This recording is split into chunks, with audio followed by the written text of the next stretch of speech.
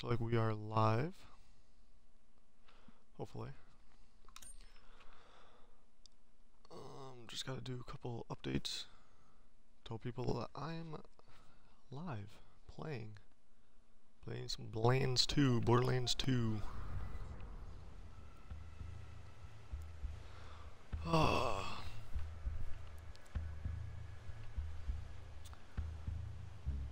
Things were being so slow, this would be so much easier. Doesn't help that I have a lot of tabs open on my computer either. I gotta pee.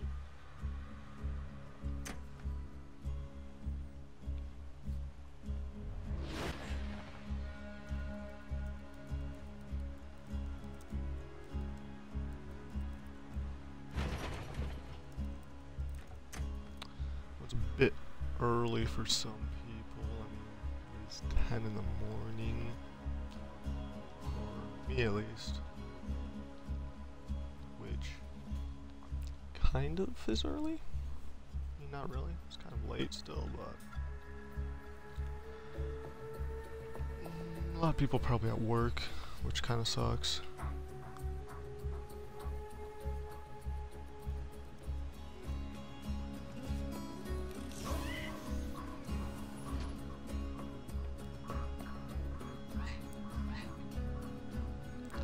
Will have to apologize though for a couple things today. My family does own a parrot, which can get very loud and annoying when I am streaming during the daytime, because I am downstairs in the living room where the bird basically lives, obviously. Other than that, oh, I also have to apologize for round 1 or 2. Somebody should be coming here for my grandpa, so I'm going to have to like pause it for a couple seconds, help out with that, and then come back and continue on. So it shouldn't be too bad today, but it doesn't happen often, but it will happen. I'm also, even if I don't have any viewers, I'm just going to be talking because I just now realized that, well, not just now, but yesterday I realized that I can upload these to YouTube right away, which is pretty amazing because I've always wanted to kind of upload things to YouTube more often. I just never had a capture card or anything, never had the money for it, didn't have the money for a new computer to run every software on and all that, so luckily I can just take these streams, load them straight up to YouTube, boom, I have what I've been wanting to do for a couple years now.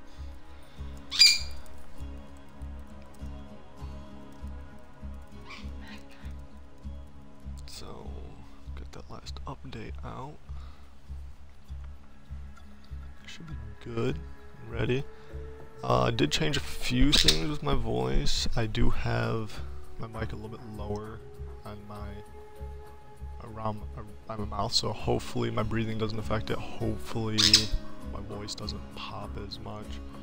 I also took those old like little microphone cap things from the old Xbox 360 mic and put it over, so hopefully that will also help out with a bit of it. I don't know why the new mics didn't come with it, but they didn't, so it's kind of strange. And you can probably hear my bird right now going nuts, which I really hate. I really wish I could do something about that. I might be able to put him outside if it is not too hot. Paste. Alright. Now, Borderlands 2. Possibly one of my favorite games ever, like hands down. It is an amazing game. I love it, the story, I love the gameplay of it. There are a couple things, like this is 2. 1 is not out on the Xbox One yet, but it should have that that backwards compatibility thing going on with it. Once that comes out, I'm definitely going to be playing that as well. I also have pre-sequel because I bought the Handsome Collection, so I will be probably playing that right after I finish everything with this game. And by everything, I literally mean I'm going to be doing all the DLCs, all the Headhunter packs. I think there's 4 or 5 Headhunter packs. There are 4 DLCs. Kind of don't want to do one of the DLCs, but I'm going to do it anyway just because why not? Might as well get it done and over with. I do need the achievements in this game. I have them all, or not all of them, but I have majority of them on the 360, but for some reason that didn't transfer. Some things do transfer, like some, like, I can't remember, I started up a game and I got like 3 achievements for no reason. Like I was just standing there, got achievements. So some things will just pop up randomly probably. Again, I will apologize for my bird. I guess he just now realized that somebody is standing next to him. He can get loud and annoying, and I really wish I could do something about that. But it's only during the day, like 3:30 I'm gonna stop, take a break, start back up, and by that time I'll be in my own room, so the bird won't be a problem anymore. So there's that. Let's get this started. I do want to start off with a new character. As you can tell, I have basically almost all of them. I have 2 level 72s, max level, Commando and a Psycho, so I have Krieg and Axton. I did not get these there by myself. I had a bunch of help from like a couple of people I played with back in the day. They helped me get these, and honestly, like, this is the highest level character I have gotten on my own. So it's because Ultimate Vault Hunter mode I'm just kind of poor at, and I don't feel like grinding out to get legendary weapons in order to actually kill things. I do not have a Maya, which is the Siren, and that's mainly just because I don't like playing her alone. If I play her, I'm most likely going to be playing her in a group. Other than that, I'm not going to play her. I'm actually looking to play an Assassin again. By playing the Assassin, I'm going to be building up his melee build, because I've never done that before with him. I've mainly sticked with his middle tree or his sniper tree, so I want to do melee Assassin. Zero the Assassin, he's pretty good. I could skip this, but I'm going to let it play. You guys can read through it, I mean, we'll talk over it. Probably talk over a bunch of the cutscenes here. They were wrong. The vault's opening triggered the growth of iridium, a priceless alien element. Soon, the rare and this is a somewhat continuation of the first game. The first game didn't have too much of a story. I personally like the first game's gameplay though. Borderlands has, I think, better weapons, better gameplay, a little bit better mechanics too. Like, one thing that I really miss, and I hate that they took out in Borderlands 2 and pre-sequel, is in Borderlands 1, if an enemy is shooting you with a specific type of gun, when you kill him, you'll most likely get that gun on his drop. Like, he'll drop the gun for you, you can go pick it up, you can start using it. In 2 and pre-sequel, they changed that. Like, somebody could be shooting you with a pistol, they'll drop a sniper rifle. It makes no sense, but it happens, and it's kind of annoying, because you don't get the gun that you want. Like, oh, I need a fire weapon, that guy has a fire weapon, and he dropped corrosive. It's kind of useless. It's like, it's not really the best thing that they ever did. Another thing that they changed on it was the teamwork involved. In 1, a lot of your characters had a bunch of perks and ability, or not abilities, well yeah, perks and abilities, basically same thing. They also had, I'm gonna actually skip this, they also had class mods that allowed you to like help out with your friends and all that. They removed a bunch of that in the later games. I guess they kind of understand that a lot of people play this game alone, but they did base this game on a team basis, so I don't know why they would remove those things from it. This is my helmet, the echolocation, the Batman helmet. You gotta go with that, and then you gotta go all the way up to the top for skins. Gotta find it. Oh, please have it. Pretty sure I'm at the top. Oh, I guess in this, they're kind of randomized. There's a red skin in this game that is amazing with this helmet. I love it. Or it can be a pretty pink unicorn. Panda corn. Got that. Sweet purple. Ah, here it is, the red shirt. Gives that sweet, like, pearlescent redness to his helmet. Love it. Only does it with this helmet, too. Well, it does it best with this helmet, I'd have to say. I think it does it with a couple other helmets, too. Yeah, I'm going to be playing Zero. He's the assassin. His melee tree isn't the best. Obviously, Krieg has the best melee ever. But with his ability and the final perk in his melee tree, it's so fun. Just being able to lunge into people and constantly stay invisible and just backstab and kill him. It's not the best for bosses, but I can get around that. I've played this game enough. I understand the bosses. I know how they work, know how they play. Sorry if my sensitivity is a little bit too much for you people. It is pretty fast. I do play first-person shooters on the high sensitivity possible for every game. Call of Duty, I'll play on 20. Like, I don't know why I'm like that, but I have to have the highest possible sensitivity in every game I play, so I'll try not to, like, well, I usually, like, this is how I move. Oh, use. Nope. Gotta remember the controls here. Haven't played this in a while. Unlocked a couple things. Oh, there goes my bird again. I'm probably gonna end up putting him outside in a couple of seconds here. Even though I'm not going to be going into a sniper tree, I will always have a sniper on me. That is just how I play.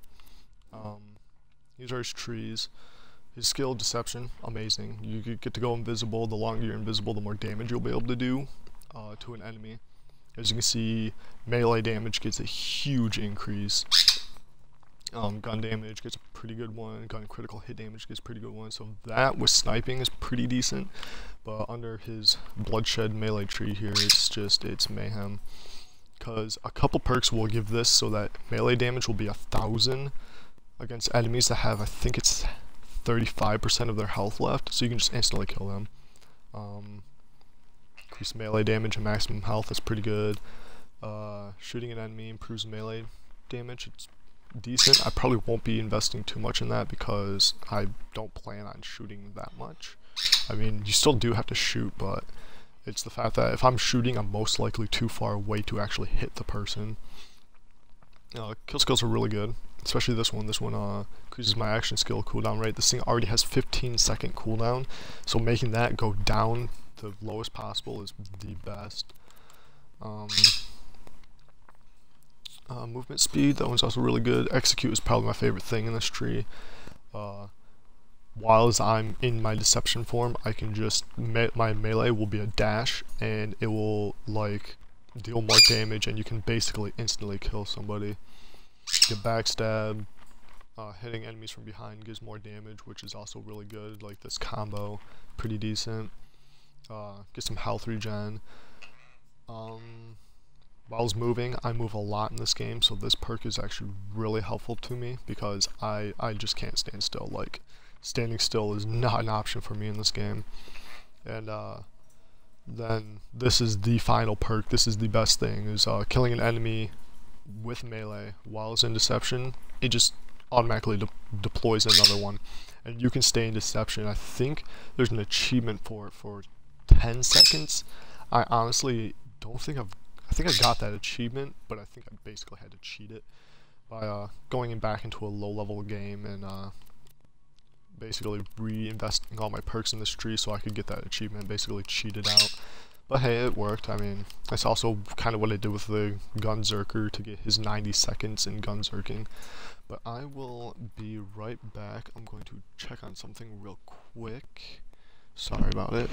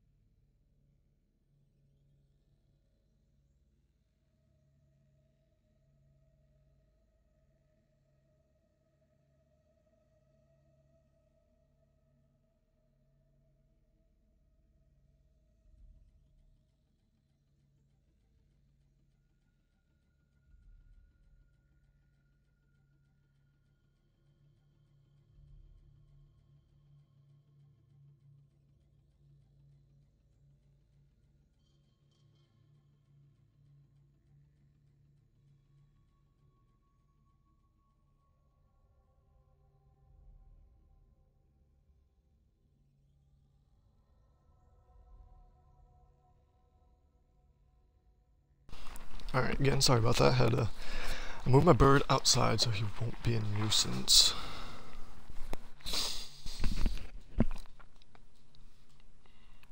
Alright. Hopefully my badass rank, yes, is fully done. Tried playing this a couple times, and it didn't work out. It it kept resetting my badass tokens for me for some reason. And like, that's kind of annoying with a high badass rank. I think it was about 719 or something like that. A really high number of tokens.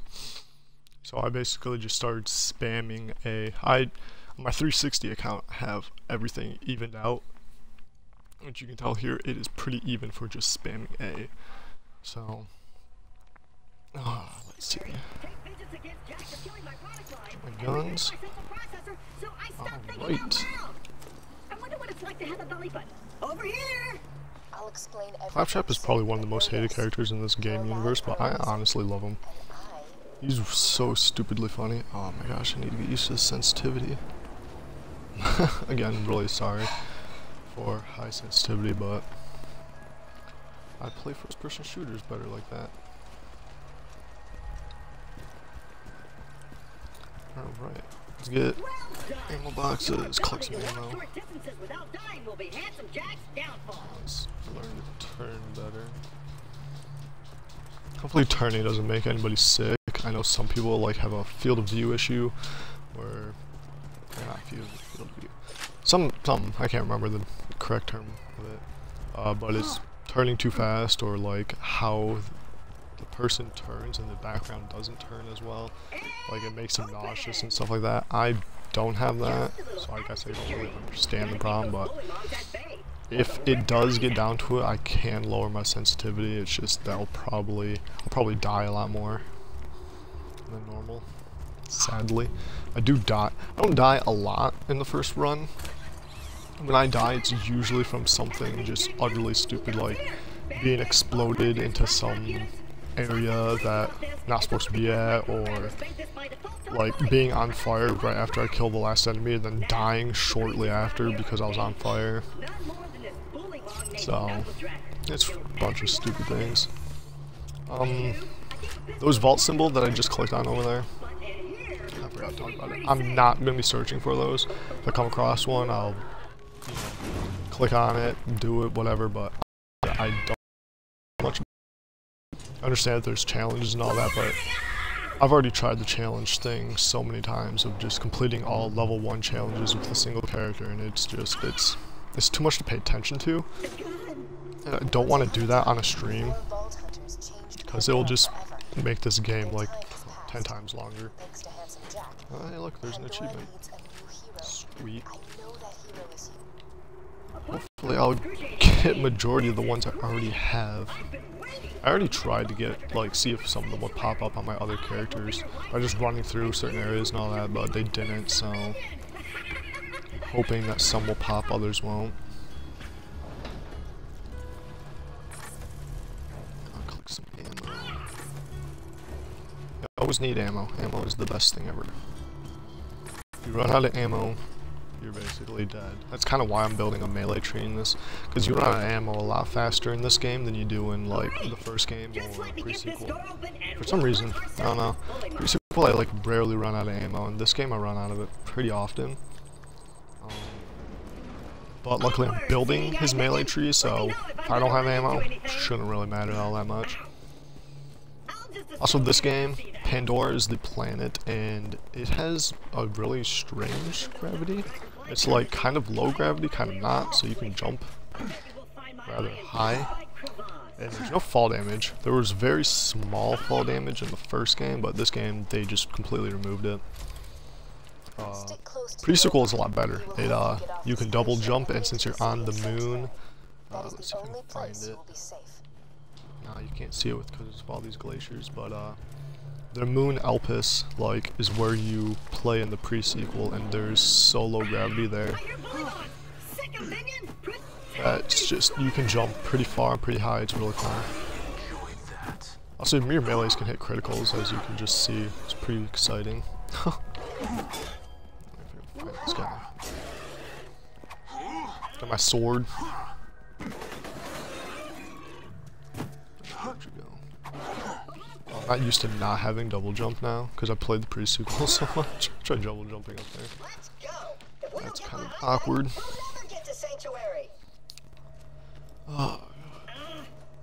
Claptrap, the only thing that's really annoying about him is that his escort missions, he can't die, but he's super slow. Like, really slow. The only benefit that it has is right now in the beginning of the game, right after you get the first boss, if you run up ahead of him, you can spot, like, the enemies will spawn twice as much than they normally do, so you can get basically an extra level right at the beginning of the game.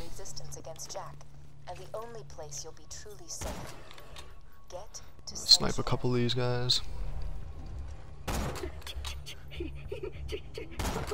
Ah, missed. My sniping's not the best in this game, but it'll do. You can put a Vladov sniper rifle in my hands though, like I can shred through enemies pretty fast. It's just I'll run out of sniper ammo. Pretty damn fast. It's another thing I don't like about this game, that they kind of removed, like, in Borderlands 1, Borderlands 1, every character had like a specific weapon that they were good with, so they all had a class mod that regenerated ammo for that weapon. And in this game, like, they removed that, made the Gunzerker an ammo regenerator, but it's like a really weak ammo regen.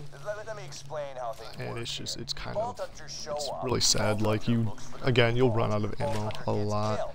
They kind of brought it back in pre-sequel, like a couple characters do have ammo regen, but it's even like weaker than what the Gunzerkers is. And Claptrap's team ammo regen in that game is just, it's pathetic. It's like why I get like a bullet every minute, basically. It's so sad. So they kind of just keep bringing down the ammo regen for some reason, which doesn't make any sense to me, because this game you burn through ammo so fast.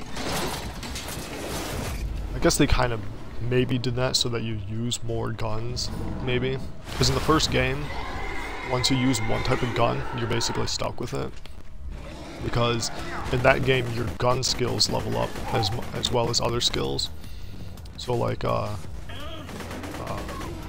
Roland, he's a soldier. His best gun is basically assault rifles. You start using those with him, you'll basically never use anything else. I mean, you don't have to use an assault rifle, but once you get a gun level high enough, then all your other guns are basically useless. And like, gun skills help you kill things faster later on. So in this game they removed that, so you can use any gun you want. You can use multiple guns, which is a little bit better. My pal Hammerlock in Liarsburg can fix me up. Alon C. Claptrap is so annoying. He's annoying but fun. He also makes a bunch of references that honestly I don't understand, but a couple of my friends do, because they watch a lot different shows, more shows and different shows than I do. So apparently he makes a lot of references. Like that last one might have been a Doctor Who reference, if I remember correctly. Not really 100% sure. Keep getting viewers popping in and out. It's not that bad. It's more than what happened yesterday. I had like one viewer for half the stream.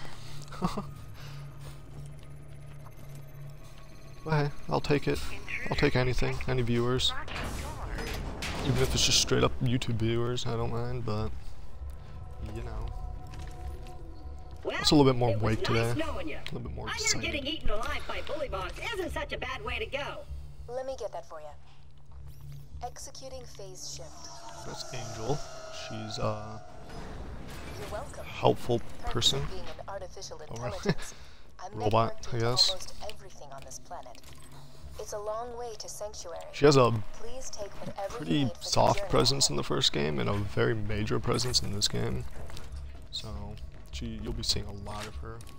Let's go this She way. just pops up on the screen, tells you about something or helps you with something. Let me know when you're ready to go meet with Sir Hammerlock, minion. This away, minion. Oh, Claptrap calls you minion because he thinks like you're following him because, you know, like he's your leader or something. It's really strange, I guess. Though his story is pretty cool. Pre-sequel has his story down, and kind of like it actually. It's Whenever you're ready, buddy. they just actually released DLC a couple months ago This glacier's run by a for man him, named Captain and it's a pretty sweet The joke sent DLC. me as his torture To be honest. plaything for a few Wouldn't say it's my months. favorite of the Borderlands series, but Blowtorch. it's up And there. don't get It's dunked pretty into good. cold acid. I was really good at the first My favorite DLCs are first game, or the what's it called, General Knox, Fort General Knox or something like that, and then the Dr. Ned's Undead Island. Those two DLCs are probably my favorite DLCs in the Borderlands universe.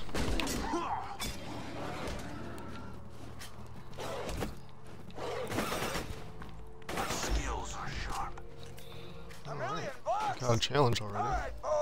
Woo. This is basically how I got such a high badass rank. It's that high. I played so many characters and completed so many challenges on so many different characters that it just eventually grew. I don't think I beat Claptrap to where I wanted to, so I doubt I'm gonna get that extra level I wanted. But it doesn't really matter. Alright, if I can hit that guy. I also have an issue, like, TDR weapons in this game are not my weapons due to the fact that I reload so often. Like, I'll sometimes just kill a guy, even though there's a guy right behind him, I'll reload. It's just kind of a really strange habit I have. Makes in TDR weapons, when you reload, you throw them, consume any ammo that's left in the gun, and they cause an explosion based on that ammo.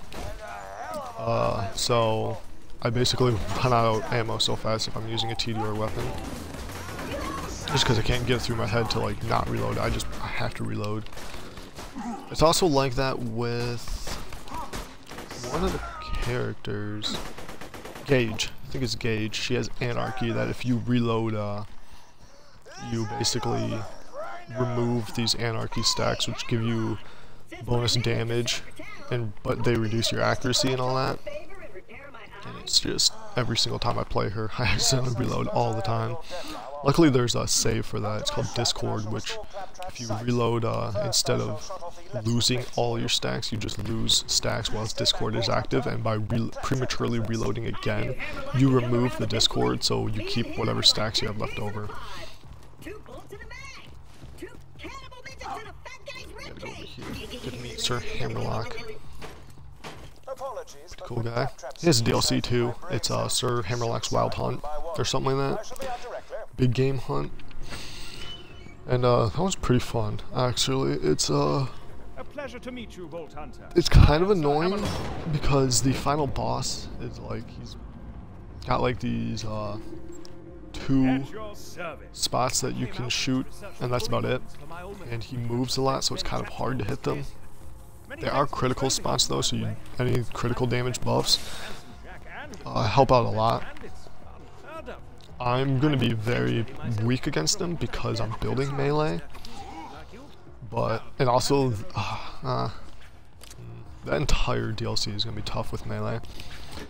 A lot of the enemies in that DLC, they have shields in front of them that block from melee attacks, and sometimes they will block from melee attacks from any direction. So it's kind of annoying.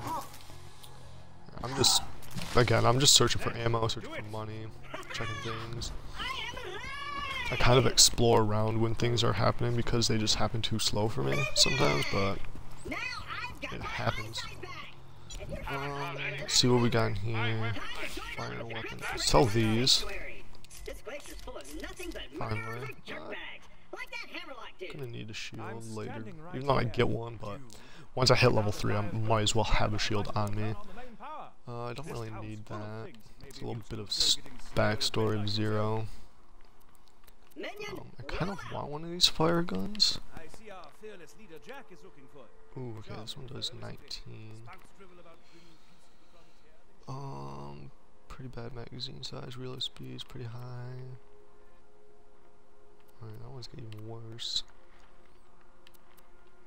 Ooh, we'll take the 19. place the gun I'm using right now. Incendiary guns are really useful in the beginning of the game because they deal extra damage to fleshy enemies. So you can burn through enemies pretty fast, pretty easily. My favorite character to play in this game is Krieg because he has an entire tree based around Incendiary, and it's amazing. You literally light the world on fire. It's really good early game, kind of poor late game due to the fact that there's a lot of enemies that resist fire damage, but either way it's just, you tear through them so fast. Another thing I do in this game is I'm pretty sure I do every side mission before I guess that should be worse. Before I continue with this main story. It helps level up really fast, and if you don't level up in this game, like a lot of people I've played with in the past, they kind of skip the, well, that was smart. They kind of skip, like, doing side missions. I don't know why they do that. It kind of doesn't make any sense to me, because you get underleveled, and it's not really a big deal around for just normal enemies, normal characters, and all that. But for bosses, being underleveled kind of really sucks, and it baffles my mind that people skip the side missions. And I think Gearbox kind of noticed that with this game. You can do it in the first game. I do it a lot in the first game where I'll skip a bunch of side missions just because they're kind of boring, kind of meaningless. I just don't like doing them in general. But in this game, you kind of have to. In the pre-sequel, you definitely have to. Like, if you don't do side missions in the pre-sequel, you can be underleveled by like 5 or 6 levels, and you will be dealing no damage to the enemies. Like, you might as well just jump off the side of the map and hope the enemies follow you to kill them. It's really, at least that's my opinion. I mean, there probably are some people that can just run through without doing side missions, but to me it's kind of, you must do almost all of them. There's also an achievement for it, so I mean, why not do all the side missions and get an achievement. It's kind of why most people play Xbox. I believe there's achievements.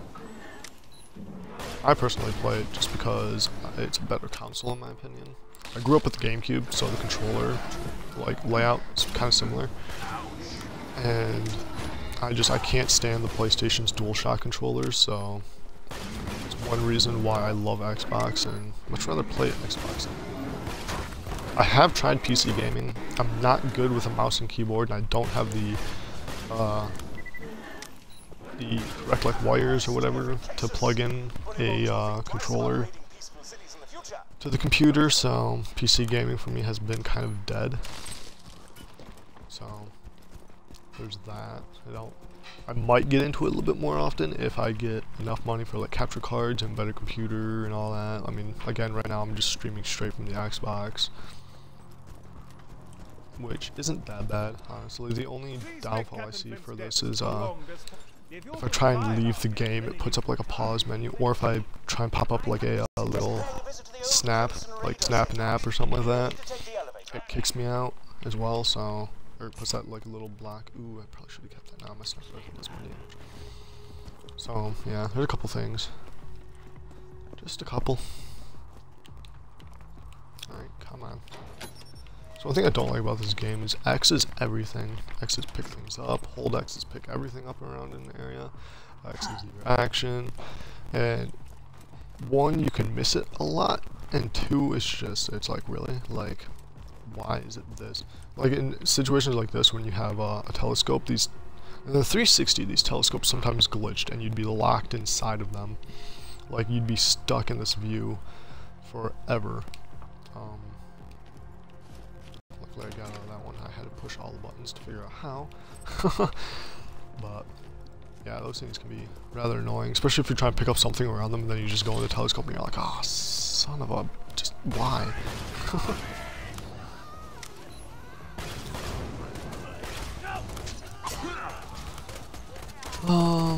yeah, I just looked to the sky for no reason. That's pretty bad. Alright, shielded enemies, they're kind of annoying because they have extra armor.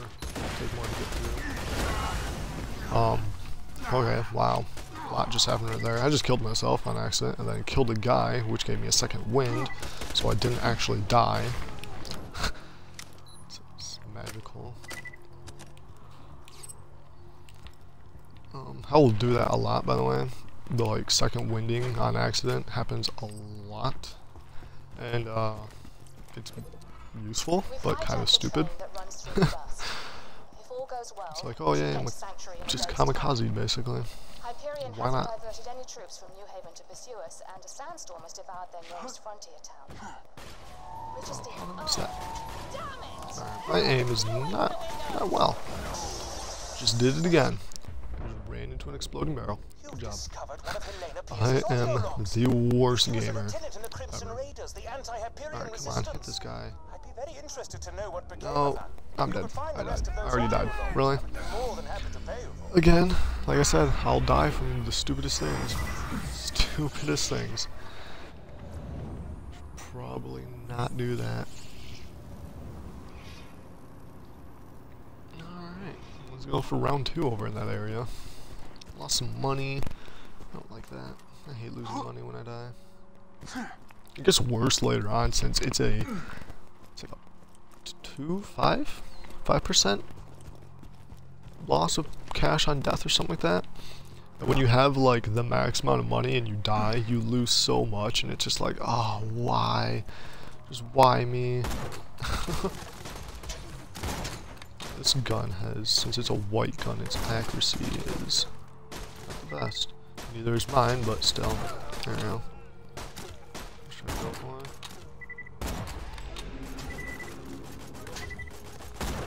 Level 5 is when you get your first skill point, so you can get your perk.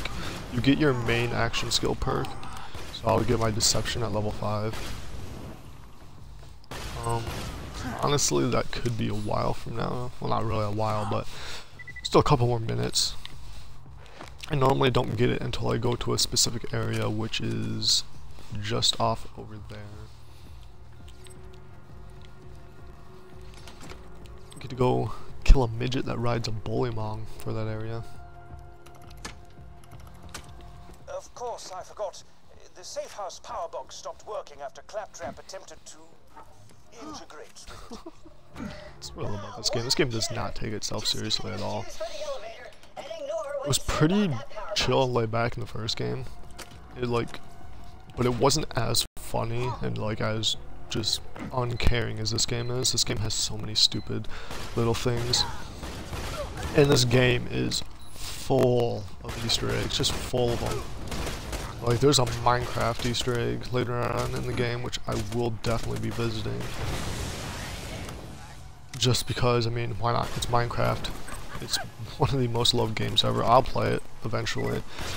Don't know what I'll do in it.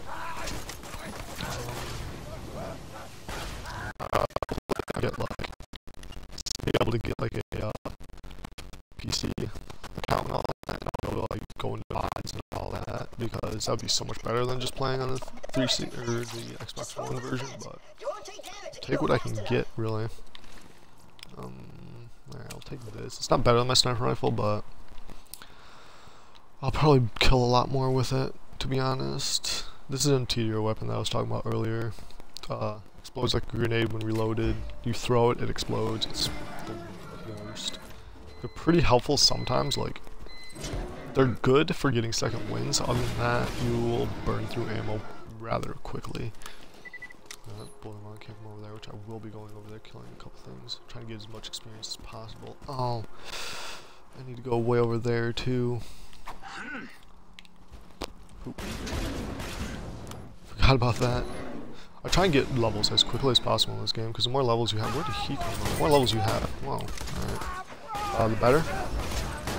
Because it's much better to be over-leveled in this game than under-leveled.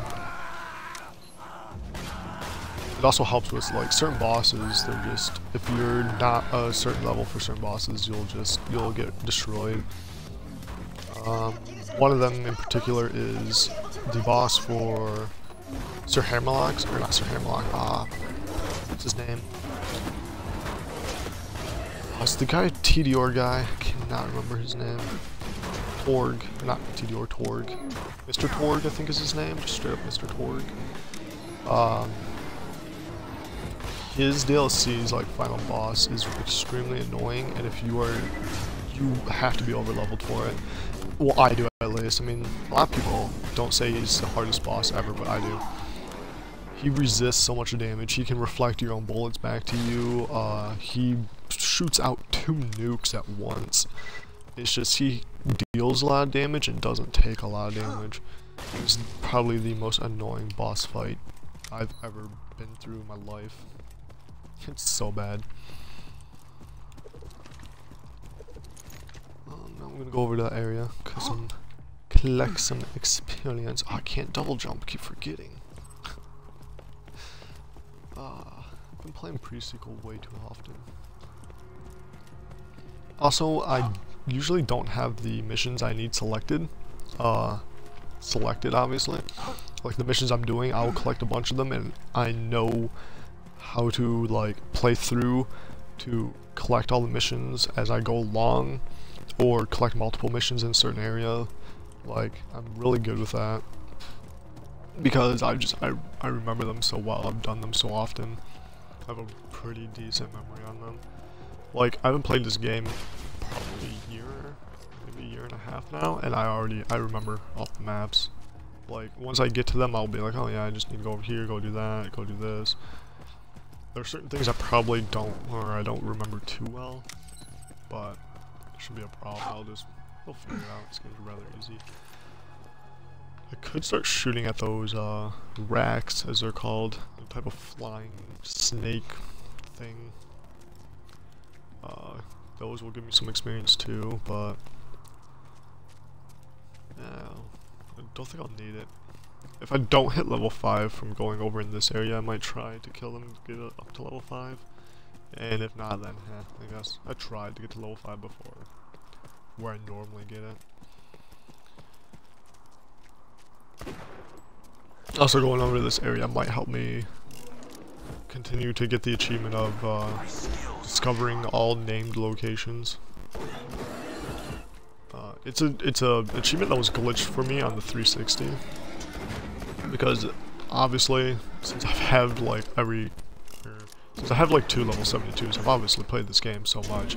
I went around achievement hunting at one point and discovering all named locations in like 3 of the specific parts, or 3 of the specific achievements for that did not pop for me, only like 1 of them did, so that was a little glitched and kind of annoyed me. That's what made me stop achievement hunting for them. And then in the pre-sequel I did the same thing. I have like 7 achievements to go in that one, but one of them is the complete all level 1 challenges with a single character or something like that. Pretty sure that's what it is. And I did that for a single playthrough with one of the characters. There was a couple things I missed because I didn't know that they were challenges, or like I just barely missed out on the challenge. Like it just didn't work and I had to go back and do it again. But there's so much, and it's I still have that character active, and he's going to be starting a second playthrough, or I started one, I can't remember. So hopefully I'll be able to go through and do that with him still. But one of the things that glitched on me with him is one of the vault symbols didn't work. Like I could click on it, it would glow, it would act as if I activated it. Never gave me the challenge for completing it. And then there's also, in that same area, there's a challenge that's just, it seems impossible for me. It's,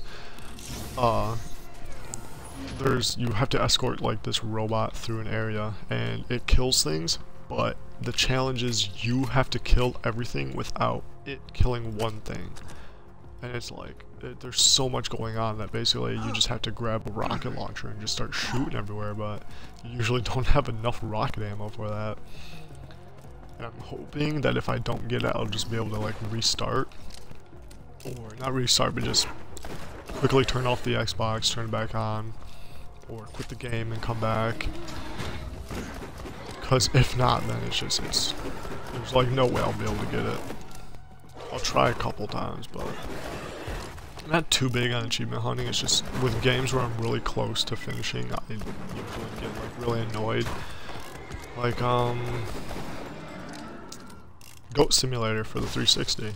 I have all but one achievement, which if any of you have played Goat Simulator, you'll know that like that one achievement is the most annoying one. It's Flappy Goat, and I have gotten 9 and somehow lost it on a bogus hit marker or hit box, I guess, on the final, like right as I was passing through 10. I was so annoyed. I haven't played that game since. Like, that's how annoyed I was. I was so pissed. But yeah, usually not big achievement hunter. This water hurts me if I go through it, but it's just it's a small area. My shield's pretty decent. Let's see. Get a couple of these racks to attack. Yeah, they're getting into attack formation. Racks in this game are... I'd say they're a lot easier than the first game. First game racks, they'll come at you from, like, there's a lot more of them, and they'll come at you from so many different directions. But you can see, that's like some weird snake bat thing. These ones usually come at you 3 at a time. So, it's better, but they also come at you from one direction. So if you back yourself into a corner, they can only come at you in a certain direction. So that happens sometimes. Their bodies will glitch sometimes and just make most random noises. I was being shot at first. It was weird. Alright. Now I get to go use this elevator. Go up there. Oh, do I need ammo? Not really, but you know, might as well collect as you can. Oh, hey, some cash. Money is like throughout the games, money has also gotten really weird. In the first game, money is so important. It is the most important thing you could have because you can buy better guns, you can buy ammo upgrades, you can carry more ammo, you can there's a couple other things you like need it for and all that. And the second playthrough, guns will cost like the maximum amount. If there's like a legendary weapon in a sale, like one of these item of the days, it will cost so much. So you literally need so much money. In this game, money is rather important. You don't use it as often because a majority of the time the items of the day are really shitty green items. Every so often they're a blue item and you're like, alright, I'll get on that. Very rarely it's a purple item. And then legendary items, I've maybe throughout my history playing, I've seen maybe 5 in the items of the day. Whereas in the first game I saw them like constantly. Like that's basically how I have all my legendary weapons in the first game, is straight up items of the days. Let's see, the shield is technically better. Well done. I don't know why he has you purchase a shield when he technically gives you one, but you know, that's a mission. It's experience. Pre-sequel legendary weapons, there are not as rare in this game for some reason. Like they made them more common. Like within the first 2 days of playing pre-sequel, I probably had 6 legendary weapons be the items of the day.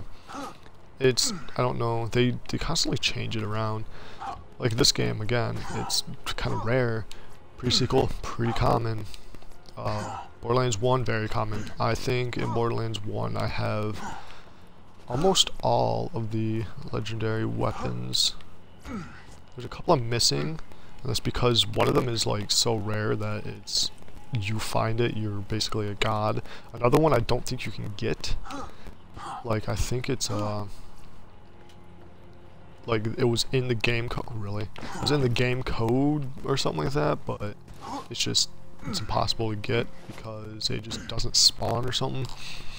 Can't really remember. I have a list of them. Like I have a wiki page favorited and bookmarked, so I can just go look them up if I want to. There's also 2 of them in that game that they don't spawn with the normal legendary orange coloration, they spawn with purple, so you think that you're just getting like a normal rare gun. I can't remember what the purple are called. It goes white are common, blue are or green are uncommon, blue are rare, purple I can't remember. Will come to me eventually, but ooh, explosive. It's better than my fire. Oh, I meant to hold the button and equipped it. If you hold X when you're looking at a weapon, you'll automatically equip it. So, oh, also guns in this game. This game is known as the game of billions of guns. The reason for that is you're looking at this gun right now, you could find one that's similar and have one thing be different. It's because they have like 5 different gun parts to them, and each company, like every gun that they have of a specific type only keeps one part, which is usually just the magazine. Other than that, everything else is different. Like, I'm pretty sure the handle is TDOR, maybe. I don't really know all of them. I do know that that barrel is a Jacobs barrel, so that gives me increased damage. That's why it does like 33 damage. You can get like a different scope, different handle, different barrel. Obviously the magazine is different, but that's specific to the company, and there's one other thing that's different. Can't remember. Oh, I think it's the stock. I think maybe. But yeah, it's just there's so many different gun combinations that are possible. They're not saying that it is impossible to find 2 of the same weapon. I have done it so many times before. It's very common in early game like this, just because they kind of limit how many guns you can get in the early game, because like right now I can get incendiary, I can get explosive. Those are the only 2 elements I can get right now. A little bit later on, around level like maybe 7 or 8 or something like that. I don't know if it's level based or just area based or main storyline based. Don't really know, but then you can get shock weapons. Around level 15ish, maybe you get corrosive weapons, and right after corrosive you get slag. Which slag is the 4th element in this, or yeah, 5th element in this game. It was newly added for this game, and what it does is when an enemy is slagged, they take double the damage from outside or other weapon types. So, and then they take like 3 times the damage in Ultimate Vault Hunter mode, I think, with slag. So slag is very useful in the later game mode, but other than that, it's kind of not really. Kind of wanted a slag character to play it, and then in pre-sequel they added cryo, which freezes enemies, and that one's pretty fun. I love it. It's probably my favorite element in that game. It's because you can freeze an entire group of people, and then there's a thing. It's butt slamming. You double jump. You hold the crouch button. You just slam onto the ground, and you can shatter those frozen enemies, and it's so much fun. They have a character that's completely based around freezing people too, so she's one of my favorite characters in that game. And then in the first game there was only explosive, corrosive, shock, and incendiary. Would you like to do battle with a midget riding piggyback on a bullymong? Yeah, some midget riding piggyback on a bullymong. Oh, I forgot I was supposed to be meleeing bullymongs. No. I just killed them all too. Alright. See, there's a couple things I did forget. I'm supposed to melee bullymongs to collect their hair. Luckily there's going to be some over in this Blackburn Cove that I'm going. I'm going to do that real quick and then return to him so I can get more experience and get a... I think I get an assault rifle if I complete that one. I kind of want an assault rifle. I don't want to be stuck with pistols this entire time. I know I did have a sniper rifle and I kind of gave it up, but I want something a little bit better, something I could aim with. And these are more close range weapons, and since I'm going to be going with the melee tree, I kind of want to have close range weapons like shotguns, pistols, SMGs. I'm also going to be looking for guns that have like knives at the end of them, or it depends on the weapon, what is at the end of them, but they basically give increased melee damage. Normal weapons give 50%. There's a unique weapon, which is a blue weapon with like flavor text, and it's different than other blue weapons, obviously. That one gives 100, and then there's another blue one in the Pirates DLC that gives 200%, and that one is probably the one I really want to go for. It's called the Rapier, and it's amazing. What is this, level 5 shield? Oh, it's amazing. I'm gonna buy it, keep on to it. Let me favorite that so I don't, oops, wrong button. Favoriting items in this game it's not as useful as in Pre-Sequel. In Pre-Sequel, if you favorite an item and you go to a store, if you press a certain button, then you'll sell everything that's not favorited and that's not equipped. So that's like really amazing. And this one, you have to mark it as trash to do that, but I still favor them just so I don't accidentally sell it. Oh wow, okay. Don't worry, I can get out of this one. Especially since this one's just a brat. Come here, brat. Ooh, I should probably give this these furs to Claptrap. Oh, achievement. Oh, I forgot what to do. I got distracted. Alright, now here's my action skill. I'm pretty sure that's the button. Yep. Alright. See, I throw a little clone of myself, really. It distracts enemies, and then I go invisible. And if I do an attack right before it ends, it gets bonus damage. It's really good for snipers. I did not mean to kill him. For Sniper Zero, because you can deal so much damage. Like, if you shoot at the last millisecond possible, you can basically drop almost any enemy other than bosses. And it's pretty fun. It's only useful in with teams, because alone you don't have enough time to like zoom in and go invisible every single time and shoot every enemy. I mean, I guess you could. I guess it is a play type you can play, but with Zero, it's not. His action skill is not meant for. It's not good for sniping alone.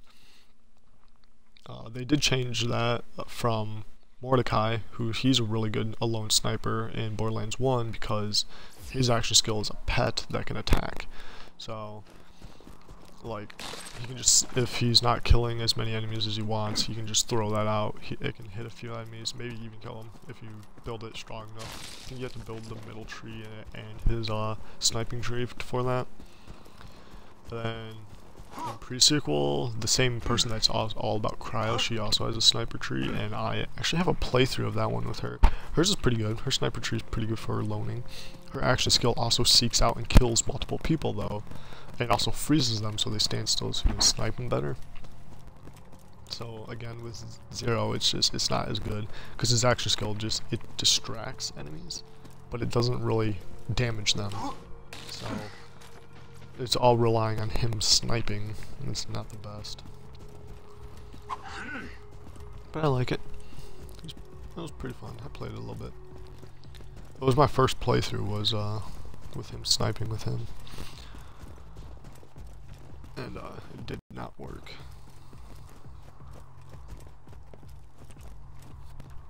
Sorry, I was reading a comment. A couple of comments that popped up. Honestly, I have no idea what these comments mean. Hold on. Flint and I had a gentleman's agreement in the past. I give him the loot from the bodies Jack ditches in the glacier. He promises not to torture me for hours at a time. Alright, sorry about that. I just got a shotgun. Oops. So used to pausing. I also play Destiny. Some are used to play Destiny. Oh, sweet. I didn't even notice that. So I got basically what I wanted, which is a shotgun with 50% melee damage on it. Here's what's gonna happen, Vault Hunter. I accidentally activated Claptrap's freaking main story mission. Didn't mean to. But I still need to go to Blackburn Cove. Still need to go defeat, I think his name is Midge Mong. He's a midget that rides a bullymong. It's really funny. Oh, hello there, happy pigs. How's it going? Joined in kind of late. Just bought a pony made of because I'm red. I just keep talking because I also upload those to YouTube, so might as well, you know.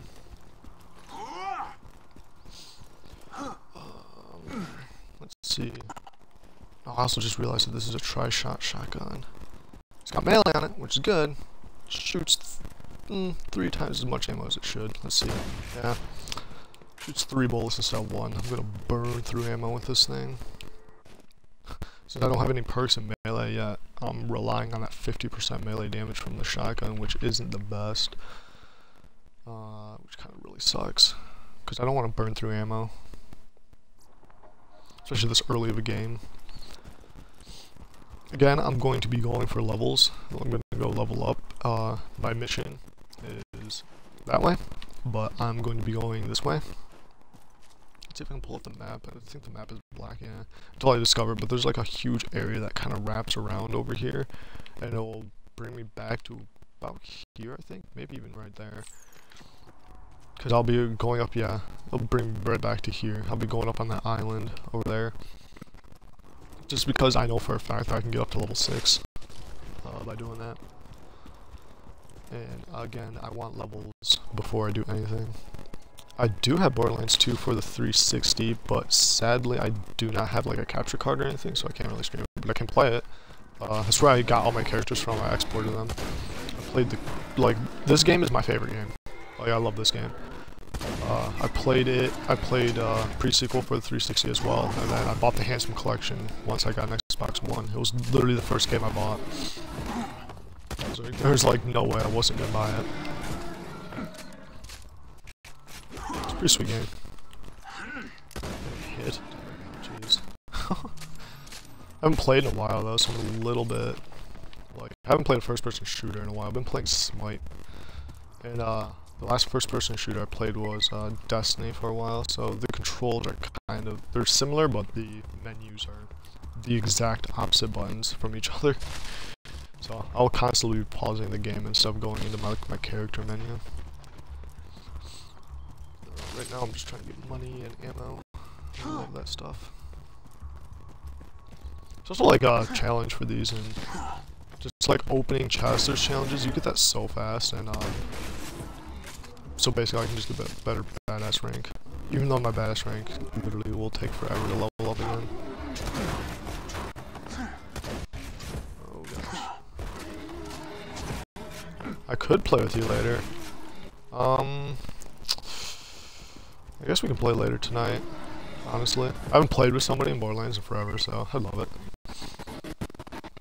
What are you thinking about? Thinking about doing a fresh start, continuation of any characters? I have a couple high-level characters, so...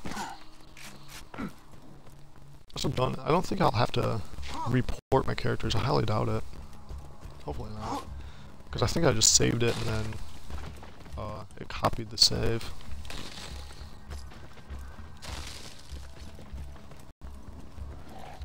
Yeah, I'll play. If literally once I get enough viewers and all that, any viewers that want to play games with me, I'm in. As long as I own the game, I'm in. I'll play. So I like playing with people. It's more fun. Playing alone is honestly isn't the best. It's kind of what turned me away from playing Smite again. Kind of wanted to play this just because I played Smite alone for a while. I was fine with it. Then I got into a small group. We played a lot, and then they kind of kicked me out of the group, I guess. I don't really know. One of them he kind of became a little douchey, really. And another guy said that my voice was too annoying and I talked too much. And I was like, well, I mean, that's just who I am, so kind of talk a lot. It happens. And then they stopped playing with me, and then Smite started getting boring because I was playing alone. So I was like, I'll play a game that I played alone before. Play a game I also don't see many people play. I don't know why.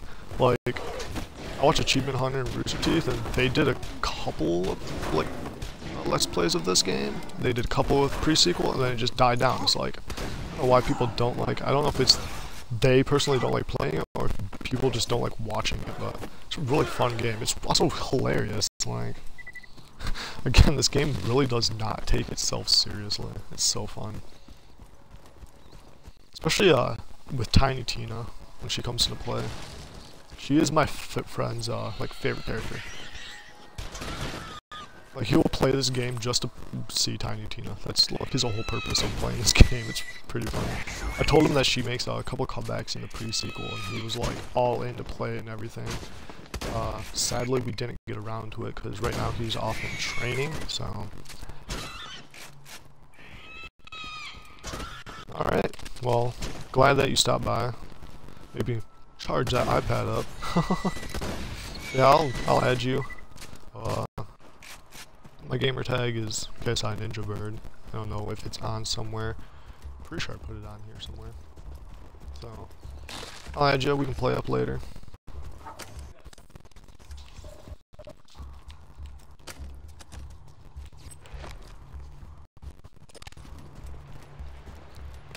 Again, just collecting ammo as much as possible. I think I missed anything. No, I didn't.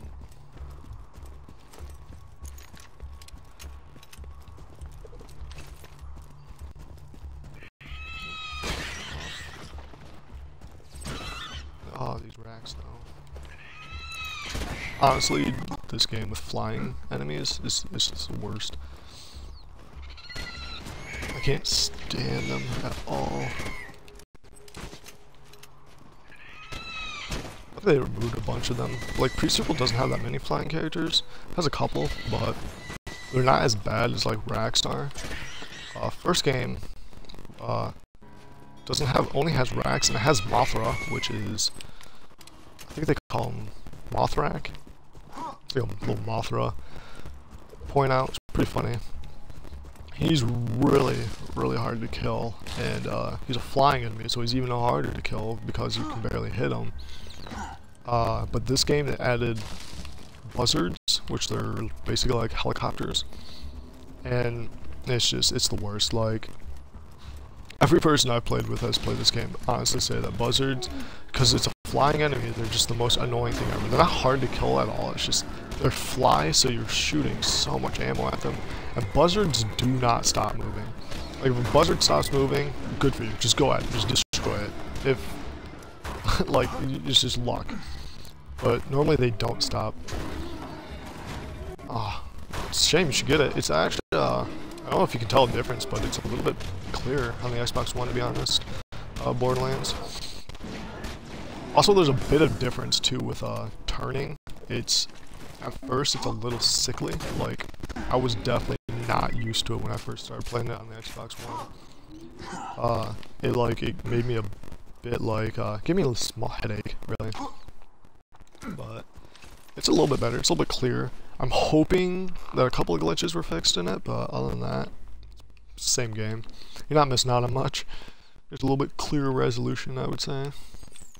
I'm going to invest in Killing Blow, because that means I'm pretty sure it's 35%. It might be 50, but I'm pretty sure that's also a different character. I think Maya has the thing that's 50%. But this one's like when they're down to 50%, I get that noise. It's like a little zero appears on them, and I consume that zero. You don't really see it until I actually melee it. But yeah, like it's pretty sweet, especially when you get a huge increase.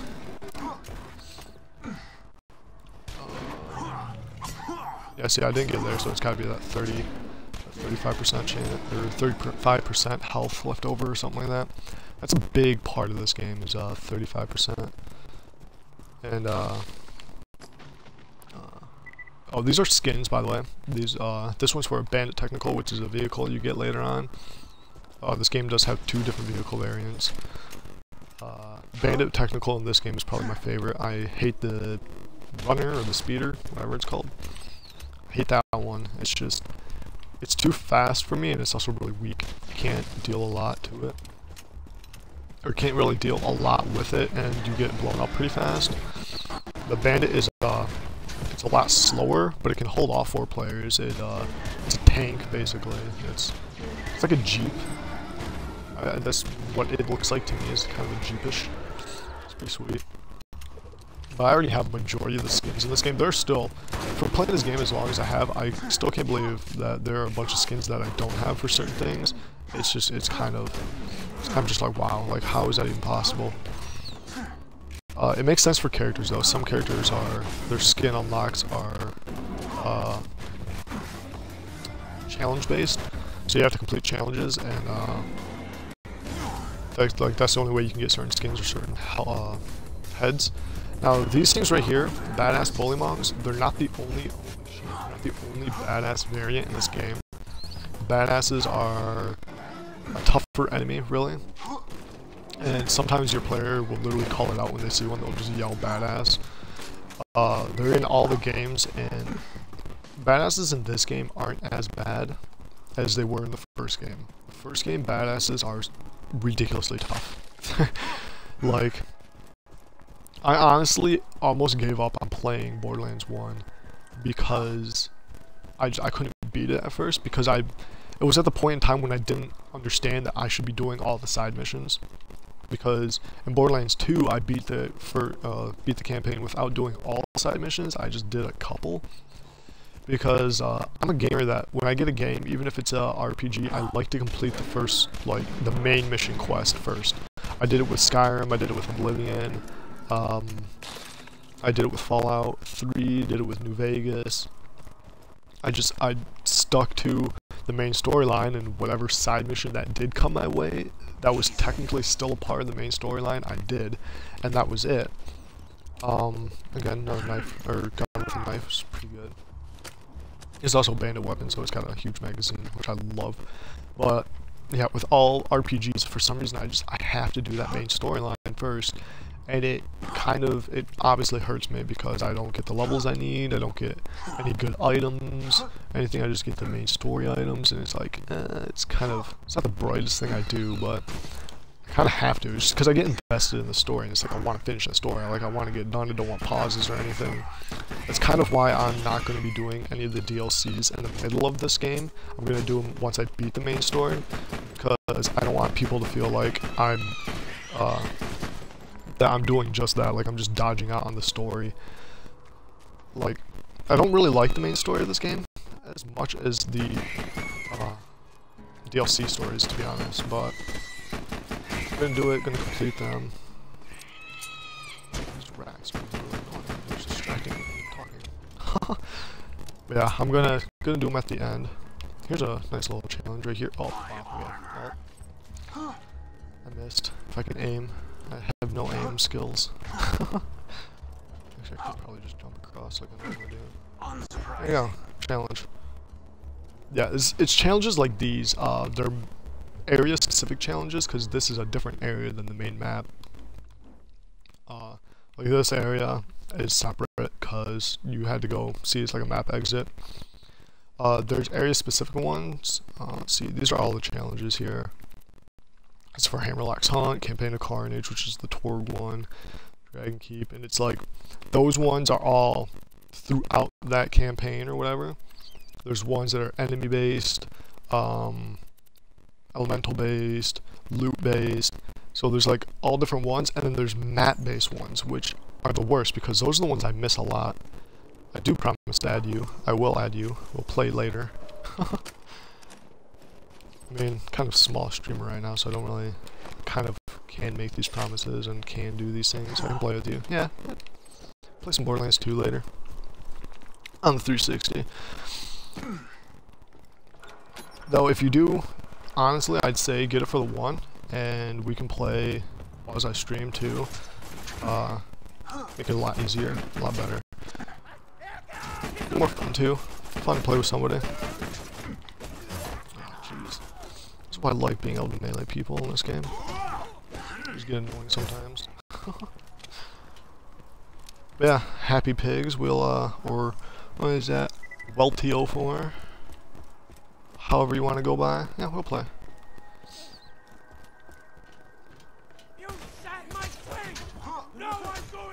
What Disney character never tell the truth? I don't know. I wouldn't know. I'm a fan of Disney, to be honest. Yes, I am one of those people. The Lion, nice. The Lion King. I get ya. I like it. I'm a pun lover. That's a pretty good pun. I love it. It's actually, well, hope you stay around. You're pretty funny. wouldn't mind you staying around. We play later.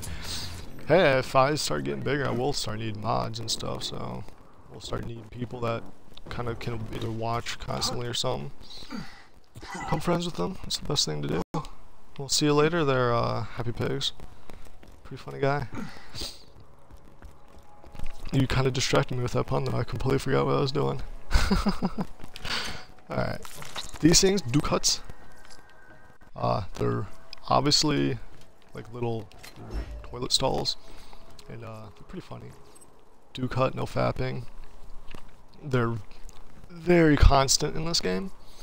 Like, they're kind of everywhere. I think there's 2 or 3 in this area, to be honest. They, for some reason, cut them out in pre-sequel. Not saying that they're not there. I have seen some of them. I think throughout the pre-sequel, throughout the entire campaign, I've seen maybe 3. I don't know why. They're pretty useful, honestly. I think they just wanted to dummy down the amount of chests you get. Like, amount of loot for some reason, even though they added even more weapon variants in the pre-sequel. It's kind of weird. I think they're also in Borderlands 1. Again, I don't think their presence is as big, but they're pretty good little loot caches. Oh geez. Okay, this is actually really bad. This water will kill me unless I can get out there, yeah. There's only 2 places on this map, once you get into this area, that you can get out of the water. One of them is that boat, and I think the other one is either right there or right here. These pontoons. This badass, alright. So that's one thing they definitely did not fix from the 360 version. The badass, he spawns right here, and he will, I'm really sad that I missed it, but he will glide all the way over there. Like, literally just across the map he glides, and then he just gets stuck there. Like, see, he's not shooting me at all.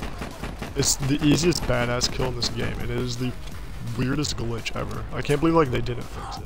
Because they definitely had new people come in and touch up the game and all that, because there's different developers added onto the loading screens and all that. So it's like, it's really weird that they didn't fix that glitch. I guess they just haven't noticed it or something. No, throughout the years of this game being out, you'd think people would be talking about the glitches and everything that they find. Oh, there's midgets, and there's, I don't even know what's going on. I just started meleeing. I did turn down the game volume. Hoping you guys can hear me better. It was some advice I got yesterday when I did a little pre-stream to kind of get myself used to streaming, kind of get myself used to talking and all that. He told me that I should lower the game volume so you can hear me better, which I did. I don't know if I lowered it enough though, so if you can't hear me as well or the game's playing over my voice a little bit, then you can tell me. Honestly, it would help me out a bit, because again, I'm really new. This is like my first official stream where I'm going to be going. I did go for 2 hours yesterday, which I didn't kind of really mean to, but I want to go for longer. Like, I start at 10 and I'm going to be going until 3:30, so it's only been like, I think an hour and a half maybe. Aim, seriously though, my aim skills are off. Alright, what do we got in this Ducat? A couple white guns. This game, I don't really care for white guns. In the pre-sequel, don't care for white guns. In Borderlands 1, I do use a lot of white guns because honestly, some of them are pretty good. I think that's the only game where the gun, like, rarity, the only difference between them is like a little bit better accuracy than a gun of the same, or not same rarity, but like same type of gun, just different rarity. Like, there's really slight differences. Alright, my voice is good. Sweet. Sweet. Alright, I'm gonna keep this shotgun. This is a TDR, not a fan of TDR. Doll guns, I love doll guns because they're burst fire when you zoom in, and not when you're zoomed out, which is really, really cool. Though their weapons are kind of like, they don't have it set equally. Like, their pistols are semi-automatic. Their assault rifle, well, that was a sweet one shot. Their assault rifles are fully automatic. Their sniper rifles are semi-automatic. What else does Doll have? They don't have a shotgun. Oh yeah, their SMGs are fully automatic too. So it's like the four gun variants, I believe they make. like 2 of them are semi and 2 of them are fully automatic when you're not zoomed in, which makes no sense. It's like you just get all the variants at once. I don't think I can invite you. Oh yeah, you do have an Xbox One. You're not playing with me per se. I don't really see why I would invite you. Not to be mean or anything, like, you're a pretty great guy. It's just that unless you're playing with me, I really don't see a point of having people invited to my party or anything like that. It's kind of why I made a private party, so that I don't have interference with other voices or people joining in or anything. Again, no offense to you. Unless you give me a pretty decent reason, then I don't see why not. Oh, I'm shooting this guy now because I was paying attention to the chat. This is one thing that when I watch streams kind of annoyed me, was when people paid attention to chat, but now I'm going to be doing it, so I'm going to be less annoyed by it. But yeah, it used to annoy me so much. Let's see. Also, if I do try and add you right now, the problem with streaming straight from the Xbox Twitch app, if I leave the game or if I even open up a little snap window, a pause menu comes up and it kind of blocks out the game, and it stutters and glitches out the game for a bit. If I it gets to the point where if I don't start the stream exactly from the Twitch Snap app, then my stream will be green, or like any other color variant. There'll be a lot of pixelization, so I'm kind of don't want to test around with it right now. I can test around with it later on. What happens if I leave the stream and come back to it? But right now I don't really want to mess with it, because if that video thing becomes green, then I basically have to restart the stream over again, and it's like it's a little bit too much work. You know what I'm saying? Why shut down my first stream, kind of make it like a little mess at first. It's not really what I need. So you can talk to me if your iPad runs out. Don't you have you have an Xbox One? If you get Twitch on that, you can chat up. It won't be unless you have unless you have like a little keyboard equipment on your controller, then it will be pretty poor. But I know you can open the chat, so I know you can do that, because I've been doing it for not a while, but I started doing it. That was mainly because my computer, or we had problems with our internet a couple weeks ago, and if I just thought that the fact that I had so many things on our Wi-Fi that it kicked it off a lot, but no, it was actually the wires outside our house, which luckily I got that figured out. I wasn't going to start streaming until we got our internet figured out, because cutting out in the middle of a stream, honestly, would be the worst thing ever. I'm going to keep going with Killing Blow. I'm going to get that up all full, because I don't really need the extra health right now. It's only going to be up to like a 15% extra health, whereas Killing Blow is a 500% damage increase. Alright, I'm going to stay away from this door. This door is what spawns Midgemong. And I don't want to spawn him yet because he moves around a lot. So if I can get to start wailing damage in him right away, it's better.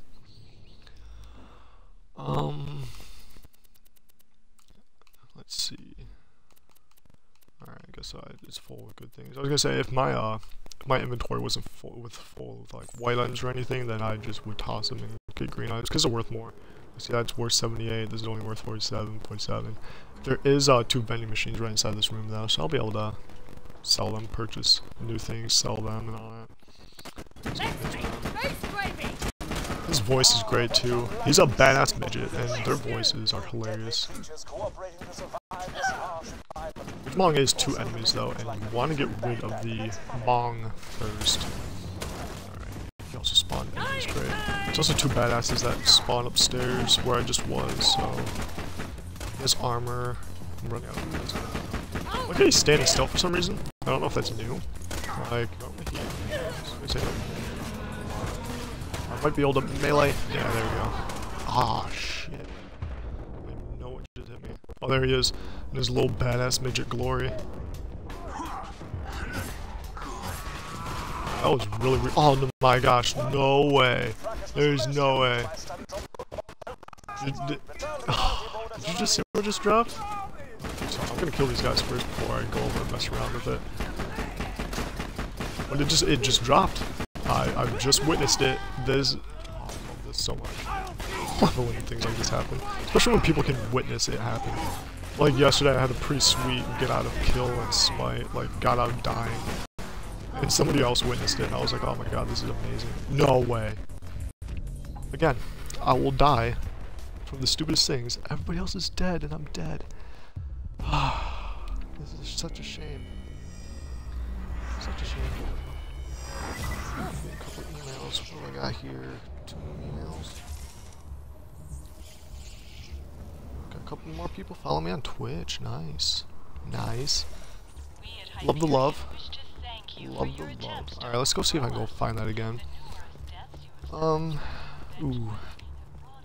Happy Pigs, I'll add you and I can't really add you right now. Sadly. Ah, but look at this. The Curb Blaster. Legendary weapon. It's not a really good early game weapon due to the fact it consumes 4 ammo per shot, but it's a legendary drop on my first time of doing a new playthrough in Borderlands 2 on the Xbox One and my first mainstream. Get a legendary weapon. Like, that is amazing to me. That is so much, the luck behind that is just beautiful. I am going to keep it, I will use it, probably won't use it that often. I'll just drop that pistol, grab this. But it's, oh my god, that's so amazing. Now the wild, okay, just one thing I didn't go through when I was explaining the weapons was not only are there just different parts of weapons, but like this one says bayoneted. All bandit weapons are spelled wrong. They're stupid because bandits are supposed to be the uneducated people in this game. This is the Bad Touch Hulk. The Torg Bad Touch means it has a melee bonus, bayoneted melee bonus. Wild Curb Blaster, it's a prefix to all the weapons. Like there's Wild Curb Blaster, there could be, this is also a Torg prefix. There could be like a Wild Touch or Hulk, anything like that. I'm pretty sure it's increased damage but really reduced accuracy. That might be what the Wild Curb Blaster is. I'm not 100% sure on that. Like, I don't really know too many of the prefixes. I haven't really paid attention to that. I'm not that hardcore into Borderlands. But I do love playing the game, so I do know some of these things. But what the Curb Blaster does, since it's a legendary weapon, Torg Got More Boom is the flavor text. Normally the flavor text, they go through, like, it's like a small hint of what the gun may do. Some of them aren't as obvious. But this one, it shoots a rocket and then a grenade pops out. So it can deal basically double the damage. This gun is really good in the hands of Krieg because he has a tree based around explosive damage. And also Axton because he has a tree also based around explosive and grenade damage, which this grenade gets bonuses from grenade damage increases. As you can see, I just shredded through like that badass as if it was nothing. Like, this gun is very powerful. I will run out of ammo really fast with it though. It's pretty sad. Let's see. Alright, things I can sell basically. Oops. Just spam A. Sell all these. Pick everything else up. But yeah, like this gun, I'll go through ammo so fast with it. It's pretty ridiculous. That's why I'm only going to use it for like badasses or maybe a boss. Like the next boss that I have to do is Boom Boom. They're 2 brothers, one's a midget, one's not, and they're easy. I mean, it's the second boss of the game. They're pretty easy, but yeah, I want to kill them as fast as possible, so I might as well whip this thing out. It looks like my pal Happy Pigs, his iPad died, sadly. It was pretty fun. He wants me to add him, but again, I kind of can't because if I leave this game screen right now, the Twitch app on Xbox One puts up a pause menu. And again, it can glitch out the game. When I was doing a couple of my tests, at first I started testing like what happens if I start the games directly from the Twitch app, like start broadcasting. My game was green, my channel was green, everything coming through was for some reason green. I was playing it normally, everything was fine with me, but the video itself was green. It was very pixelized. So I tried. At first I thought maybe it was just an app issue, so I restarted the app, reinstalled it, re-downloaded it, all that stuff. Learned that it wasn't that, because it did it again right afterwards, so I was like, alright, what happens if I'm in the game and I try doing it from the Twitch Snap app? That worked for me. It worked out really well, and that's what I've been doing. And then I noticed that yesterday, because I was in the middle of the game. I thought the game would end sooner than it did on Smite, and since I really had a set time, I really wanted to do my pre-stream, like, little warm-up, is literally what I called it, but yesterday, I snapped my party app, got myself into a private party so people wouldn't hear me when I was talking on Smite games and all that, and as I was doing that, it kept putting up the pause menu. So I don't know if it was the Snap app or the fact that my Xbox One, whenever I double tap the home button, it sometimes does not work. It sometimes kicks me out of the, like, not kicks me out of the game, but, you know, it like goes to the home menu. I could try snapping an app right now, but I really hope it doesn't do anything. Okay. Alright, doesn't seem to be doing anything. I'm snapping it right now. Awesome. I might be able to get Happy Pigs back in here. Except I'm staring in the face of a couple of bullymong's. Suggested friends. I need to go to... Do I have any... Did he follow me? Did he add me? Is a thing. Doesn't...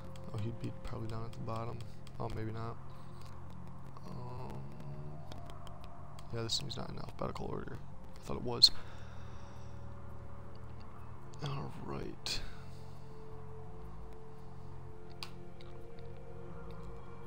Sorry about this.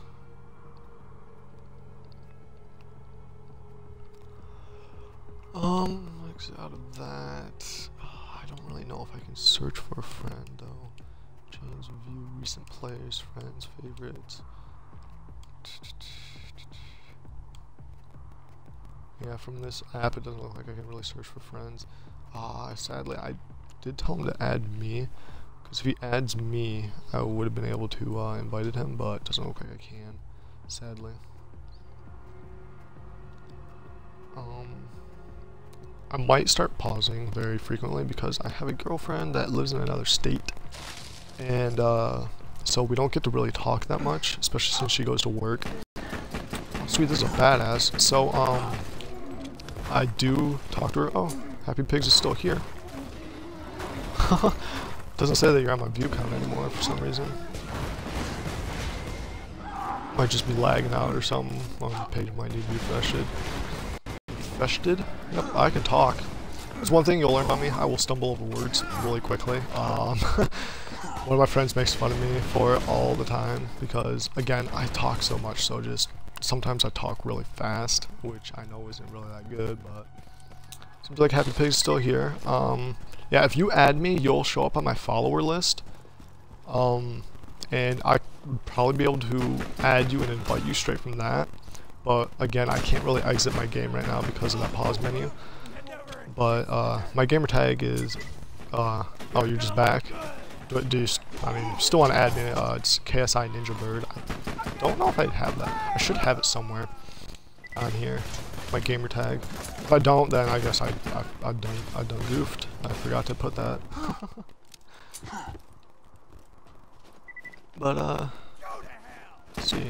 Normally this is how I kill those guys. Screw those guys up there. They sometimes back up because unless there's a psycho up there, then they never come up to this ledge. They stay back there. They try shooting through the wall for some reason. So that's pretty sure that's why they put that explosive barrel up there. They just didn't want to deal with recoding that guy up there that spawns. To be honest. Shoot that psycho right in the face. That's what I like about criticals in this game, is that the enemies sometimes they just drop. Look at that. Just, brain dead. It's really funny. Most other games don't have that. Call of Duty sometimes has it, but it's not as good. Borderlands 1 the gore in that game, like, this is gonna make me sound kind of psychotic, but the gore in that game is so amazing. You can cut people in half, you can punch people's heads off, you can blow their legs to pieces. It's so brutal and so fun.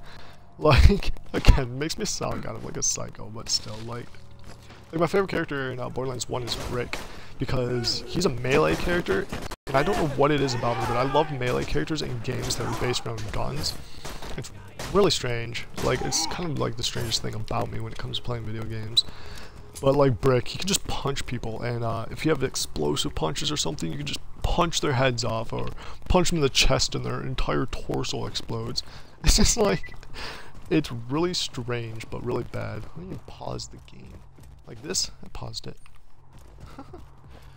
No, what I'm saying about pausing the game is, if I leave this game screen, a little pause window will show up. Actually, here, alright, I'll show you for a second.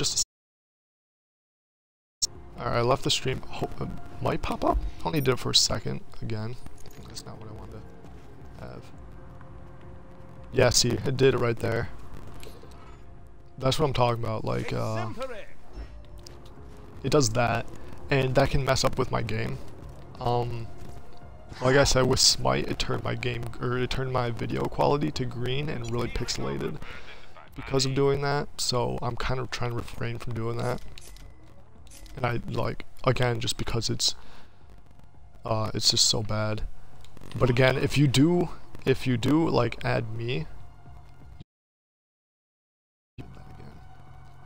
hold on, see if I can get this. There you go. If I go to my friends, you'll show up as my follower, and I should be able to add you.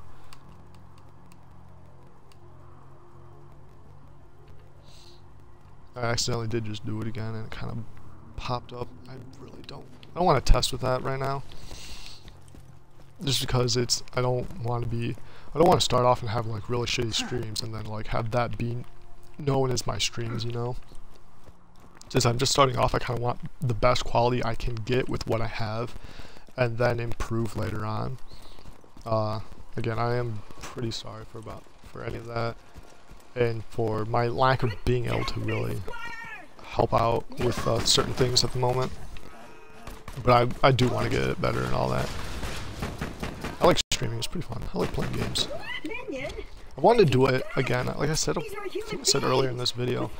I've been wanting to not stream, but make gaming like videos for a while now, but I didn't have a capture card at the time when I wanted to, and the cheapest capture card I could find was voted as honestly the worst thing in existence. And the next best thing was way out of my price range already. So I couldn't really do that, and also I didn't have a computer that could like handle video editing and saving and all that, which we do have one now. Like, I do have a computer for that now, but I don't have a capture card still, and I don't have the money for one. And by saying that, it's not like I have no money at all. I do have money saved up. It's just that most capture cards are kind of just out of my price range, is more or less of what I'm trying to say. But yeah, I do want to get them at some point in the future. Like, if I'm kind of hoping that more people come in and get pretty big, not like the biggest, most popular gamer out there, but just, you know, pretty decent, so that I can start making my videos better for everybody. Because, you know, entertainment is pretty fun. I love watching streams. I can understand people love watching streams.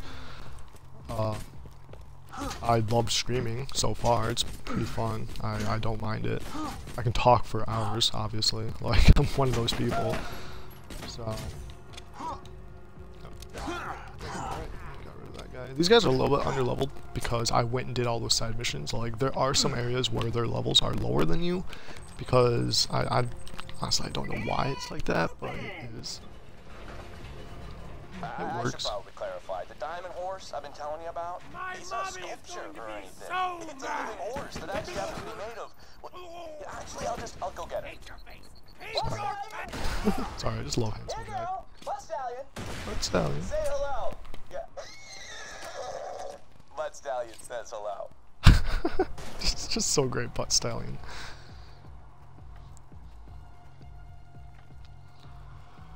Let's go this way. really wish my girlfriend would just come to my stream. Make things so much easier. I don't like pausing and stopping to text, but if I don't, I'll get like 7 texts in a row and my phone will just explode, and that's just like, it's just like, stop. I understand. This boom boom. I'm ready to blow! Pretty annoying boss because of this thing. Big Bertha. But again, I did luckily get the Kerr Blaster out of that bully, that Midgemong drop. So these guys are, they're nothing. What boss? Like, this is a boss fight. It's the saddest thing ever.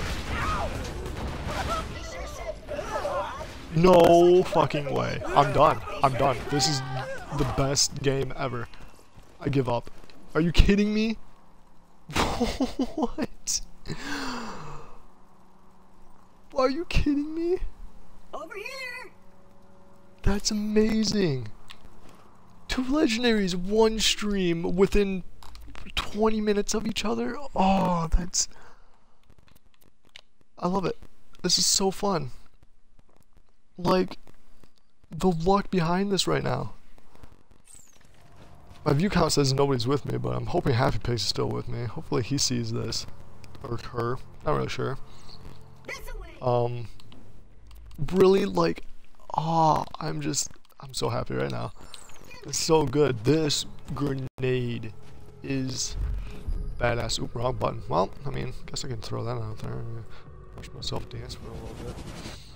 Oh, there's my gamer tag if you needed it. I mean, I still think if I pause. Yeah, there's my gamer tag. I'm gonna check real quick.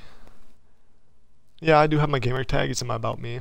So, anybody that does want to add me, I probably won't be adding too many people. Because I don't want to feel like some people are more... Like, I don't want to pick favorites. I don't want to be that guy. I know some streamers, they have their friends as like their favorites and all that. I want to be a person that kind of like, you know, doesn't matter. I'll play with anybody. If I'm doing like, even if I'm doing something important, like if I want to do like Destiny and I want to do a raid, I'll just pull in random people. I don't want to pick favorites, pick my friends, like have people who know what they're doing. I really just, I don't care. I just want to play with people, get them involved and all that, get the community all together. I don't know. I'm a strange person. I'm kind of an asshole. I can be at least. But I love people. I hate people and I love people. Like, honestly, if we got a community going, I'd love it. It'd be so amazing. Like, I'd want everybody to get along, everybody to be happy. Don't want to have people feel like they're being left out of things, you know. That will change if I do get like the subscribe and all that, because subscribers will get like a little bit more bonuses. So I had to shut him up. He'll go on forever. But yeah, like I just don't want to choose favorites. But yeah, see that grenade right there? I just obliterated all of them. That the bonus package, one of my favorite games. I honestly think it's called the Thunder or Boom Thunder or something like that. It's a grenade that's kind of similar, except that every time it's a bouncing grenade or a bouncing Betty. No, bouncing Betties are different in this game. It's just a rubberized grenades is what they're called.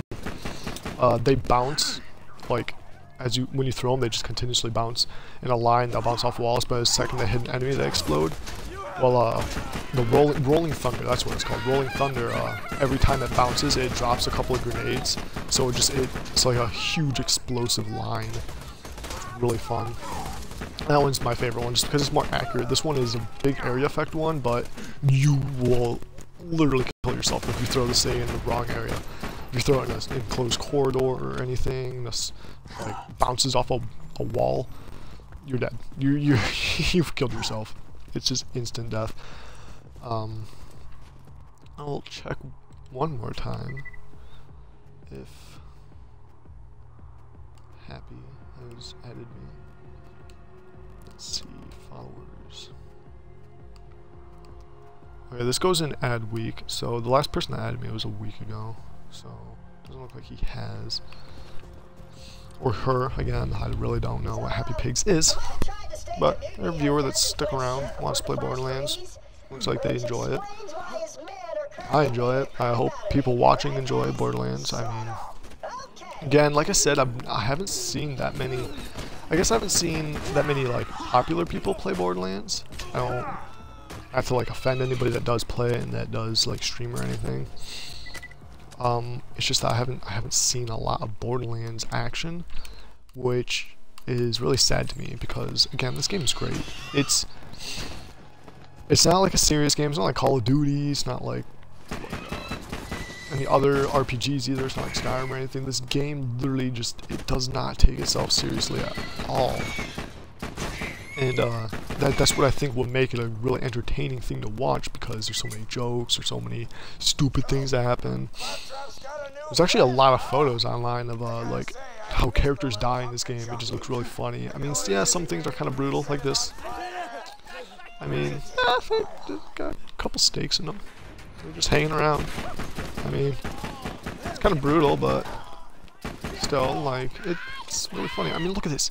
You got psycho midgets. How is that not, like, one of the best things ever? Just wait until you get a badass psycho midget. Blow up these barrels. That's a corrosive barrel. Color coding, kind of important.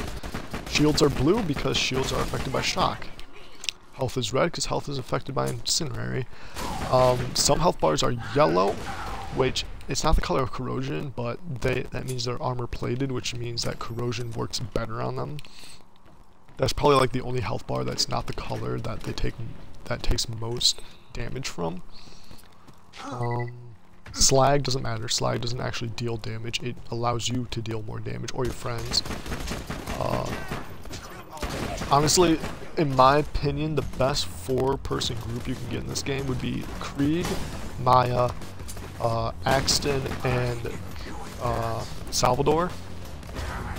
Because Salvador gives you ammo regen. None of his trees are really helpful to other players. They're mainly all about him. But that ammo regen that he has for teammates is amazing. And also he can tank it out pretty well, so he can go into his right tree, which is all about health regen and like I'm pretty sure it's called tank, his tank tree. So he can get in there, get into the fight. His final skill of that tree is it taunts enemies so that they focus on him. So like he's really good for being like a tank. You go with Krieg because Krieg's explosive tree, its final perk in that tree is whenever you kill somebody, they explode, and whatever element you kill them with, they explode that element. So you can spread slag amongst every enemy you can. Like, since it's also, if you kill somebody with an explosion on that tree, it's very kill skill based. So every time like you get kills and all that, you get more bonuses. They drop grenades. So he can throw a slag grenade out there. That grenade kills people. All the excess damage that would be dealt to that person, like beyond what was needed to kill them, is how much damage the explosion does. So he can also deal a crap ton of damage while also slagging everybody, so everybody can go down. Maya is a healer. She heals people. She makes sure that they get their health back up. Her middle tree also can slag people. Her middle tree is a lot of health, like so much health. Her class mod is also healing, so she's all about healing. And then you go with Axton because he has he can build up his turrets really well. He has a turret, that's his action skill, so he drops down a turret, it helps shoot. I guess you could also switch Axton out with a Necromancer because she can spawn a Death Trap, which is a robot that goes around killing people. But if you just have somebody else that can add like technically a fifth member to the party with all that health regen, with all the added bonuses and all that you get, like slagging people, you could get through this game so much faster. Even though the more people you have in the game, the stronger the enemies are. Like, you can still, what is it? I find my words. Oh, you can still get through this game pretty fast. And since in Ultimate Vault Hunter mode, which is basically beyond level 50, is what majority of it is. It's how you get to level 72. Is you're supposed to go do that. Slagged enemies take, I think it's 3 times the normal damage than they would if than other game mode, or the yeah, the other modes. And you need 4 people. Like, there's just no way. I've seen people do it alone. Again, they also have like a bunch of legendary weapons. They also like maxed out their character as much as they possibly could and all that. And it's just, I don't know. Me and Ultimate Vault Hunter mode just do not mix at all. I got pretty far into it with my my first Krieg that I played. He was a melee Krieg, and he can deal a shit ton of damage as melee, but in Ultimate Vault Hunter mode, it was not enough. Happy Pigs is back. What's up? What's up? What's up? Just talking about probably the best team matchup in this game. In my opinion, at least. I mean, obviously, there's a bunch of other people that have different opinions. They play characters differently. Like, maybe some people like having Zero in the party for whatever reason. I think Zero is more of a lone player. Oh, sorry, some guy stuck in my throat there. Just because, like, he just seems like that way. His action skill can be used to escape sticky situations. The sniping tree is probably the only thing that, like, can really be used in multiplayer, like with 3 other players. You can't use it for single player because it does have a really good skill in it called Bore, which makes all your bullets that you shoot piercing shots, and they deal more damage the more enemies they pierce through. But other than that, like, that tree is kind of, it's not really good for single player. Unless you really just want to go around sniping people for fun, then yeah, go for it. I mean, you can do it. I'm not saying it's stupid. I'm just saying personally, I just don't think it's the best. His melee tree is definitely single player. Like, yeah, sure, you can have it in multiplayer, like have other people, but since so many enemies are dying at once because everybody's just focusing not on the same person, they're all just focusing on everything else in the area, you don't really have time to use your abilities to the max. Oh yeah, let me just write my gamer tag for you. I can't climb stairs. I think you left right as I was saying. It isn't in my about me, and I did pause my game to show you a couple times. I kind of realized what you meant by pause now. I didn't think of it at first, so that was kind of my bad. Feel kind of stupid on that one, to be honest. But yeah, if you add me, you should be showing up in my recent followers and all that, and I should be able to add you or invite you, or at least invite you. I don't know. I'll be able to add you. I should be able to, though. The little Snap app is pretty good. Pretty decent. It's a lot better than what I thought it was going to be. Oops. I said ninja tag, not ninja bird. I got distracted. My bad. It's bird, not tag. My bad. My bad. My bad. Got so many little bit of things going on right now. I was paying attention to 2 different things at once. Right now I'm just texting my girlfriend again. She spammed my phone. My bad. Oops.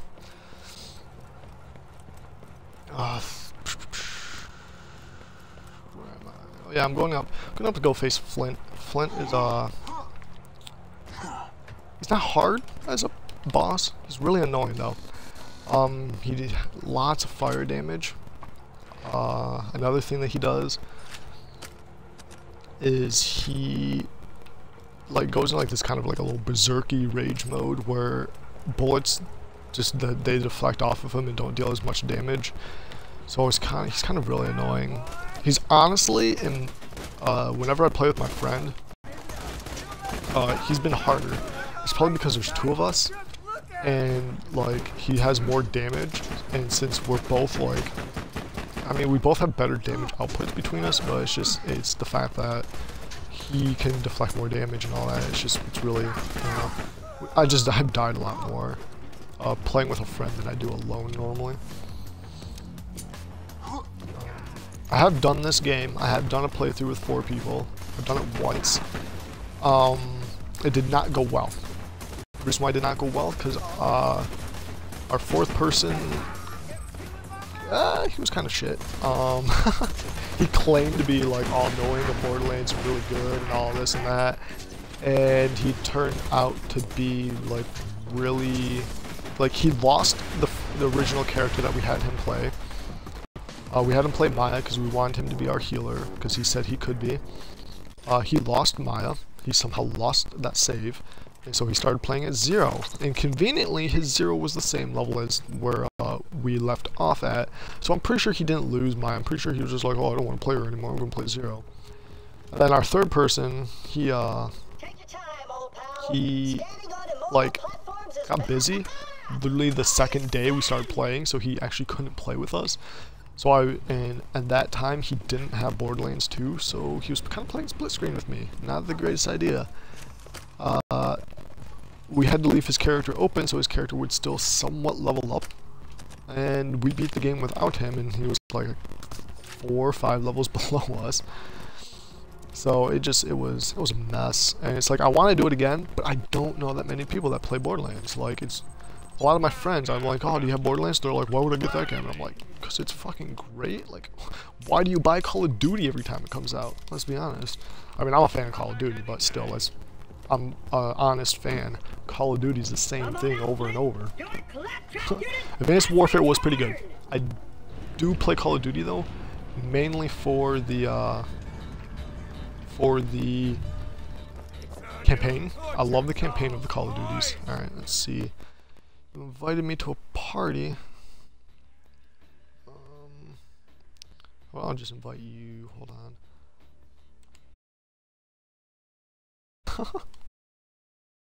Gosh. My double tap on my middle button does not work at all. Alright, Welty. Or Pig. Let's see. I can add you as friend. Here, let me invite you. See what you have to say. Talk to the stream, even though it's only you and me right now. That I know of. Sometimes you are still in here and it doesn't say that you're watching. So. Oh, Captain Flinty Flint. There's also a Flint in every game. Hey, what's up? Oh. Can you hear yourself on the stream? Your iPad dying. That sucks. Oh god, there's so much going on right now. I don't like this battle at all. This battle literally sucks just because there's just so many enemies that come from so many directions normally. I don't know if you were here, but I literally got 2 legendaries in a row. Like, both drops.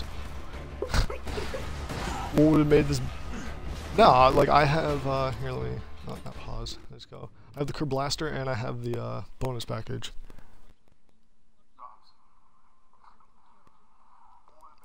Yeah, if I could find people. Alright, here we go. I accidentally unmuted my stream. But yeah, like, yeah, I literally don't know anybody else that plays Borderlands other than my one friend who's, he's off in basic training, so can't really play from there.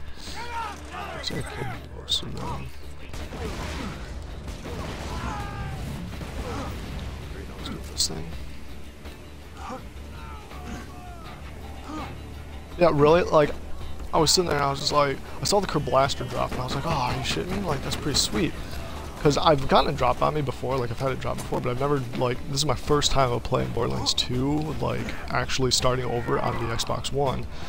And it dropped and I was like, oh, that's, like, super luck. And then it killed Boom Boom, and the second guy I killed dropped it. And I was like, what? Yeah. Probably, I think you did leave there, because that's when it dropped back down to 1 viewer. I see it sometimes drops down to 1 viewer, which I know is me because I constantly have my stream open, but it's like you were commenting when it only said 1. Ah, shit.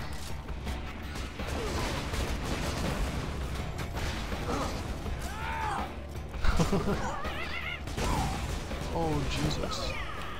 I killed him. What'd he drop? Oh, yeah, he always drops Tinderbox. Duh. If he dropped the, what's it called? Can't remember his legendary. It's that Malawan pistol. If he dropped that, I would have just been done. Like, really? Does that thing? No, it doesn't. I'm thinking of the Clipper from Borderlands 1.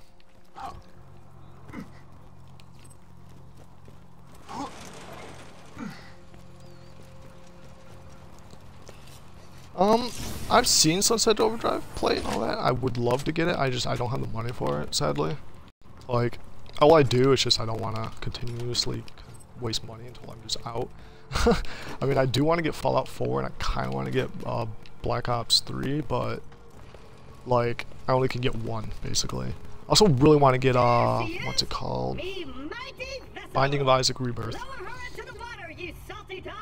Oh no. Pigs, you left the party. What a shame. Well, I still do have it on private if, again, I don't know if you're actually watching right now, but you can download the Twitch app on the Xbox and watch me there. Oh, that was an achievement. Dragon Slayer. Got the Dragon Slayer. What up? I'm Dovahkiin all over again.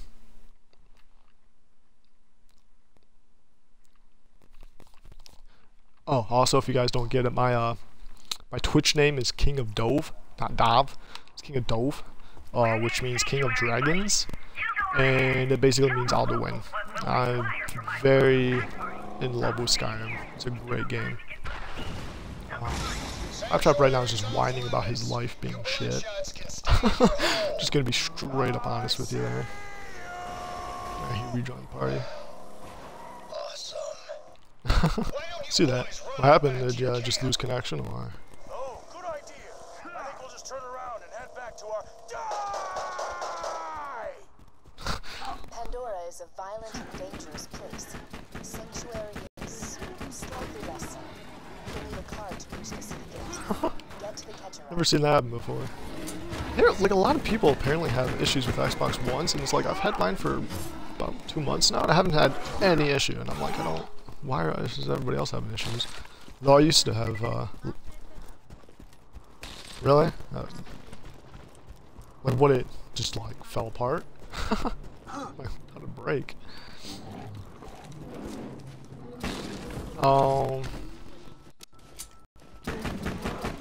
Yeah, mine doesn't, it kind of depends on where you put it. If you put it underneath a bunch of things or like in a little cubby hole, then yeah, it'll definitely overheat.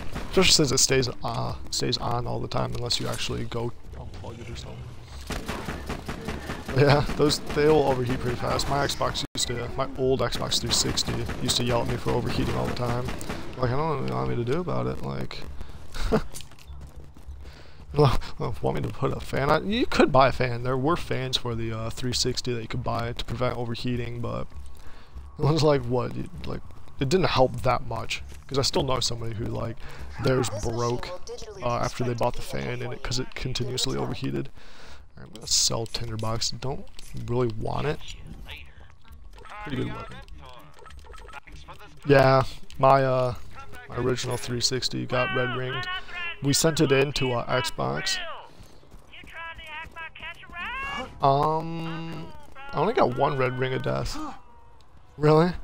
Well, I sent it in. The original red ring of death was a power issue, and normally if you just like unplug the power cords and like blew in them, clean them out, and plug them back in, it normally fixed it. But mine, like, the power cables itself were already kind of fucked, so we just kind of sent it into Xbox, like, support, and they sent it back and, like, completely fixed it and upgraded it for me. So my 360, like, it was one of the original 360s, but it was technically upgraded to the quality. Yeah. But it was too loud for me, and like it had that overheat issue, so I bought a newer 360, one that also had a lot more storage, because my game library was just getting ridiculously huge. And yeah, I got one of the black ones, and then like I think 2 or 3 months after that, I bought my friend's Xbox One off of him for half price because he offered it to me because he wanted to buy a new one for some reason. Don't really know why, because this one works fine, but whatever. Oh, don't kill me.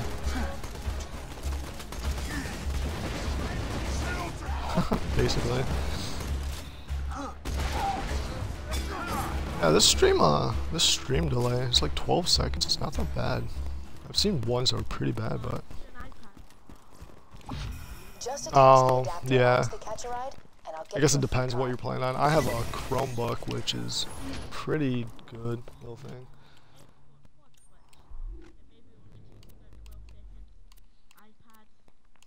Yeah. Yeah, thought about that one.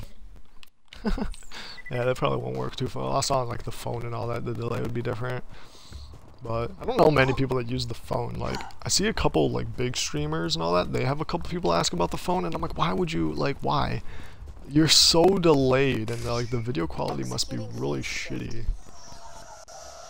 But I mean, I guess if you're away somewhere, or if you're like at an airport waiting, but still, you should have a laptop. Like, you should have something. Wait a moment while I hack the catch-a-ride.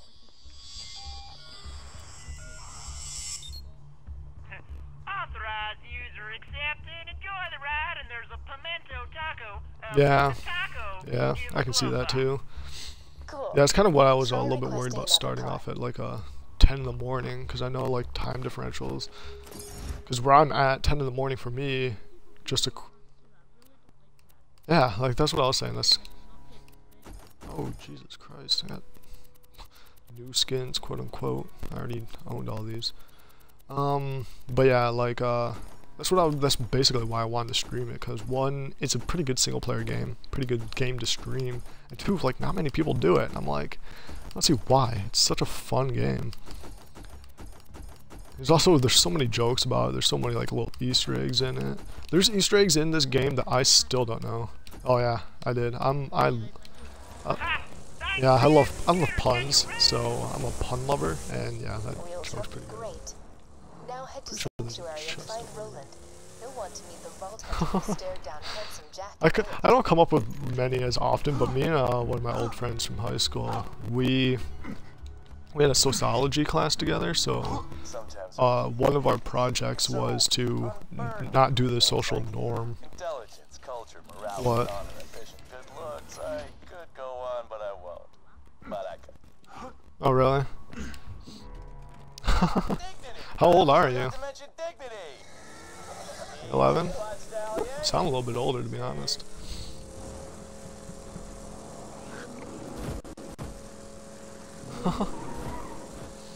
Yeah, I had a friend that was like that. When he was 13, people thought he was like 20. I was like, are you kidding me?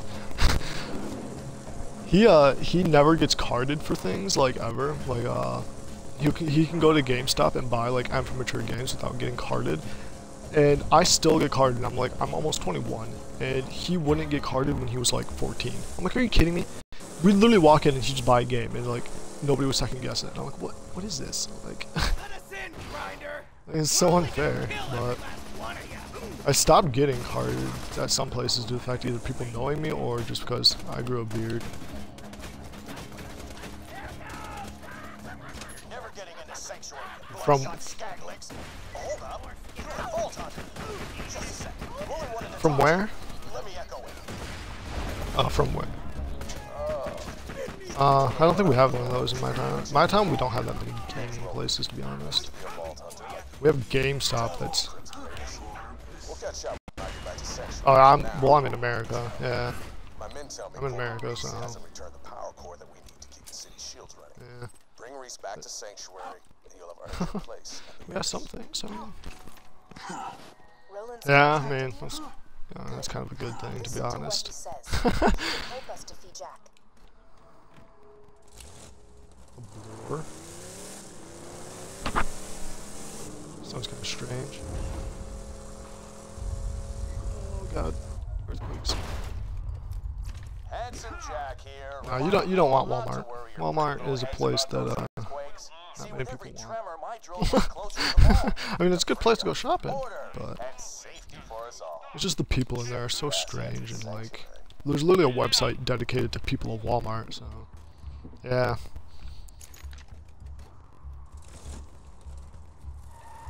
Just got game, nice.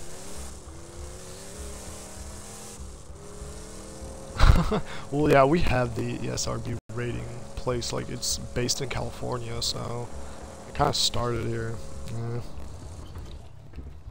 But we don't have as many like banned games as other countries though, as well, so we got that. No, GTA 5 is like the most played game here. Yeah, Find him, soldier. yeah, There's like a lot of weird bans in video game world. Right? Like in people in Australia, they can't play Saints Row 4, I think it is. Or I don't think they can play either Saints Row because they have like there's like a weapon that's like a dildo weapon or something like that.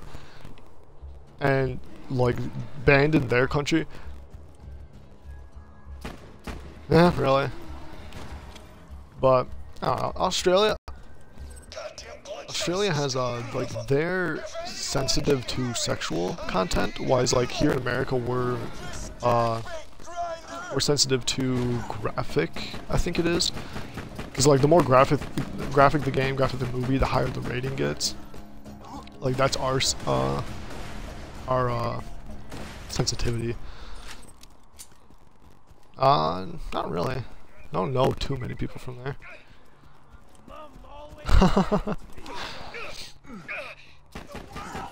Yeah, like I don't know too many people from UK. I think I met a couple guys when I was playing Destiny, but they stopped. They started playing other games, so they don't play Destiny as much anymore. So I didn't really get to talk to them as much anymore when I was going through my Destiny day. It's good for gameplay, but other than that, if you're looking for like something with a storyline or something that's not so repetitive, then no, it's really not. I have like a really strange relationship with it. Like I'll play it for hours, but I don't like it. He was one of the first Crimson Lancemen I recruited to the Raiders. Get that power core back. While you're at it, kill some. Yeah. That's what he would have wanted. Yeah. You do it too? Yeah. I know. Sometimes your echo device can't find the precise location of what you're looking for. Oh really? You've its campaign is only about 6 hours though. Like it's a pretty short campaign, but all the DLCs added onto it do make it a really long game. The DLCs are really fun. Oh really? Did you just rush through it or? Yeah, cause.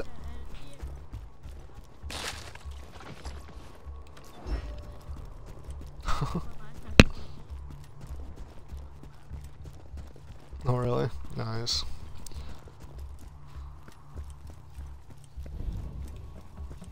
Let's see.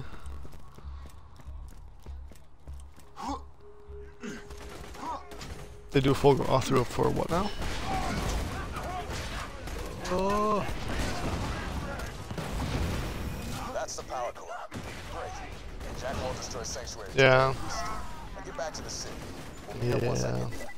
It's kind of like how they did with the Borderlands. What they're doing, like each game gets less and less about playing with friends and more about like playing alone with like perks and abilities and like the class mods and all that. It's like it just keeps getting less and less about friends and more about being alone. And I guess it's just like their way of saying that we know that gamers are like, or not gamers, but people are just getting less social. Yeah.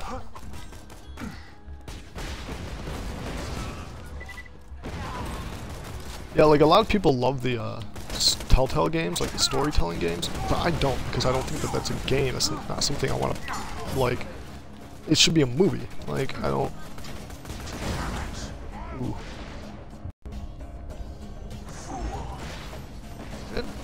It does. Its story has improved so much since 1. Like, Borderlands 1 basically didn't have a story. It's kind of the running joke of Borderlands 1. But I know... Yeah, that's why.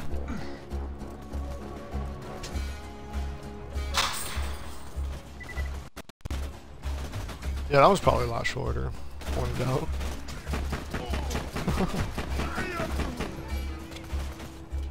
Yeah. Oh, you played with the mods and all that?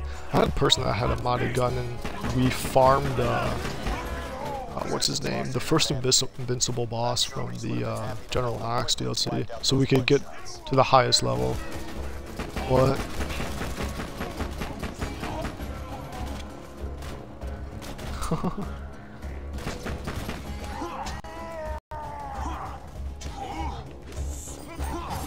I have a couple modded guns.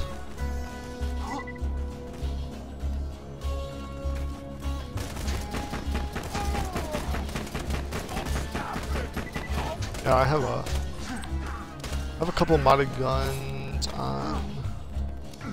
What's my Krieg? Really? Oh, that sucks. Yeah,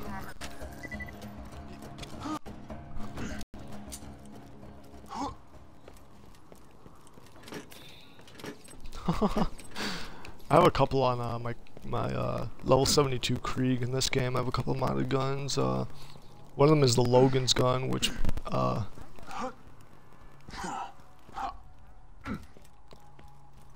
who do you play as? Gunzerker.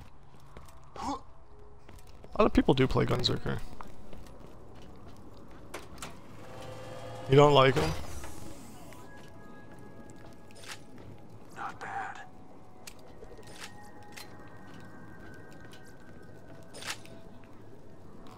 Yeah, I use this middle tree just so I can Gunzerk forever. Just makes things so much easier. Run through the game.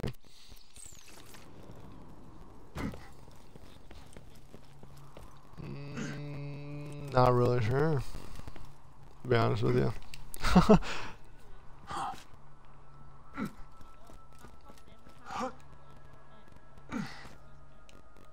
Yeah, I'm playing him right now just so I can get his melee tree. I've never done it before, but I've seen people do a lot of damage with it. Like, yeah. Yeah, really. Well, it's only a 5-second thing, and when you get the kill with the cooldown, it shoots out a hologram of like the time difference between of what you've used and what's left to cool down. It does like the difference of what you used.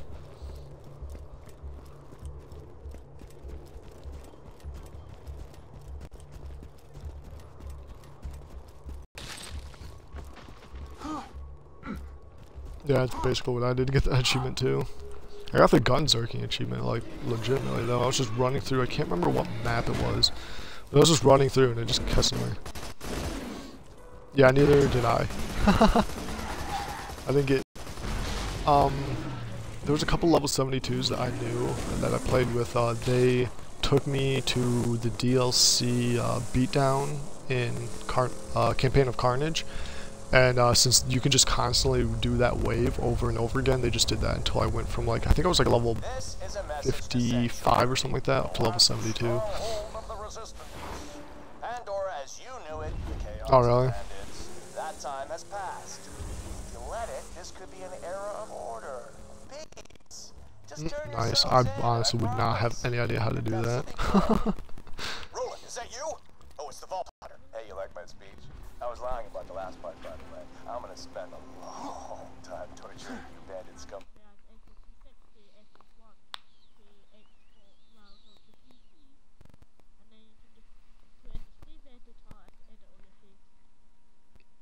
Oh really?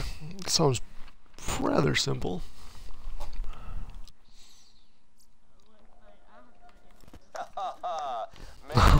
Nice. Huh? Well done. It'll be nice to see a friendly face when I'm burning that place to the ground. Oh, and you're the one Commander Roland was talking about. Yeah, I have that on my Krieg as well. Need your help bad. But first things first, plug that power core into the shield generator. Yeah, that's what happens with in Borderlands 1. They technically have a limit of money, but you do go over it because they didn't have enough room to put like an extra $sign slot. So you like will always show to have the max money even though like you constantly are spending it or dying or something. Like I have Tell him how to stop Jack. With him missing. Jessup, stand up straight. We got a Vault Hunter headed your way. yeah. Because Borderlands 2 they actually have the exact money count that they wanted. I think they actually added one in a patch a couple of years ago. Like they increased the amount of money you can carry. Yeah, like or increase the money you can carry, increase the amount of iridium you can carry from like like 99 to 500, I think it was. Because used to only be able to carry 99. Go meet with the town mechanic. Yeah. I mean, darn. Roland needs your help. Without Oh really? him, I don't Raiders like fighting the stand a Invincibles chance that against much. Like they're fun with a group of people, but other than that, it's just I don't really care for them. Built on the ruins mean- of the Dahl Corporation's finest interplanetary mining ship. Yeah. Now the Like last that's what I remnant don't like of about these Destiny, murderers or and like outcasts. why I don't do level 72 on my own. Is just because, or get to level 72 on my own, is just because like I don't want to farm for all these legendary weapons. If I get them, I get them. If I don't, I don't. Like that's kind of how I am. You got what? Now, if you're here to kill me, you should probably know. You'll never take me alive. Really, I've gotten you all of bloody mine. son of a bitch. I've gotten. Wait a minute. I didn't get any of my Hang me upside down level from a OP8 telephone guns pole, legitimately, and leave me to a because slow death at the hands of hungry spider ants. yeah, it's both my Krieg and my Axton are You're a OP8. hunter, huh? That's like a unicorn. Yeah, that kind of Now, sucks. you gonna help us out with this Roland It's situation? I heard them crazy um, dudes talking about it. Roland told me it helps you get. scared I was supposed to initiate plan B.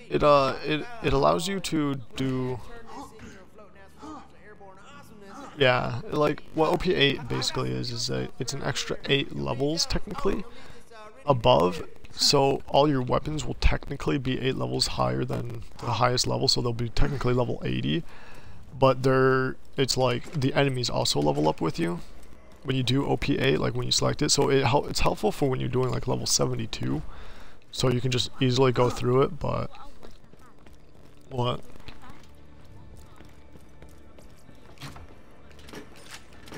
Ah, wouldn't know. The Sandhawk? I have a fire and a corrosive one. Both at OP8. I also have corrosive and fire Pimpernel at OP8.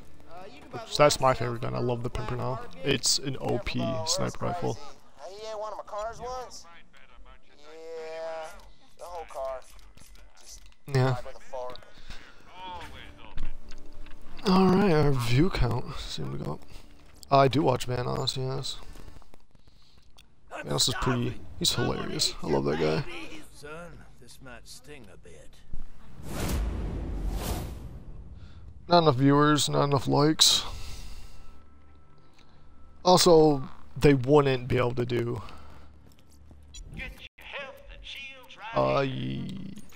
I've never played that game. No, I play Minecraft basically. It's the game I've played.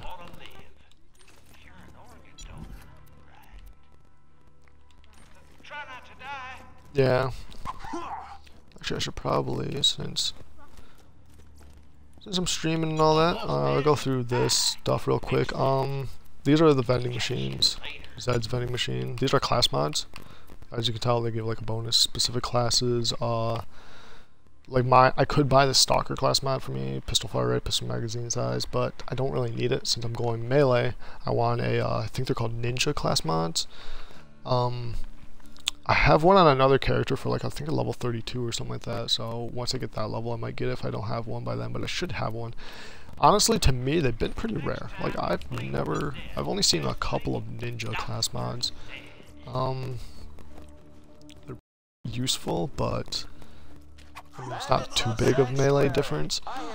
We got gun vendors, kind of already went through those, are kind of self-explanatory. We have this quick change station. Which in this station you can change your head, you can change your skin, change the name. I'm gonna keep the name 0 because it doesn't really matter to me. Alright. Pretty sure you can. Yeah. Alright, sweet. Alright. Look at all these heads. Again, my favorite head is echolocation, just because I like the look. Do what now?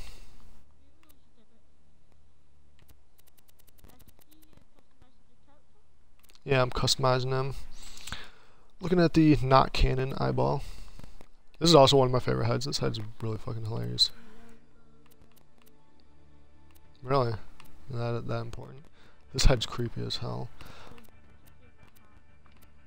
I'm wearing echolocation is my favorite one. I love this one. Also, actually, I also like this one a lot. But you can or can't. Cannot? Oh, that's good to know. I guess it's probably just because my mic is plugged in.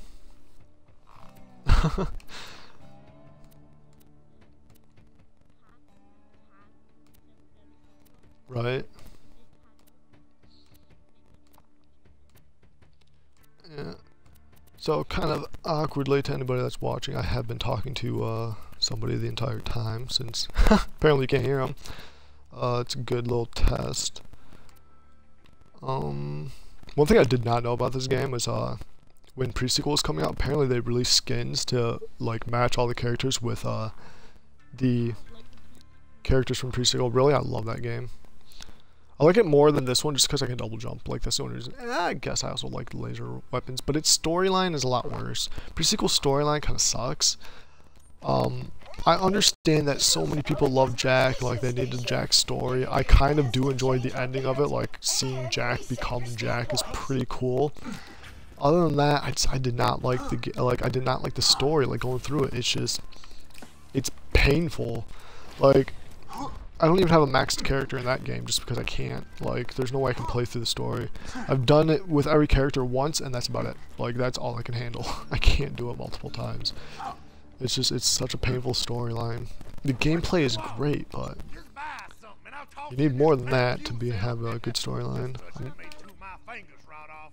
Sure.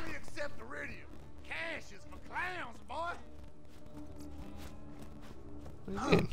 Just saying how Jack becomes Jack. It doesn't spoil anything. You don't know how it happens. How it happens. Well, that's kind of the point of the pre-sequel, though. I mean, to be honest, that is the point of the pre-sequel, is to show how Jack became Jack. Like, that's the reason why they made it. Yeah, because... no, you're not stupid. It's, I mean, something that you could easily miss. Like, how it happens, though, that spoiler, if somebody spoils that for you, punch them in the face, because it is such a good one. Yeah, I'm not going to, just because it's so good. I'm going to spend 1 golden coin. I see I have 75 due to the fact of having a... Oh my god. I'm in love with that spend. Ah, you shouldn't. Alright, I'm going to keep my Curb Blaster. I just did. When you transfer characters from 360 to 1, you get 75 golden keys. I don't know how I got the 76th, to be honest. Oh, yeah, I can't open that yet. Need to talk to this guy, actually. Talk to this guy, grab this key.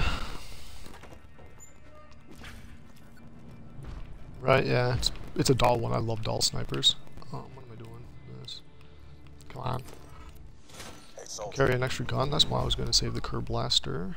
Oh, hey, I got a badass token. Hearing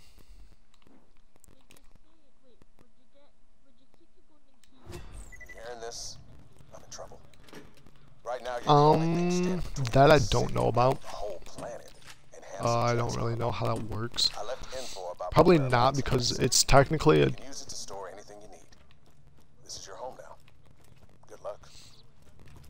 Well, it's because once the Xbox One came out, everybody switched to it because it's better graphics, better everything, and all this, blah, blah, blah. Oh, that's not crazy.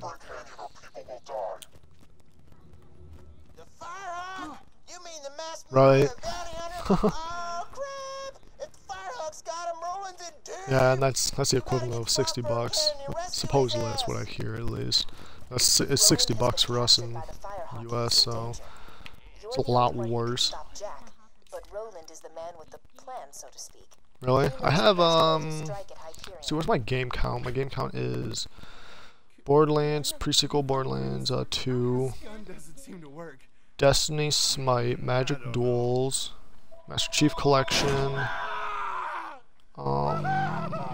Looks like Oh, it's a Warframe, I think it's called. Do I have the what? No, I do not. Get up. Alright, I'll talk to you, Hey, Marcus, you Volta. fat son If of a you're gun. gonna be a part of the Crimson Raiders, you better know how to use elemental weapons. Do I have that weapon already? Good. Yeah, I don't like it.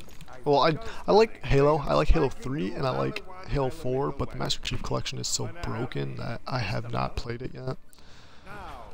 Even though they say they fixed it, there's still, I hear so many problems still coming out of it, so it's just, I'm not really that into it as much. Fire and flash. Quite a nasty combination. These hikers. Take that, Jack Lover. Yeah, a few good Shit, I probably could have gained levels here. Anybody that does want to gain early levels in the game, like quickly, armored targets like that first guy with the incendiary, if you don't shoot him with an incendiary weapon, you can just constantly shoot him. You can do it with this guy too, but this guy takes a lot longer. armor is resistant to most damage types. And yeah, see, they fall. Oh, you can keep it, I guess. I hope there's a good reason you haven't finished that job yet.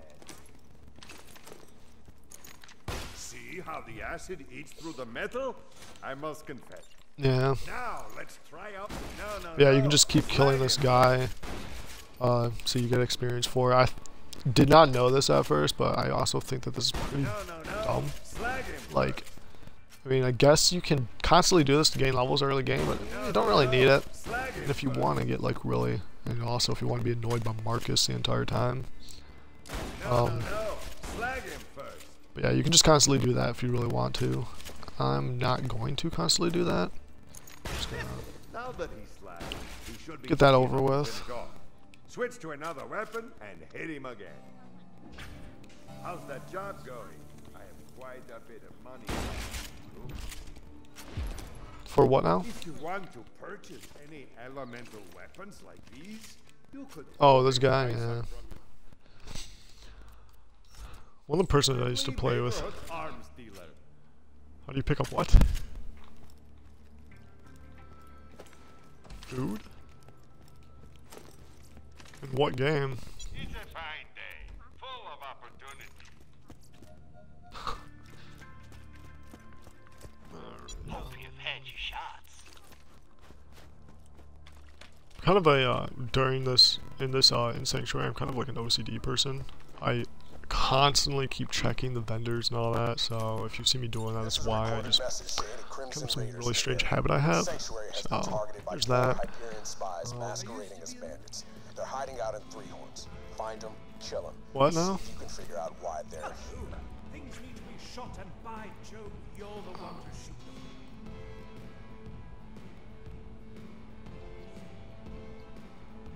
Alright. I hear Jack isn't his real name, and that he isn't even handsome.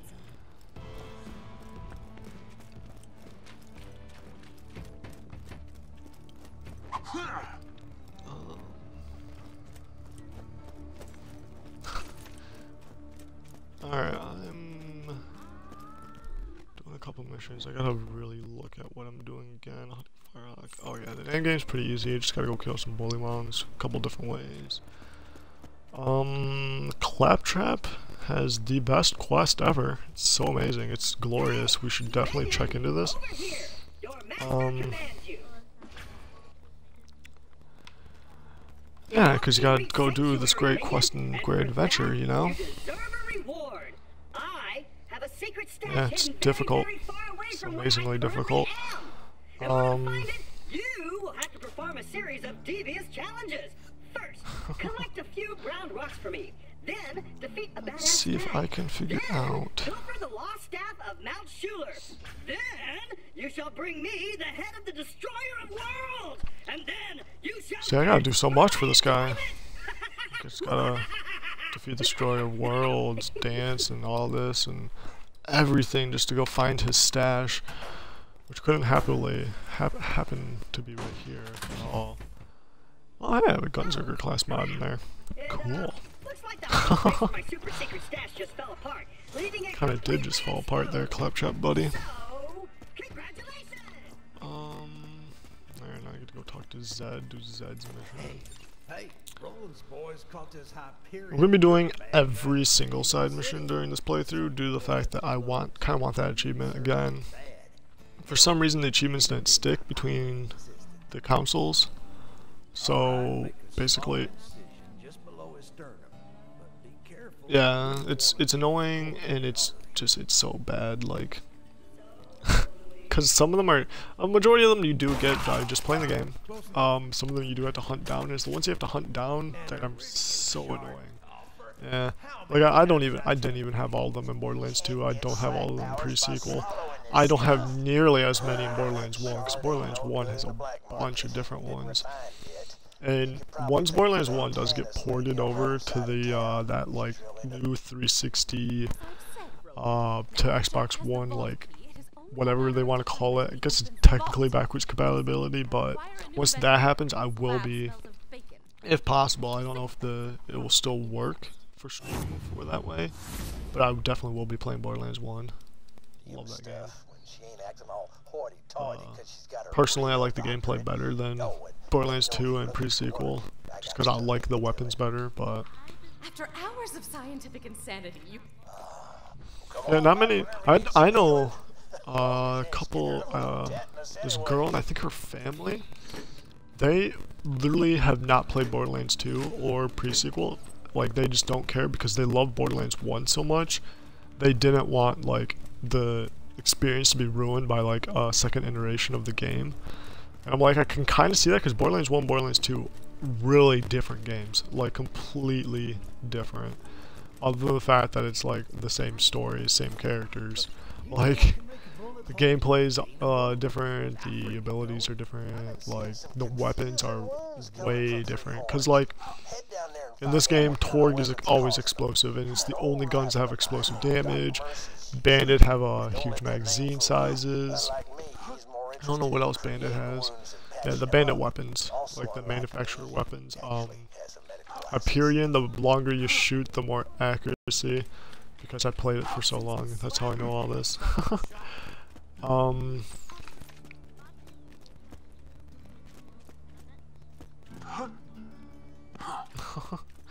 Yeah, and then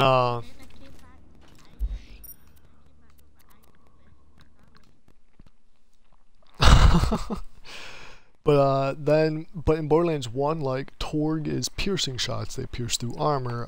They're not always explosive. They can be, but they're not always explosive. Torgue also has sniper rifles. Torgue doesn't have sniper rifles in this game. Like, there's so many differences between them that it's like, it's a lot to pick up on and a lot. Yeah, I have the effect that some of my friends have where I'm going until, yeah, I'm going to 3:30 with my stream, so, and I probably won't be able to play. Well, for me, that'd be 3 hours from now. It's pretty early for you. What are you doing up? Oh, at night. Alright, yep, alright, I got you there. I was, yep. It's 12:40, so it's basically just after noon. Shit. Yeah, I probably won't be able to play until 5 hours, to be honest, because my parents get home around that time, and I usually have to help them out with a couple things. So, yeah, probably won't be until late. Maybe. Depends. I'm planning on probably doing the stream same time every day until I beat the game, move on to the next one, and all that. So I have to get a stream like time set up and all that. I will be taking days off of streaming, so those days we'll be able to play and all that, or just whenever. Nah, because I kind of want to be a full-time streamer like most people, which they usually do 5 days, like a normal weekday, or like work. Yeah, I wasn't wasn't sure if I should take the weekend off or some of the weekdays, but I think the weekend would be better since everybody's home for me that day, and I get called down to help with a bunch of things and everything anyway. So it's like I probably wouldn't be able to keep a constant stream on the weekends, unless I just talk over to my parents and figure things out with them first about all this. But other than that, for now, I don't have a set schedule, but I do plan on doing this like this week. No, my parents understand that I play and all that. They don't know I'm streaming yet because I just started it. I didn't really know how to go about like telling them, hey, I'm doing something, testing it out, having fun, but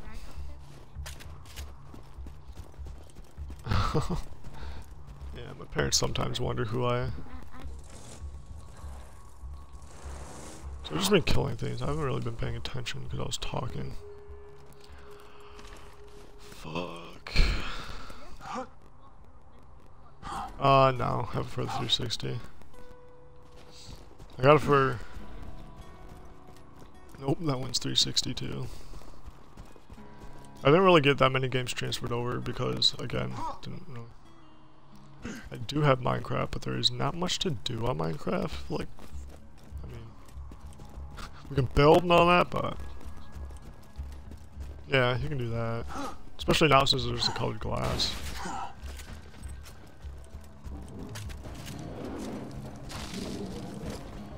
Yeah, I've seen like so many people do so many things.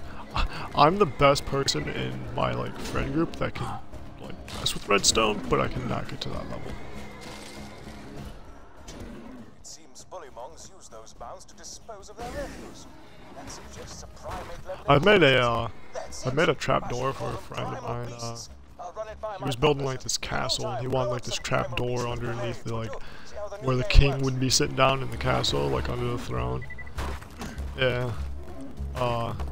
And it opened up and then closed right back up soon after. It took me a while to figure it out though. I got killed with grenades there. Publisher despise primal beast. Alright, what about Faravolls? They're the most ferocious creatures I've ever seen, and I say that having watched a thresher rip my arm from its socket. Repressed memories, ho! Anyway, take the new name. Yeah. Some of the Faravolls projectiles out of the air. See how that name thrills you? Yeah. Killing those. I think I need to shoot projectiles. Dolph can throw projectiles, but you want the slingers. The slingers always throw projectiles, and you always want. All right, a little advice for this mission: you always want a shotgun or a submachine gun. This mission, because shooting these things is so much easier if you have one of those.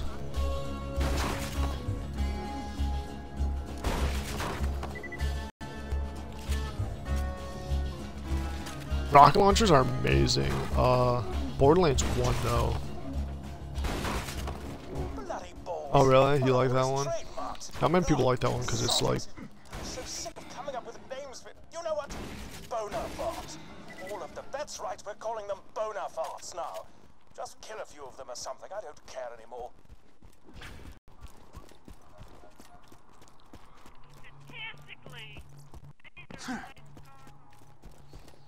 Alright, I get to kill boner farts. I love this side mission. I get to kill boner farts. That's my objective in this side mission. Just kill boner farts.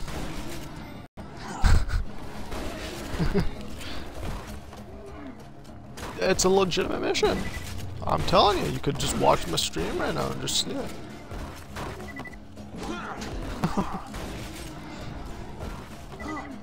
Better hurry up, it's almost over. My publisher says I can't call them Bonafarts. Bonafart. Bullymong's not so bad. I'm telling you, you get to kill bonafarts in this game. This game's great.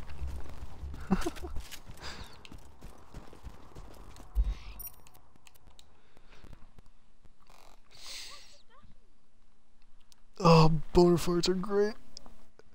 See, my favorite gun in this game has to be the shotgun. Like, every time I grab one, I always use it. And it's like, I never use, like I'm supposed to be melee based, and I'm just going around with a shotgun, blasting people's heads off. Oh, there's bonafarts. I don't see what the problem is. Nah, it's great. This game, I love it so much. Also get to go to Moxie's. The middle one again. Golden chest. I don't wanna. I mean, I do have enough for it. But I want to save these until I'm a higher level. You know. Like well, yeah, but still, I end up wasting. Like throughout my career, I've had. I've tried it before. I haven't really gotten to it. Yeah, like I haven't gotten to actually be able to get underneath, but I do know how to do it. You have to have a what?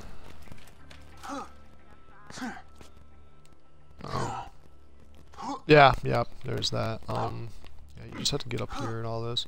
There's a lot of different parkour things you can do in this place. Actually, a majority. Let's see if I can remember all the vault symbols are.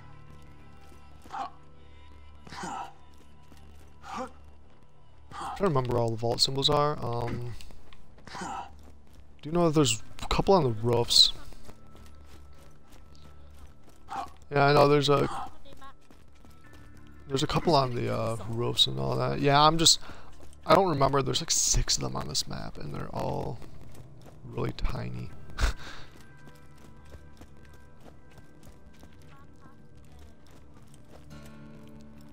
Oh, I wasn't paying attention then. I'm trying to get to the roof one. Yeah, I'm trying to get onto the roof right now. Let's see. Get up here. Up here, I said. It's not up on this one, it's on. Oh no. What, the Bonaparte one? Oh, I missed it. Well. What's my vault? Nothing on this character. I have a bunch of my other. No, not that vault. The vault that's in the Crimson Raider thing. The little locker where you can transfer items between characters. That's the only one that stays the same throughout all your characters. Because my other vault, like I have one on my Krieg one is full of just legendaries. My Axton one is like half full. My 0 one, because I have like a level 54 0 that his is got a couple things in it, but not too much. Why am I running out over here? I'm stupid. No, trust me, it doesn't. Play this game enough to know that it doesn't. It doesn't. Trust me. Oh, I keep getting viewers pop in and out. They probably find it kind of weird that they can't hear you. Maybe. Play this game enough to know. Oh, it kind of just turned up my volume a little too much.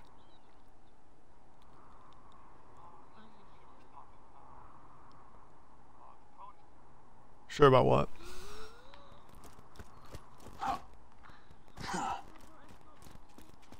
Yeah, I am. I'm like 100% sure.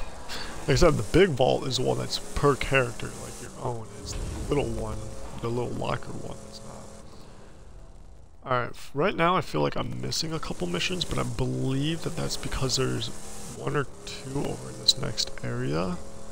Because I feel like I should have another mission active.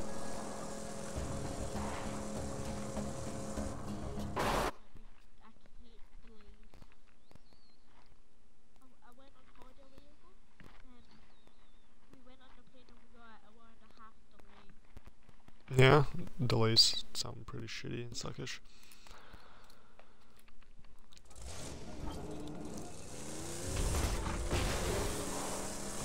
Ran over a skag, that's how you do it. Okay, this is the mission I was thinking about. Have you ever gotten up onto the pig? I've gotten up on the pig. Pig's fun. Gotta use this one. Yeah.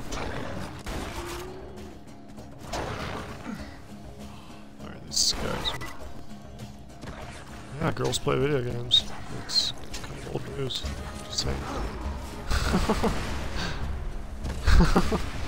I know a lot of girl gamers. Alright, we're up to 3 viewers. Sorry if I'm talking to myself a lot. I do have somebody in the party with me. So you can't really hear them, sadly. Like, we just tested this, basically.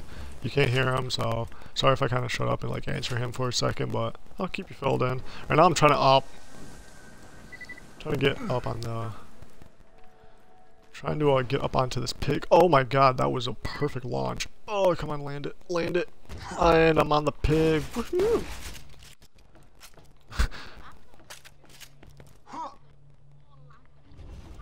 Yeah, I was trying to land on the pig. Yeah, I make weird noises, by the way. That's kind of a strange thing. Yeah, purple is my favorite color, so I'm always going to choose a purple car. That's how it's going to be. No vacancy. This mission is I gotta turn this pump back on.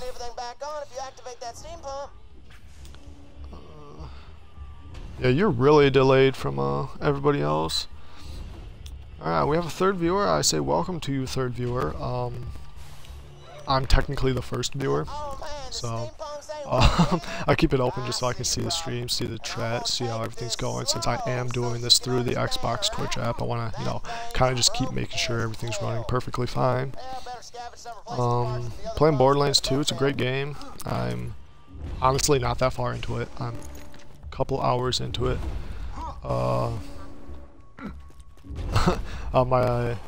I had to get rid of my bird that was in my room with me, or not in my room, but right next to me. He's out on the back porch. He was making a lot of noise. You kind of missed that, so lucky you. You came in kind of later. Other than that, you didn't really miss too much. Unless you don't know much about Borderlands 2, it's a pretty great game. Doesn't take itself seriously at all. This game is about jokes. I mean, the person I was just talking, Scooter, he's basically a joke on every hillbilly out there. His entire family line is also a joke on the hillbilly stereotype. We actually get to meet the rest of like where he came from later on, and it's pretty good. It's pretty funny, just because they have like a feud with another family. Reached level 10, got another achievement. Don't look in the chat, did you say? No, you can look in the chat. Looking in the chat's fun. Alright, sweet. I'm playing a character, his name's Zero. He's an assassin, technically, that's what they claim him to be. I'm building up his melee tree because I've never done it before, but I have played it a little bit, but I've never built it up. I've only used it for the achievement to get, which is like last in his deception, which is his action skill for 10 seconds straight.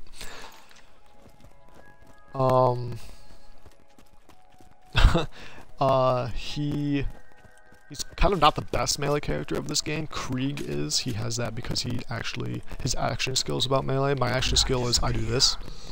It's a distraction. I go invisible. I hit for more damage before time runs out. Like, the closer to time running out is the more damage I'll deal. So it's pretty fun. His melee tree is kind of based around that too. It allows me to basically kill things faster while I'm in my deception, melee, just cut people. But it's based around them having low health more often than none. Yeah, low health.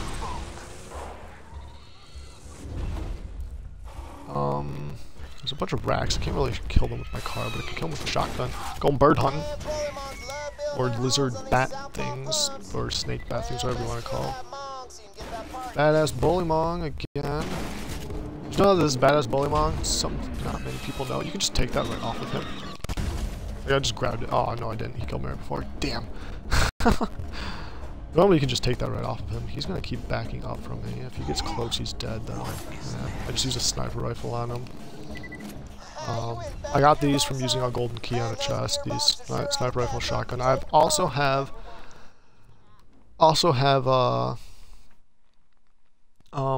two legendaries already. Like, I got 2 legendary drops right in a row. It was pretty amazing and kind of rare. I got the Kerr Blaster and the bonus package. They're both really good legendary weapons. Kerr Blaster in a couple more levels will be useless to me. It's a level 3 weapon. It deals so much damage though, so it's pretty good. The grenade also, but the grenade can last a little bit longer just because it's mayhem. Like, if we get a couple enemies, I'll show you, but I don't really want to waste them because I only can carry 3 grenades at the moment. And I definitely need them to kill a certain enemy that I'm going to be killing later later on. Not that much later on, but pretty soon.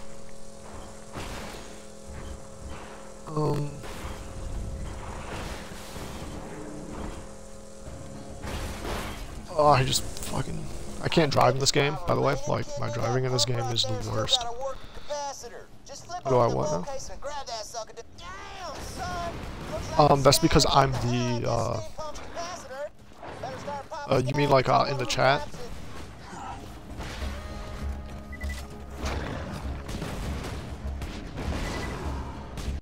Those are chat people, like, they're specific. I don't know how to explain it really, but you can get them for subscribing, all that. Yeah, it was, streamers, like, they can, have this thing that their subscribers get, like, little special bonuses, and one of them is they can have, like, a crown or whatever picture they want, next to their name. Is chat not working?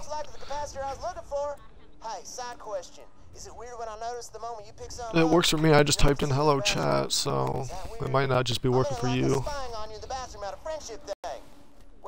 No, I don't. I don't see anything in chat from you. Again, I'm in a party with somebody right now, so sorry to anybody that's he was like the only viewer I had for a while, and his viewing device ran out of battery, so so I invited him to the party so that he can continue talking.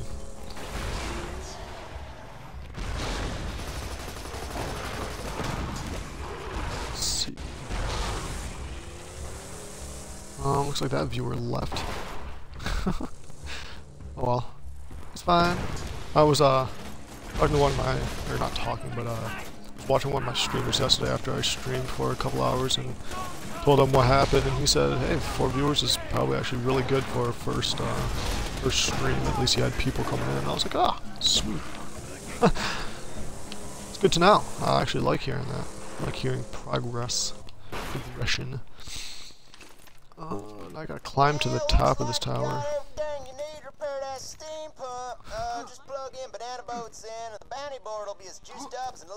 Do what every 30 seconds? Do I have it like that? The only thing I thought I removed from chat was no links. I didn't want people linking like random things in there. Yeah, no. Well, no, because of copyright stuff.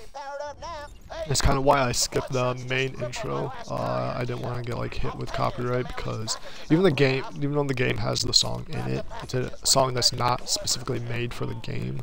So I'm pretty sure there's like something against it. That's like why a lot of GT. No, I definitely would not want that. About what?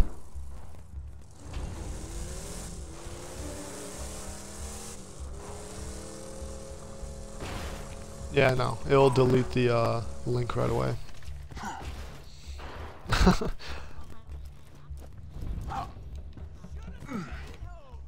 Oh, you won't get banned, and like from my stream, or just in general, because in my stream you won't get banned because I don't have any modders or anything. Alright, that was a Suicide Psycho.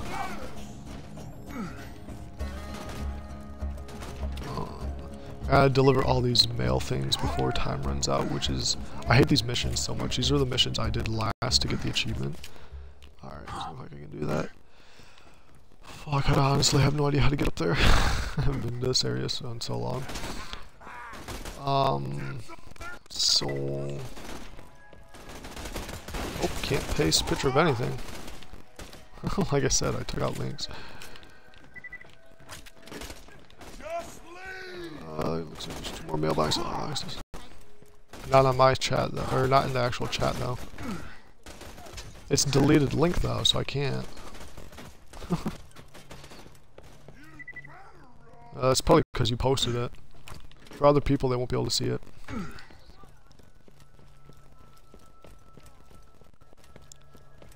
Alright. That's what I wanted to see. Unfortunately, you're fired, because Dino's recovered enough to get... Oh, I got fired. Damn. Ooh, some class misers are Ninja one. Yes. Sweet. Did it automatically equipped? I think it did. Yeah, it did. References in the mail. I'm not gonna do it. I'm not gonna do it.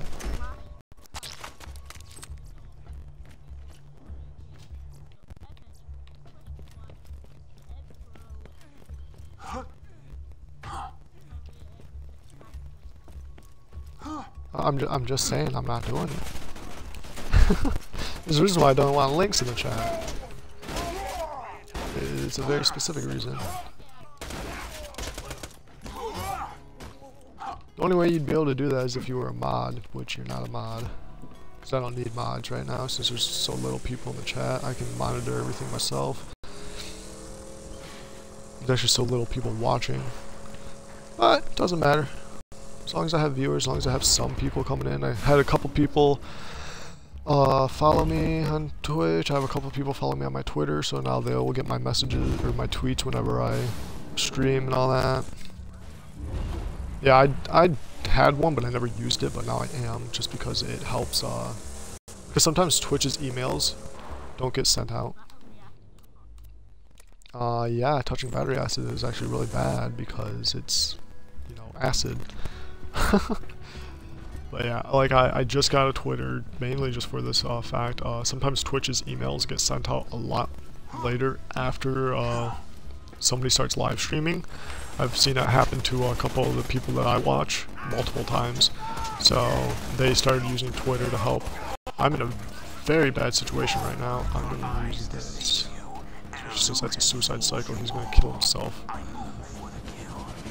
Instantly kill him. That looked like the weakest kill ever. Just I poked him with my gun. Toss one of these grenades.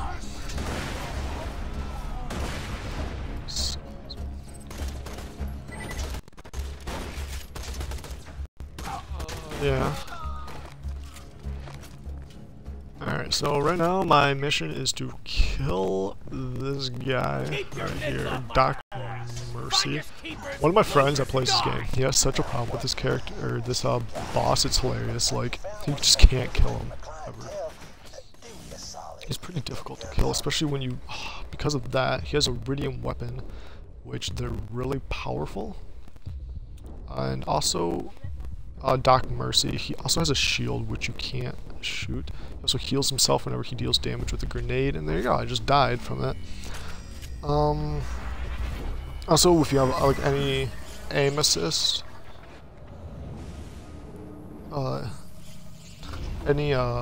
aim assistance automatically zooms in on the center of his body too, which is where his shield is, so that doesn't really help with Doc Mercy. He's kind of hard for not being like a full boss, but kind of actually pretty hard to kill, but it's not that bad.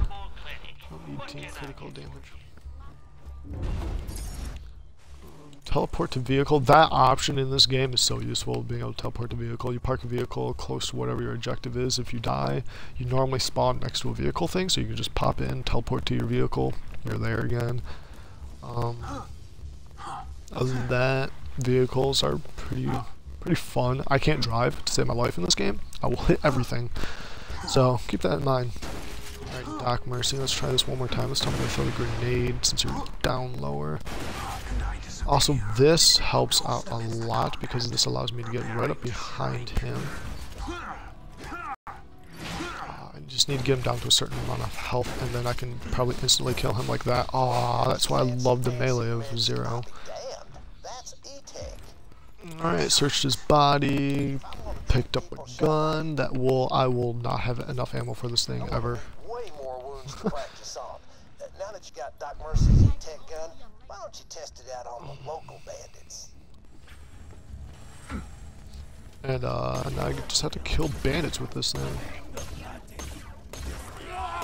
So it looks like that gun uses iridium to turn... Oh, sadly during this mission they never give you enough bandits right in this area to kill. So you have to actually leave this area, go kill some other bandits somewhere else. Which really isn't that fun, to be honest, like, having to go hunt down bandits. I know where they are, I know where to do it. I've done this mission so many times, it's like, it's kind of easy for me. Yeah, I know there's only 2 people in the stream, but I still post these to YouTube, so... Commentary on YouTube videos is very important. There was a 3rd guy a couple times. I don't know if they just keep leaving or if new people just keep coming in then keep leaving. Probably because my commentary isn't as fluent as it should be. I mean, not your fault. You joined in. I'd rather talk to somebody than just talk to myself, but kind of would influence my chat a little bit. I'm hoping more people come in and all that. People keep coming in, coming out. With what?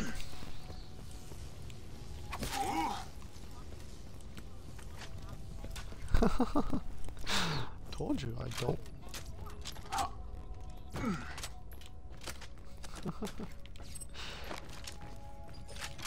I think the only way to be able to post a picture on my thing is if you're a mod.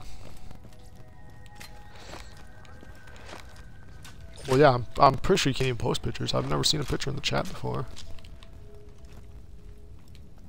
Though that is me, so.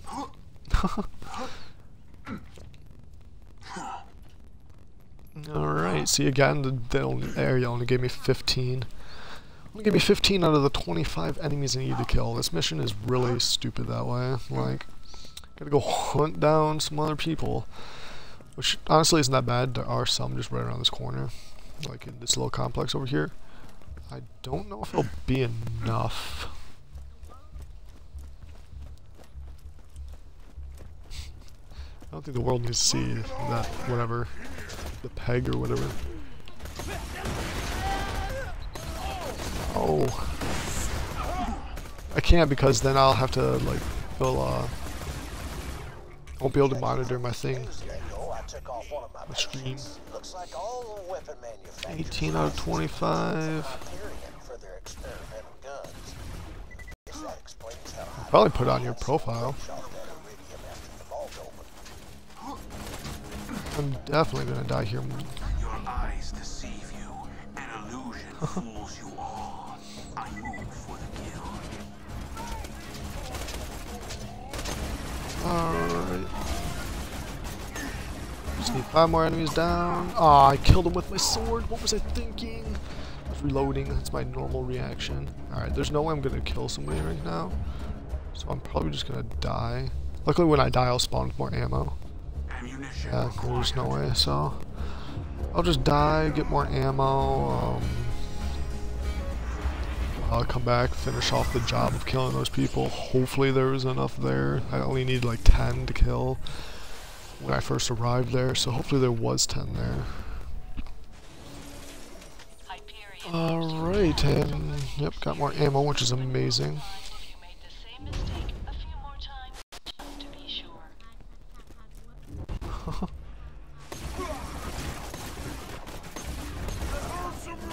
Again, since I don't have enough ammo with this gun, this is going to take probably a while because I have to search out ammo. I need 3 more kills and I have 9 shots. Oh, that's a pistol. Okay, there's some ammo here. Let's reload, kill another guy. Looks like there's only 2 people here though, sadly. Gosh, don't stand next to that. That's an explosive thing. Oh wait, I know where there's a final guy. Haha. Oh no, need ammo. You. Now I need to reload, not die. Oh shit, through my thing. Reload. Kill him before. No, don't go anywhere. Stay still. Still. No. No. This is probably the only mission I'll constantly die on. Due to the fact that I have limited ammo and I'm forced to use a specific weapon. I'm not saying I'm not going to die a lot. I might die a lot either due to distractions or something stupid. Like I already died earlier in the stream due to something stupid. Other than that, like this mission I'll probably die the most. It's Marauder. Die, there we go. And my last guy is actually hiding from me. I know exactly where to go though. Open up these two things. These little ammo caches, really useful. Again, in this game you need so much ammo so many times, it's ridiculous. Jump up here, jump up here. A bit parkour, go back to your Mario days. And there's the last guy. There, that nomad. Oh, I dropped ammo for this. Woo. E-Tech gun, that's what this is called, not Iridium gun. Iridium guns are in the first game. But this gun is, or E-Tech guns are amazing. They're a little overpowered. They're what gun? The machine gun E-Tech. It's just an assault rifle. They usually have an element. Very rarely do I see them without an element.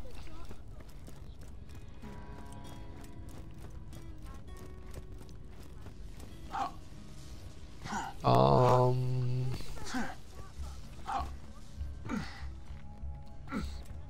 don't know what slag weapon you're talking about. There's a couple of really good ones. There's the Slagga, which is slag and shock damage, but I think when you hold it, you also get slagged. There's Moxxi's Grog Nozzle. Yeah, the Grog Nozzle then. It's not strong, it's just that its chance to slag is really good, and there's a really good glitch with that gun.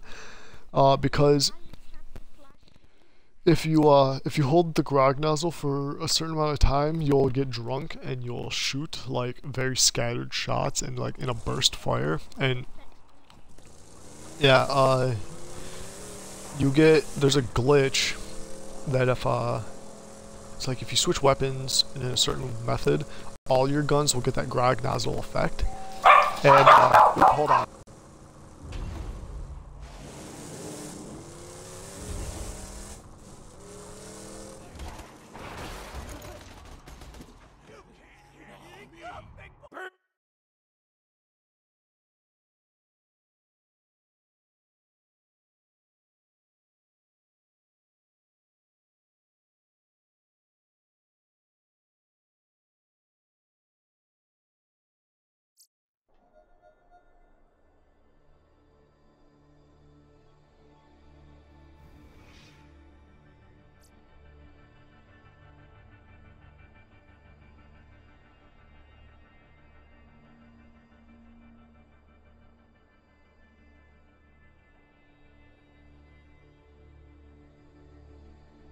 Alright, sorry about that. Somebody had to come for my grandpa, come and do some like little checkups on him or whatever.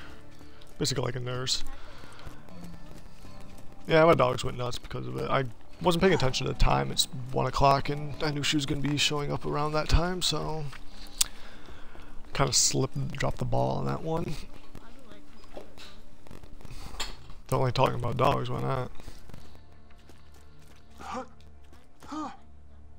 Oh. Sorry to hear. Let's see what Iridium her E-Tech weapon did I get. Earn a spiker. Ooh, a spiker. Let's see. I guess I can use it to replace Crew Blaster. Games that don't pay attention to their own rules? Like what?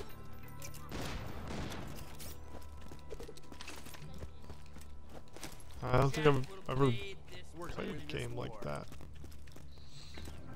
I guess I don't know what you mean.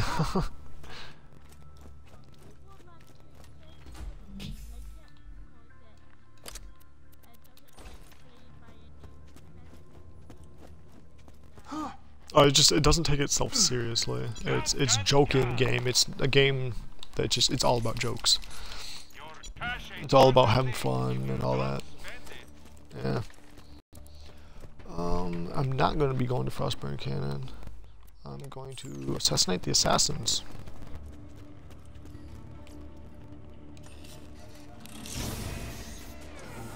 Well. Not bad.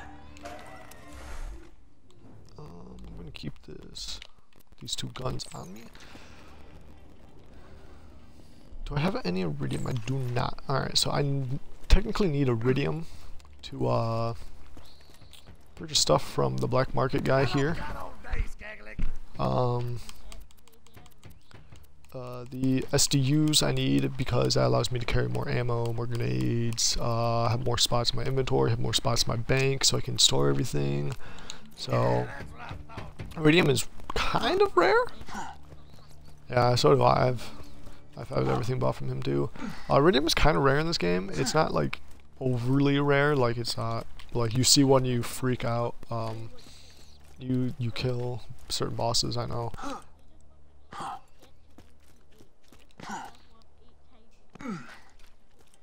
You go to get to OP8. It's actually a really good question. No, OP8. It's a thing. Max level of this game 72. You can go to OP8, which technically increases the game another 8 levels. So the technical max level would be 80. To get to OP8, you have to do. It's called. The mountain. Alright, hold on. I can find it. No, it's called the. There's just the raid on Digistruck Peak. Every time you complete the raid on Digistruck Peak, you gain an OP level. You have to beat it on the next OP level to gain the next level. So you constantly have to do it. After I think OP level 3 or 4, it changes how its course on how it goes. To like there's not then an actual boss. I could not. The only way I got to OP8 was through a glitch that they patched in the last patch for Borderlands 2, where you could jump up through the map and get to the final boss of the OP8s, and all you had to do was kill him, and with two specific characters, which would be Zero with Boar, with the strongest sniper rifle in the game, and Maya with healing. Well, at least that's how we did it. We had Maya for healing. You could kill that boss in like 2 shots because piercing shots would go through and damage a lot of him because he's such a big boss. They removed that. So in order to get to him, you have to kill so many enemies, so many badasses, so many waves of enemies that like it's a challenge with just 2 people. It is ridiculously hard with 4 people even. I couldn't even complete the first round by myself. It's a really hard peak.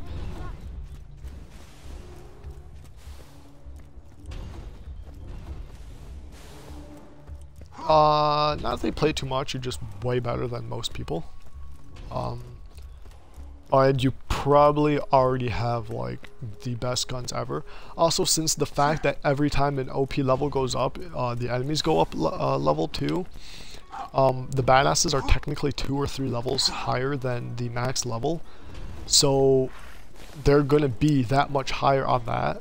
So you'll be dealing no damage if you have a level 72. Yeah, nah. The problem is but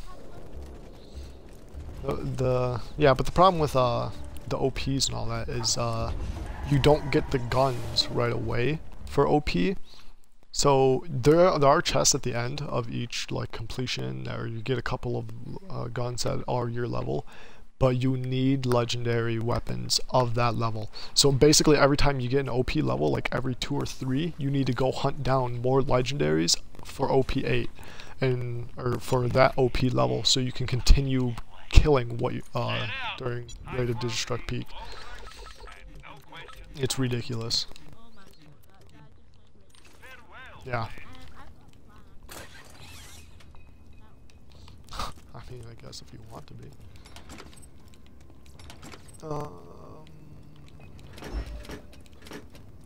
72 OP8. I don't mess around with games. I don't mess around with like anything like that. I don't mess around with mods. I would if I played Minecraft on the PC. I'd mess around with mods, but that's about it. Holy crap! This sniper rifle is like a 5-round burst.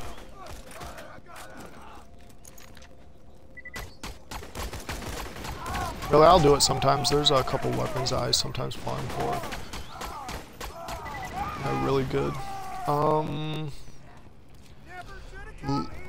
The conference call. The conference call I will farm for my life. I love that weapon. That's like my favorite legendary in this game, this conference call.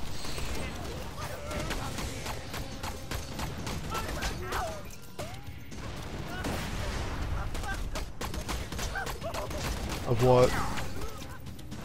The true world revealed. Weaknesses now no Shock conference call? time to go to work. I have 3 of them. I have one at level 50, one at level 32, and one at level 72. I don't know. Yeah, it's OP8 though, so you won't be able to use it. Alright, you mindless gun hands. You're looking for a really hot chick with blue tattoos. It doesn't matter if you're level 5000. You still won't be able to get to you still won't be able to use OP8 weapons. Because it's a very specific thing. Yeah, it still won't matter. You won't be able to use the weapons.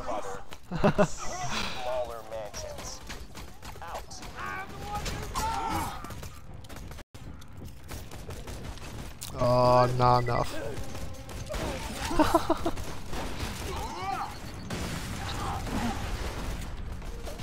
You'd probably break the game if you did that.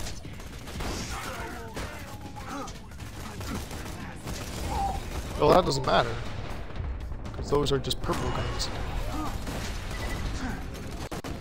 The argument we're having for people who can't hear is him getting his character up to level 5000 through methods of I don't even know. And how much damage everything would deal, but... Oh my gosh, this guy keeps running away from me. Yeah, the golden chest never gives out,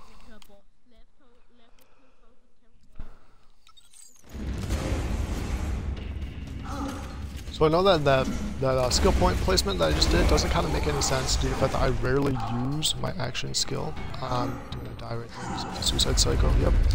I got stuck between him and my action skill. But it does give me other bonuses, and when I really start using my action skill a lot, it'll be really helpful. I don't know why the volume is so strangely loud right now, but it is. Also, these assassins, they're kind of like mini-bosses. A lot of bosses and mini-bosses, they either drop unique weapons or they drop legendary weapons. The first one did drop a unique. He dropped the Energized Commerce, which is probably the earliest shock weapon you can get in the game. If you do get this game and you get like Gage, she's a DLC character technically. I'm pretty sure she's free though. She has a shock tree and she's really good, so getting that commerce is really good early game.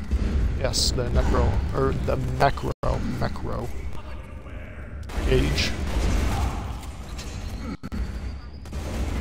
She was free for, she shows up free for me for some reason, but I bought her in a different pack. Like she came with a different pack thing that I bought. So I don't know. It showed free for me, so. Oh, the sound in this room is really strange. There's also a glitch in this game. I don't remember what map it sometimes happens on. But sometimes there's just no sound, so if that does happen in this game, I do apologize, like that there won't be any sound. It's a really strange glitch. I'm hoping they fixed it when they ported this, but chances are, since I already saw a couple of normal glitches, then maybe not.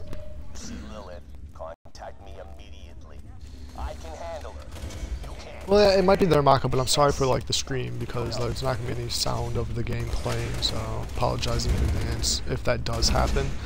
It happens to me like every 3 or 4 times, so it's kind of often.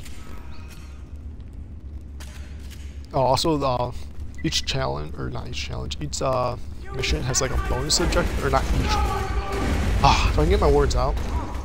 Some missions have bonus objectives on them, which are the ones with that like little plus up next to the checkbox, in the corner of the screen under the map.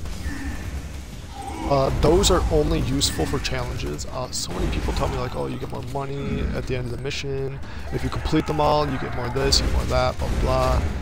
I've done them so many times that I've never noticed a difference. I've even tested it a couple times, never noticed a difference. So honestly, it's just for challenges. They're not really that important to me then, so I'm not going to actually complete a lot of them, and there are so many enemies.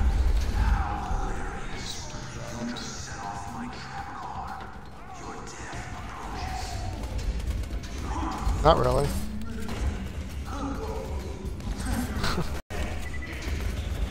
Probably half an hour, maybe 20 minutes. Challenges aren't really that hard because they're basically as you go, you'll get them. Other than like specific map ones that you gotta search for, or the vault symbols, which you also have to search for. Again, that doesn't really take that long, especially if you have like a key.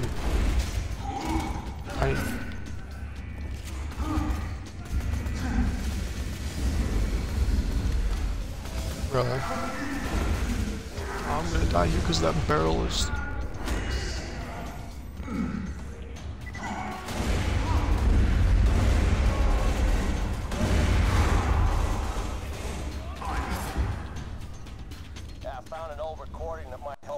Out with the siren. I've been observing this siren, Lilith, since ooh, better melee damage, sweet. May not seem like much, 4% though in this game is huge difference. Like you see in a lot of games, not a lot, but some games they're like, oh, you get like a 0.1% difference or blah blah, or 3% difference in this. It's like sometimes you're like, oh, that doesn't seem like a much, but once you start like using that, you're like, oh, I guess it's pretty good. In this game, the fact that percentages are so huge, you can get a lot of damage. I think me and one of my friends like tested out the maximum amount of damage that Zero can possibly dish out is, I think, around 6,000 or 7,000, something like that, maybe. This was a while ago, so I can't really remember. Whereas Krieg can dish out like 1,000 melee damage. Like we were just trying to compare to see who's a better melee character. And it's ridiculous. Oh, we didn't do any tests on Gunzerker, but Gunzerker doesn't deal damage. It's the fact that he has 2 guns that gives him his damage. He's a damage per second. He's not a single hit like damage person. We're talking about like in one single blow.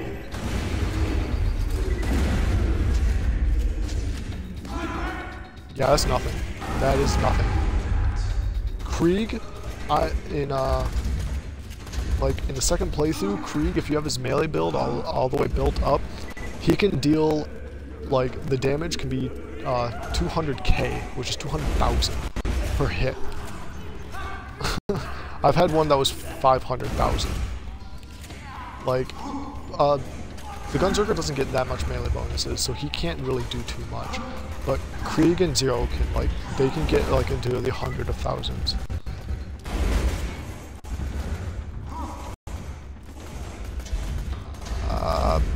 Highly doubt it, to be honest, unless it was a glitch in the game.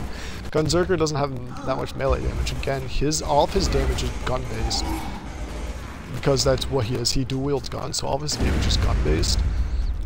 Zero's has 3 different bases, which is sniper rifle, melee, or kind of like a mix between them. The Siren has SMGs, but she's more about elemental damage. Krieg is about melee and fire damage, and explosive kind of, and Axton is about. Well, no, because that's their names. Why? You should know their names. That's what happens with an avid Borderlands player. You call them by their names.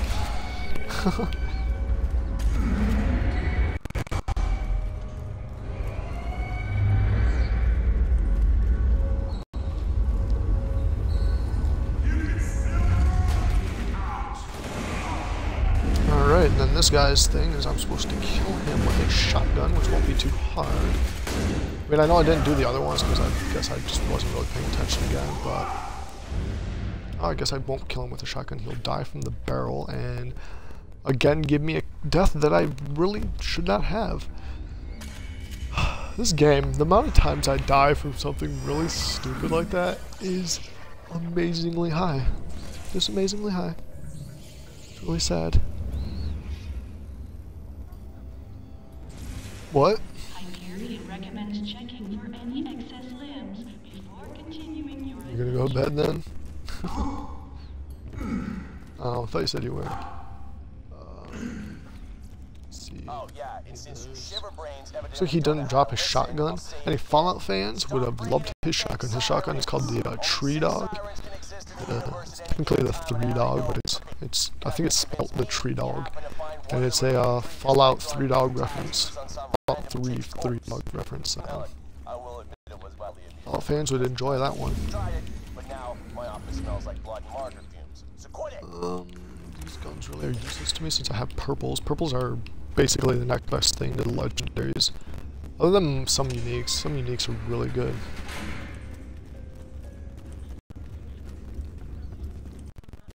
Alright, talk to you later then.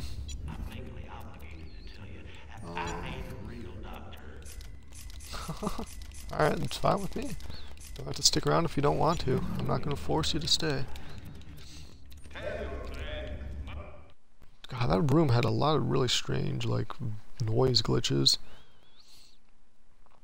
But yeah, moving on to the next part. Literally, I'm pretty sure I've done like 2 actual story missions, and I've been just doing side missions this entire time. Side missions in this game can add a lot of game time on. Let's see, how many hours? I'm like 4.5 hours in, and I'm not even near halfway through this game. So yeah.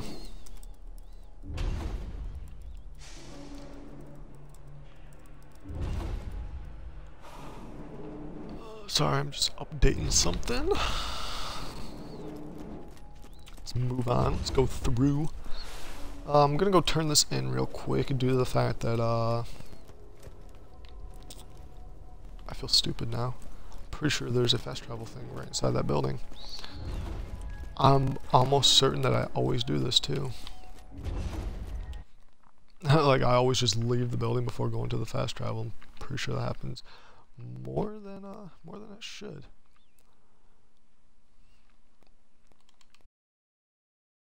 Sorry about that. Pushed the wrong button.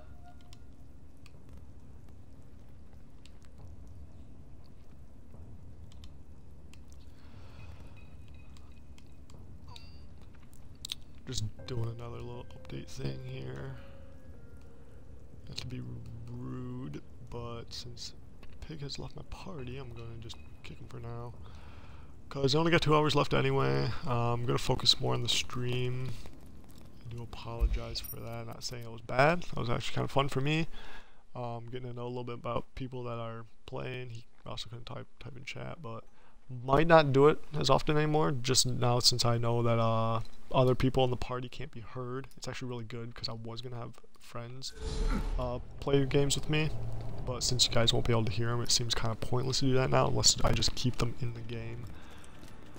And they get, most likely I probably still will play games with them, just you won't be able to hear them, and I'll try to focus more on talking to you guys, the viewers, other than talking to them. Just talk to them every so often when need something done.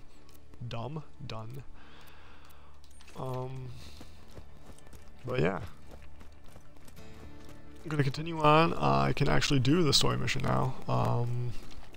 It's Frostburn Canyon. It's the Firehawk's Lairs where I'm going to be going to. Which ironically 2 of my weapons are fire based, and a majority of things in Frostburn Canyon are fire resistant. Not a majority of things, but they are. They're Nomad Pyros? I can't remember their technical term, or not term, but name for them. It's a pun.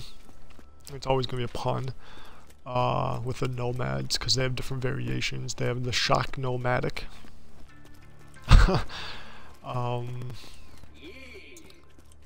They have...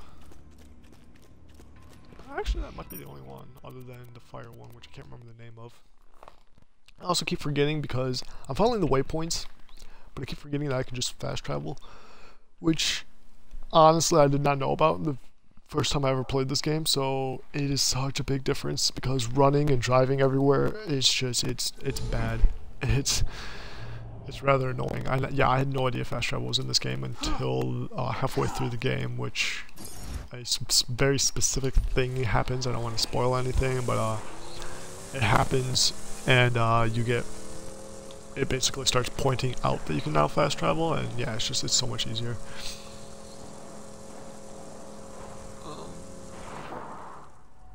Now I'll be able to discover that location later. I'm not going to go for discovering all the locations, especially not on stream. I know some people like watching people go for achievements, but it's something that, like, if I do decide to go for it, I don't want to be just driving around talking about nothing, just make sure I discover everything. Some locations you can't even drive around through, you just have to walk, which is kind of really bad. I guess they're just called Nomad Pyros, so I guess they don't have a very specific one. I guess it's just the Shock Nomadics, which I do love because they're hilarious. I mean, Shock Nomadic. This game with its puns.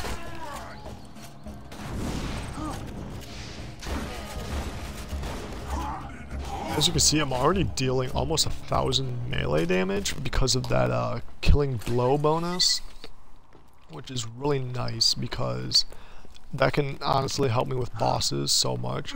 It might not insta-kill them, but the fact that like their health is at a low enough point, I'll be able to just constantly wail on them with melee until they eventually, you know, drop dead. Some bosses I won't be able to do that too, though. Like there's a couple, maybe a couple flying bosses. That's one reason why, if you guys ever watched Rooster Teeth or Achievement Hunter and all that, they were doing the pre-sequel melee only playthrough, and anybody that has played the pre-sequel kept telling them that it's not possible, you can't play the gun game with just melee, and that's because there are bosses that are flying, and sure, the one boss in the pre-sequel does get low enough to the ground sometimes for you to melee him, but it's not a long amount of time, and it's really hard to hit because he's still moving. So it's like it's impossible to do. And that's kind of why like a lot of people hate flying bosses like me, or flying enemies in general. I can't stand them. So this is a not so friendly sign pointing out the direction I need to go. I don't really need it, obviously. I have waypoints, but it's still there. Talking about Duke Huts earlier, this Duke Hut is rather useless. It's for a mission and somebody's inside of it. It's a very mean trick, so if you do play the game, which you just know that you won't be able to open it until you get a mission for it. Or else you'll be over there wondering like, what is something wrong with your game, or like, what the hell. Oh, there's so much fire in my face right now. One thing I don't like about Pyro Nomads is that they burn so much. Oh, and I hit his tank. It's never good because of that. Wow. That corpse launch. Yeah, Pyros, obviously, they're kind of like most Pyros in other games, like most people that use flamethrowers. You hit the canisters and they will explode. Not all the time. Like, I hit it, it lit it on fire, but it didn't blow up until I shot him. So I think it might, it depends on where he's hit and all that. Goliaths, they're really good enemies, for experience, because of one reason. And that's because, there's actually an achievement for this. You shoot off the Goliath's helmet, and he goes like this. Raging Goliath. Raging Goliaths will kill anything in their way. Anything. Friends, foes, anything. They level up when they do. There is a certain level of them called the God Goliath, and you get an achievement for killing one of them. So I'm going to try and get that right here. Try and get to a place where most people can't get me other than shooting. Because he's just going to go, I don't want him to die. Okay, when he levels up he gets health back, luckily. I really don't want him to die though. Because to get this achievement, you kind of need him alive, and it's a very big thing, and those Nomad Pyros might kill him. He's dead. Fuck. Oh well, I can get it later. There's a lot of different places where those guys show up, A lot of better places too, because again, pyros, these guys dealt a lot of fire damage, which deals a lot of damage to healthy, or people that have flesh, technically speaking. So, I think there's another one. Yep, there's another one. Midgets love riding Goliath's backs, by the way, so you'll see that often if you do play this game. Oh no, I went down. That's not good. I'm gonna have to kill this Nomad Pyro, because if I die, then the Goliath will reset. There's somebody up here he can kill. I'm just gonna lead him. Oh, it's another Goliath. I've had 2 God Goliaths fight before, and it is actually really funny. There's a really good location to get a God Goliath. It's not until really later in the game, and I might not hit it until maybe either later tonight if I do stream after my break, or tomorrow. He's dead, there's no way. I should probably start killing him when I know that he's gonna die. Okay, that's not good, yep. Yeah, I'm gonna have to do this tomorrow for that achievement, just because in this area, unless I find a different area that has a good God Goliath, or a Goliath area, but there's too many Nomad Pyros here for this. It's really sad that I can't get that achievement right now, but oh well. There's another achievement. Doesn't really matter. It's a really fun one, and it gives a shit ton of experience, because I think there's a really specific algorithm for how they level up and all that, and all the experience that they get. They like double the experience of the enemies they kill, and then every time they gain a level, they like double it again or something like that. So they can, a God Goliath can provide you with so much experience. It's really useful. But they do get really hard to kill. They basically become their own mini, if I can talk, mini boss. So it's really bad, but pretty fun. And I'm not going to even try it in this area, so I'm just going to start killing them. You always want to shoot down low. You don't want to pop off their helmets, because they do get a bonus in damage when their helmets are off. These things are spider ants. They're a lot better in Borderlands 1 than they are in this game, just because in this game you can just kill them easily, no matter what. You shoot them in the butts, they instantly die. It's their critical spot. Well, not instantly, but they explode like that. There's fire variants. In Borderlands 1, they're a lot harder to kill because their skulls reflect bullets. So they're actually a good foe. In this game, they're just a nuisance, really. There are Monarch ones, which are matriarchs, I think they're called, actually. They're like queen ones. They're really good for experience. They also drop a skin for each character. It's a very specific skin. It's like a spider bite or something like that for some character. Pretty decent. What I'm doing right now, I'm going off the path a little bit, just because I know of a weapon that's over here. That's always here, no matter what. Sometimes there's 2, like there is a glitch that spawns 2 of them. It's right here. This is one of my favorite guns in the game, one of them. I actually want it just because it doesn't have an element and it never will, but what makes this gun one of my favorite guns is an SMG. It's dull. It's a unique weapon, so it's blue with flavor text. And what makes it one of my favorite weapons is because of this. You can draw horses. It's a gun that's a reference to the La Croix or something like that cave. Apparently that's a bull, not a horse, my bad. And it's like an old caveman-ish type of cave here, I think in the United States. Somewhere in the Midwest or something.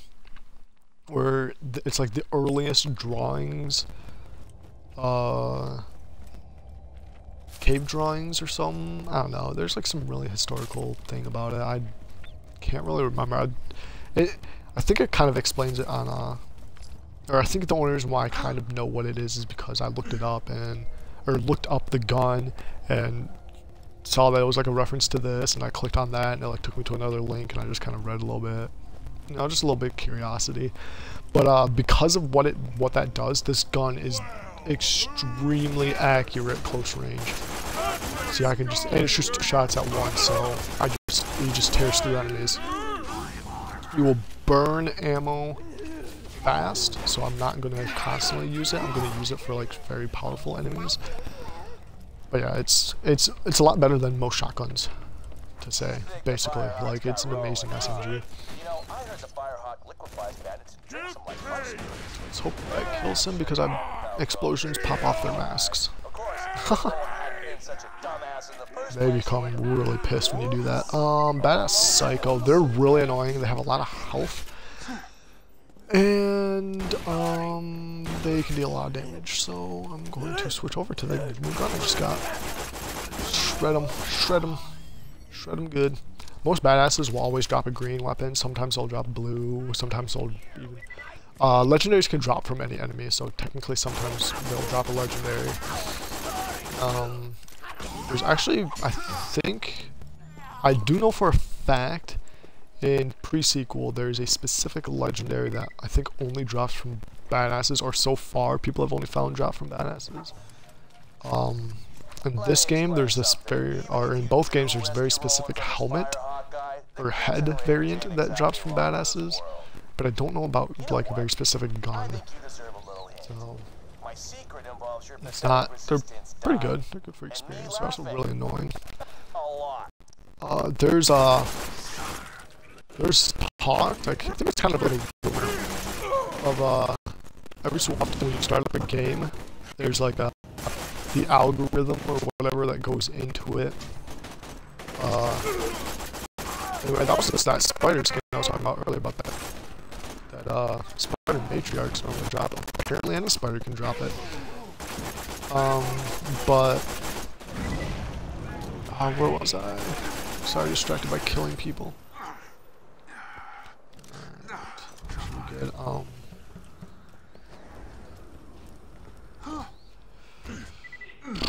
Got distracted, now I'm really confused. Sorry about this.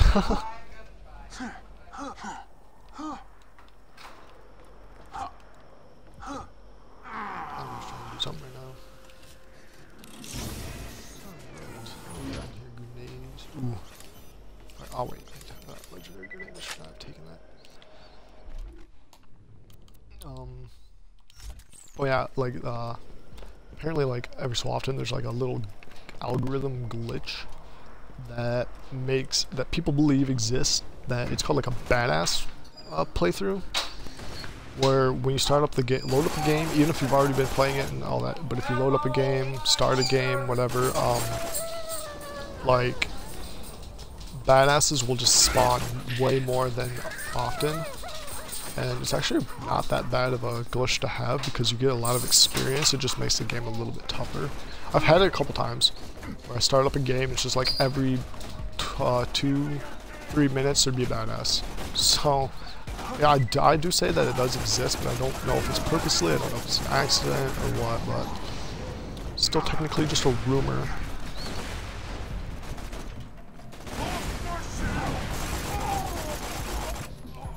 Also with this Lecoq's gun, zooming in with it isn't the right idea, because it's a dull weapon, so when you zoom in, you get a burst. And sure, like, I did kill that guy, it's kind of a bad example, but its burst isn't as accurate as its hipfire, strangely enough. It's because dog guns have extremely low recoil, and that makes it so that most dull legendaries and uniques have like almost no recoil at all, and so their hipfire accuracy is so accurate. Like this one, weapon recoil reduction is 127% reduced. So that's like basically 0 recoil whatsoever. As you can tell, it basically seems like that. Iridium again. I did talk about it briefly. I was in a party with somebody. Iridium, it's rare, but it's not to the point that every time you see one, you're like, oh, sweet, Iridium. It's just like, alright, cool. They changed that in pre-sequel, where instead of Iridium, you need moonstones, and those moonstones are very common You do need I think you need a lot more. Maybe? No, I don't think so. I think they have the same amounts. But yeah, you find so much more, so much faster. Also, I think I can't remember how. I can't remember if it's like a certain purchase or if it was like pre-ordered or something like that. But the pre-sequel, starting off with a certain purchase, you start off with 40 Moonstone as well. So that's pretty good, decent. You also start off with 2 specific unique weapons. In this game, that package was, if you saw from the beginning, it gives you like 3 white guns to choose from: SMG, assault rifle, and a sniper rifle. And then you get like I think you get a grenade as well with that one, which I threw that grenade out because that grenade it's a good grenade, but it's also really poopy because you will die from it. Also, you won't hit as many enemies as you want with it unless you like are professional with that grenade. Other than that, like the other skins and heads that I got, I'm pretty sure I got because of either having a pre-saved game or having the game for some amount of time. I can't really remember, it's been so long. There's a lot of different things. If you get the Handsome collection though, like I have right now on the Xbox One, you automatically get everything from Borderlands 1, or Borderlands 2, my bad. All of the DLCs, all of those like heads and all that were purchasable. You won't get any of the ones that you need to actually hunt out throughout the game. The pre-sequel comes with its first DLC, its 2 DLC characters, and I'm pretty sure, I'm not 100% sure on this because it's not very clear, but I'm pretty sure you also get the season pass for it. So for $60 you get 2 games and a season pass. Or is it 60? It might be 80. I can't really remember. Yeah, you get a couple season passes, or you get the season pass and all that for like 2 games basically. It's pretty good. It's a great deal. Sup? And for those who don't know, Lilith is a playable character from Borderlands 1. She is the Siren from Borderlands 1, which sirens are very mythical. There's like only allowed to be 6 sirens in the universe at once. Handsome Jack explains it later on in the game. Or he already explained it, maybe. I think he already did explain it during the Assassins thing. I was probably talking over it. There's only allowed to be 6 sirens in the universe. Sirens were created by the Iridians, and they're always female, and they're always like basically, they're supposed to be technically like the most attractive women in the whole universe, basically. So I would say Lilith and Maya are pretty high up there. Yeah, that's the stuff. I wouldn't say they're not. Though there's something about Borderlands 1 and Borderlands 2 that bother me. For some reason, Lilith is, if I can speak, Lilith's jeans, for some reason, they're like black, or they were black in the first game, but there's always a white spot in the butt. And she still has it. Like her butt is white for some reason. It makes no sense to me. No, that doesn't mean I stare at her fucking butt all the time. It's just I've noticed it because when playing with my friend with Borderlands 1. One of my friends is really into it, but he's in college and he's not, he hasn't been, I don't think he has the games for Xbox One anymore. Or, not anymore, but doesn't have them. So Now the real fun begins. I'll see if I can't phase blast. Can't really play with him right now. He's also busy a lot more than none. And Lilith uses her action skill here, like the one that you get to use in the first game. It's called phase walking. She turns invisible to the enemies, and when she exits phase walk, she explodes, and it's so useful. Like, it's so great. It helps you kill these things so fast. It's also really fun in the first game too. Like, her elemental tree in the first game is ridiculous. You can wipe out an entire army in like 2 seconds. Like, you shoot one enemy and then use your action skill and everybody dies. It's just, it's so amazing. You can hear these psychos talking, but they say the most random stupid things. voice ever. Oh, where'd that gun go? Get some ammo. This ain't over yet. That gun launch though. It's not the same as a corpse launch, but you know, it'll do. More enemies are about to come in. Again, I haven't really been using my action skill that much, and I haven't been meleeing too much. That's kind of my problem with this game for melee. I don't really need to use it, but I eventually will start using it, especially when I get, oops, something just popped up behind me. That is a sweet pause. I think it's called Execute. Yeah, Execute. Which, while it's in Deception, I get to lunge to targets and deal special melee attack and just deal so much damage with it. Like, it is amazingly fun to play around with. Alright, this is shield regeneration. Shooting an enemy improves melee damage of your next melee attack. Melee attacks improve your shooting damage of your next shot. Increase melee. Okay, so I'm gonna continue investing. I might invest 3 into this, 2 into that. Just so you know, I get a little bit added bonus whenever I'm shooting and all that, since I am still using my gun a lot. I'm definitely going to be putting a couple into that and a couple into backstab as well, just to make my execute even better. Basically just because I'm probably going to be 2, and then 1. Because if you can tell, each tier is 5. So once you spend 5 skill points, you can go down to the next tier. And this tier is within the after level... It's not level 10, it's like level 13, maybe? What level am I right now? It doesn't show right there. Okay, it doesn't show right there either. Level 12. So, 12 plus this, 15. So level 16 is when I'll get execute. So this is the level 15 tier. I forgot, pre-sequel is a little different, because at level 3, you get your first action point instead of level 5. So this one might be going by 5 sort of bit until... I do know that level 32 is the level you have to be to get this. So... I can't really remember how that works then. Guess we'll just have to find out. But yeah, so after like level 15, level 16 is when I get execute, and that's when the real fun's gonna start beginning. Sadly, level 16, basically halfway through the game by then, so... I probably won't be using my skills to their maximum potential for a while. Should really not be using this gun just because I'm wasting, not really wasting ammo, but I'm tearing through them within seconds.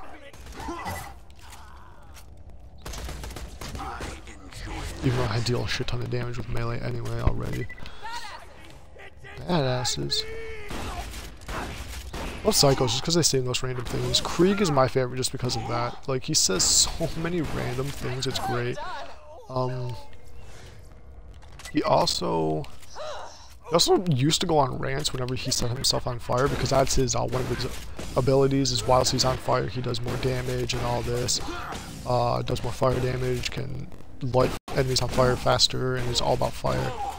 He used to go on these really long tangents every time he did it, but they removed that for some reason from the game. I guess it annoyed too many people, but that was like my favorite thing. He still does it, not saying like he doesn't do it anymore. He just doesn't do it as often, which kind of sucks, to be honest. Like, it's a rare treat, really, if you're playing Krieg, to hear that. But, you know, it's still in the game, so at least they didn't fully remove it. Zero always speaks in, well, not always, they say he always speaks in haiku, but there are moments in time when he doesn't, but his thing is haikus.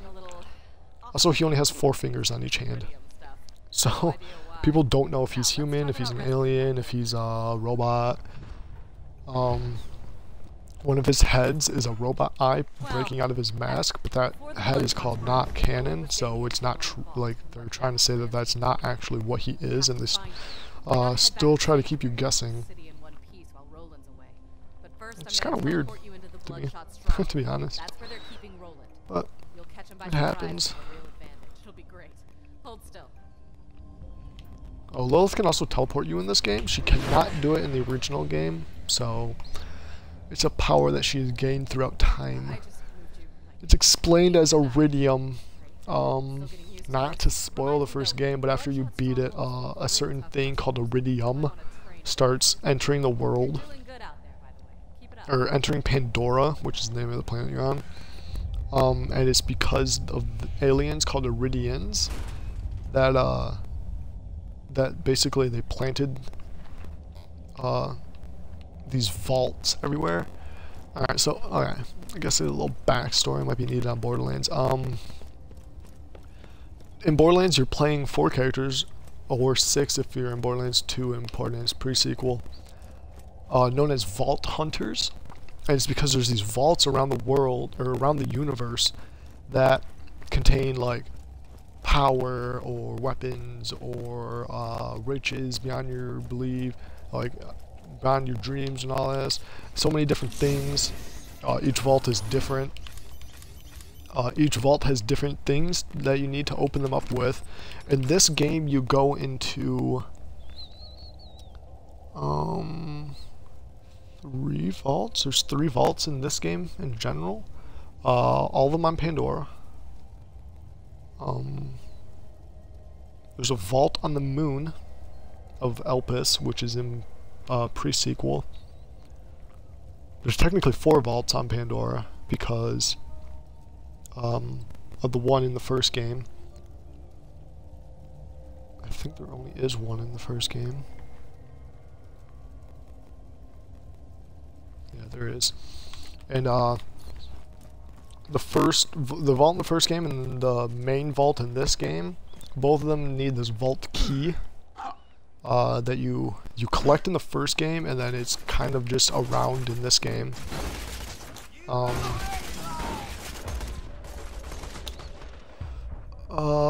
The other vault, there you got to kill something that's guarding it, which that one's in the Pirate's Booty one. And then the Campaign of Carnage vault only opens up if like the bravest warrior beats the cowardice warrior or something like that. I don't know, it's some really strange, stupid thing, but it's how it is. The Iridians are really strong in general.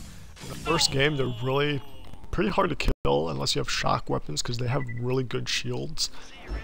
They give you a shit ton of experience, like literally just so much experience. There's a pathway near the end of the first game that is full of them, and if you go down it to the end and then reset your, or not reset your game, but just like save and quit, go down to the end again, save and quit, you can build like 5 or 6 levels by just doing that. Like you get to that pathway normally around like level 25 or 26, and you come out of it 30, 31, 32, around that level, just going through it once. So yeah, it's pretty amazing. I don't know why it's telling me to get a vehicle from way over there. I have a vehicle right here. Nobody seems to be around. They did bring, there are no Iridians in this game, sadly. I did like them, they were a pretty good enemy, pretty fun. They brought them back in pre-sequel though, which is amazing. Like, they're a little bit more annoying in pre-sequel though, because again, it's a game, iteration is the next game, they added things. It technically is after, like pre-sequel is technically set right after, or right in between Borderlands 2 and Borderlands 1. Hence why it's called a pre-sequel, because it's a prequel and a sequel. But the problem is that like the difference between, like, I think it's this game is 5 years. Borderlands 2 is 5 years after Borderlands 1, so it's like a 2 to 3 year difference in pre-sequel from Borderlands 1, and the Iridians are so different. Like, it's like some evolutionary, like, 2-year change, basically. It's so weird. But they brought them back, which I was really glad for. It's pretty sweet to see them back. Alright, I stopped here because on this map specifically, there's a unique weapon that is in a box. The weapon is called Glenn's head, and is a reference to the movie 7. Not 7 Sins or whatever. I haven't really seen it, but I know the ending of the movie and all that, so it's a reference to that movie. and it's a pretty good gun. It's a dull pistol. It shoots like 7 shots burst fire and has increased critical damage, so you can kill people really fast with that gun.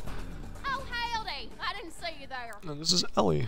She's Scooter's sister, which Scooter is in love with because, you know, stereotypical hillbilly stuff. Name's Ellie. My brother Scooter told me you was coming. Don't get many visitors around here, especially not one so cute. Trying to rescue your pal Roland from the dam, huh? I bet you could fool those bloodshots if you drove up in one of their custom trucks. I got one right over yonder that I crushed with the driver still inside. My bad. Well, I got a vanilla technical in the shop, but most of the parts are made. Just gotta know She did crush the vehicle I needed. Bikes, blood, schools, that kind of thing. You could probably scavenge that stuff from the bandit patrols around here.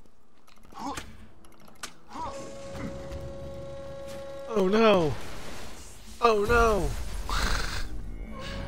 So, surprisingly, for this game, how all the challenges that it has, of all the stupid things you can do, that is not a challenge. I don't know why. I honestly don't know why. It's like, crush yourself in the crusher, not a challenge. Doesn't make any sense to me. But hey, I did it for the for the stream, for the viewers. Yeah, just crush my shit. Alright, there's a couple of different options I can do here. First off, I'm going to check and see if the box is in here. I'm going to find that weapon. I do want it. It spawns every time. I think it's every time you enter the map. Ooh, rocket launcher ammo finally. So that means I can start getting rocket launchers, maybe. I did not want to drop down there. Alright, I'm going to search for the head first. And then I think I'm going to go get some more levels, like go get more experience and all that. There's a lot of stuff right behind Ellie's place. It's okay. It's full of these. Queen Spider Ant. It's not Matriarch until the second playthrough. The second playthrough, all the names change of enemies. So I apologize for calling it. But Queens are their rarity is the equivalent of a badass, but I don't think they're on the same level as a badass. Player callouts do say like badass over here, but I honestly don't think that they are a good badass like at all. I forgot how to boost, so my vehicle's gonna be stuck up here while I go check something. I guess I can do the mission that's up here anyway. Either way, it doesn't really matter. I'm just gonna be looking for the gun that should be, not should be, but can be down here. This is where I most often find it, and yep, it's right here. Oh, what's in the box? Yeah, Gwen's head. I'll just take it just so I can have it. I probably won't use it. I'll shoot it for a little bit right now. See, that's his burst fire, which is ridiculous. It's pretty good. High, I think it's high critical damage. Yeah, 38% critical hit damage, which is pretty good, pretty decent for guns. Some guns only have like 10, 17. So, it's just pretty good. The mission up here that I'm doing is, I'm pretty sure it's a reference to, not a reference, but it's an Easter egg of Top Gun. You'll understand that like once I get through it and all that. But now I'm collecting gas cans and volleyballs for somebody who was kicked out of the Buzzard Flight Academy or something like that. So, and the Buzzards are, again, they're the flying ships in this, or not ships, but like helicopters in this. So you can already kind of see a reference, like a Flight Academy or something. I don't know if it's Academy, I think it's just like the crew itself. Like, he was kicked out of like the crew.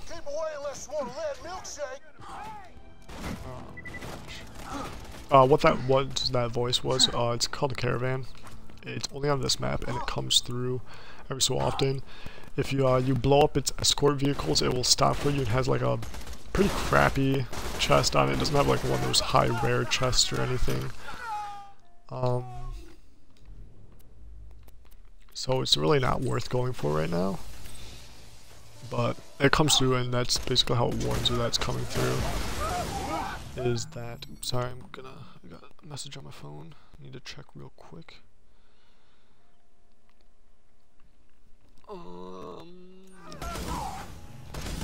Just a reminder.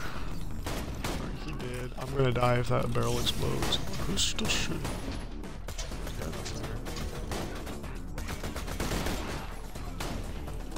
Oh, okay, he's over there. See, this is why I like dual sniper rifles. The critical hits you get on it just in a row can devastate people. Devastates bosses too. Especially if you know how to use them. That's a buzzard right there. If you know how to like control your dual sniper, you can hit all 3 criticals. Like, or 5 even. There are some that shoot 5 round bursts. There are some that shoot 4. Whatever burst your gun shoots. You can basically just destroy somebody. Buzzard, their critical spots, I'm pretty sure, are the engines and the driver's head. Getting the driver's head, pretty hard, not impossible. Have killed buzzards from like that before. Like that. Just gotta wait to fly. Oh, okay, nothing I was using to get some height. I do want to take these out. I'm kind of sure that these things infinitely spawn, but... Oh, this is a badass buzzard. Oh no. I don't... This is a point in time when corrosive weapon is definitely needed, because badass buzzards are really annoying. They can also shoot rockets at you and all that. Luckily this one doesn't seem to. I'm probably going to be wasting a bunch of ammo with this gun just to try and kill him. But as you can see, like I said, his engines are criticals, and once they get down to a certain level... I have before taken out a buzzard with melee, both with Krieg and Zero, so that's pretty fun. I'm hoping to do that on stream one day. Nothing other than a like a personal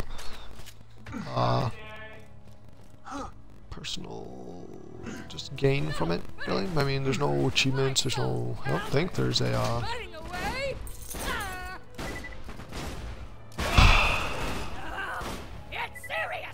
Midget Goliath. I wonder if I can get him to badass. He did just slag himself, so probably not. That's kind of why I lost my train of thought. I heard him, and it's so funny. Midget Goliaths are great. Look at that. Kind of scary. That little skull thing. It's a little gross, but you know, it's so funny looking and sounding. Oh, that's why I love this game, the midgets. And he can deal a lot of damage, like you said. Like, oh no. I'm killing him, so I can get up, so that midget can go continue killing things. Buzzards and Goliaths are a very great mix, by the way, because Goliaths will go after buzzards. You'll see them jumping at buzzards. It is amazing. I can't recall ever seeing one hit a buzzard, sadly. But I do know that they will go after them, so it's pretty good. I also don't want him to hit me. I have a spike shield. My shields have different effects too. I have a spike shield that whenever I'm hit with a melee attack, it deals damage in the element that it is to the enemy that hit me. So I don't want him to hit me because he might light himself on fire and die. Getting kind of close. So I have 2 Goliaths battling out. I have a badass midget and a normal raging Goliath. I also have a buzzard flying around, which I do want to take out because they might just kill the Goliaths. I don't want that.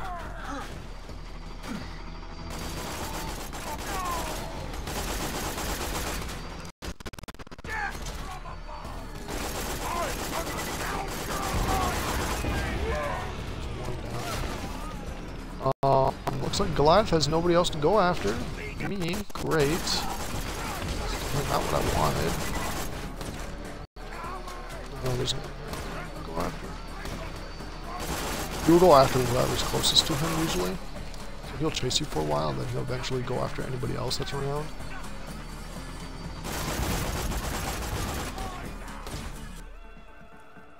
There he goes. That is him going after that buzzard. I'm pretty sure he just killed himself though.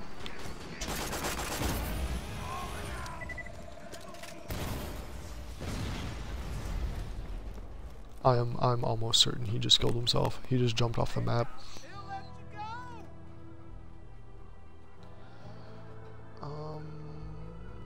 There is somebody over here though. Let's see. Nope, getting stuck and stuff. There's some health, I need that. See if I can parkour my way around here. No, there's no way. No way. I can parkour. Alright, I'm gonna go see what that red dot is right there. I don't think it's the Goliath, but it could be. It could be another Goliath. I did hear Goliath-ish sounds. No, it's an airborne marauder. I guess he got dropped off and he was kind of glitched out. So, sadly, that Goliath killed himself by jumping off the map. So, no Goliath yet. Apologize, I really want one. Well, I'll just take care of these guys.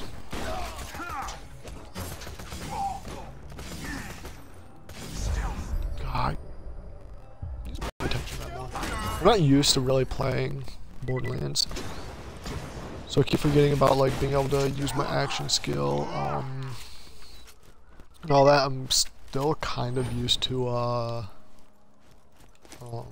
Destiny, and kind of savoring my ability until I really need it, and all that. Saving my ability until I really need it. So there's that reference to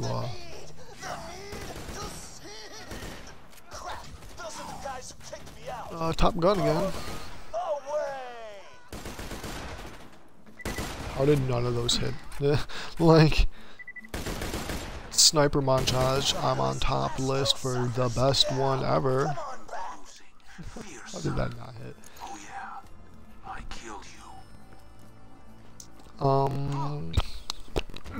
I would get my vehicle back, but again, I kind of drove it into the wrong location. I forgot where boost was, so I kind of messed up. Normally you can launch your vehicle in a pretty good location. On that, where you can just drive it right back off and back over to this guy. About an hour and a half left. A little less than that. This stream, so I'm just gonna work on getting level again. Go back to that area I was talking about. That's right behind this location. You can be my wingman anytime. Surprisingly, an SMG is worth more. So I'm going to take that so I can sell it. I do want gold. So I'm not using my other weapons. I'll start selling those too, like that, this, that. I'll sell Gwen's head. I just wanted it to show you it, like, just to kind of immerse you in the game a little bit more. Oh, these, that time right under the item of the day, that's when the item of the day changes. It's every 20 minutes, and that's real-time minutes. That's not like an in-game minute or anything.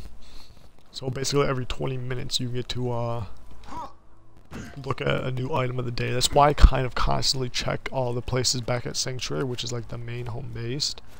And all that, so yeah. It's kind of a thing I do on like all the Borderlands games. I do it a lot more in Borderlands 1 though, just because the items of the day in that game are usually actually really good, and there's so many different, there's not like an actual home base type of place, there's like a bunch of them. So every time I go to an area that's like that, I just constantly look for good things. Also, there's variants of animals, these alien animals, I guess you can say, since we're on Pandora, called chubbies. They're super rare in the first playthrough, pretty rare in the second, pretty not really common, but more common than most in the last playthrough. They give a lot of experience. They drop a lot of items. They can drop legendaries. Like there's specific legendaries that they can drop. There's also like they can also just drop any legendary, but again, there's like ones that only chubbies can drop, and so. If we could get one to spawn here, that'd be pretty sweet. I mean, I would love it.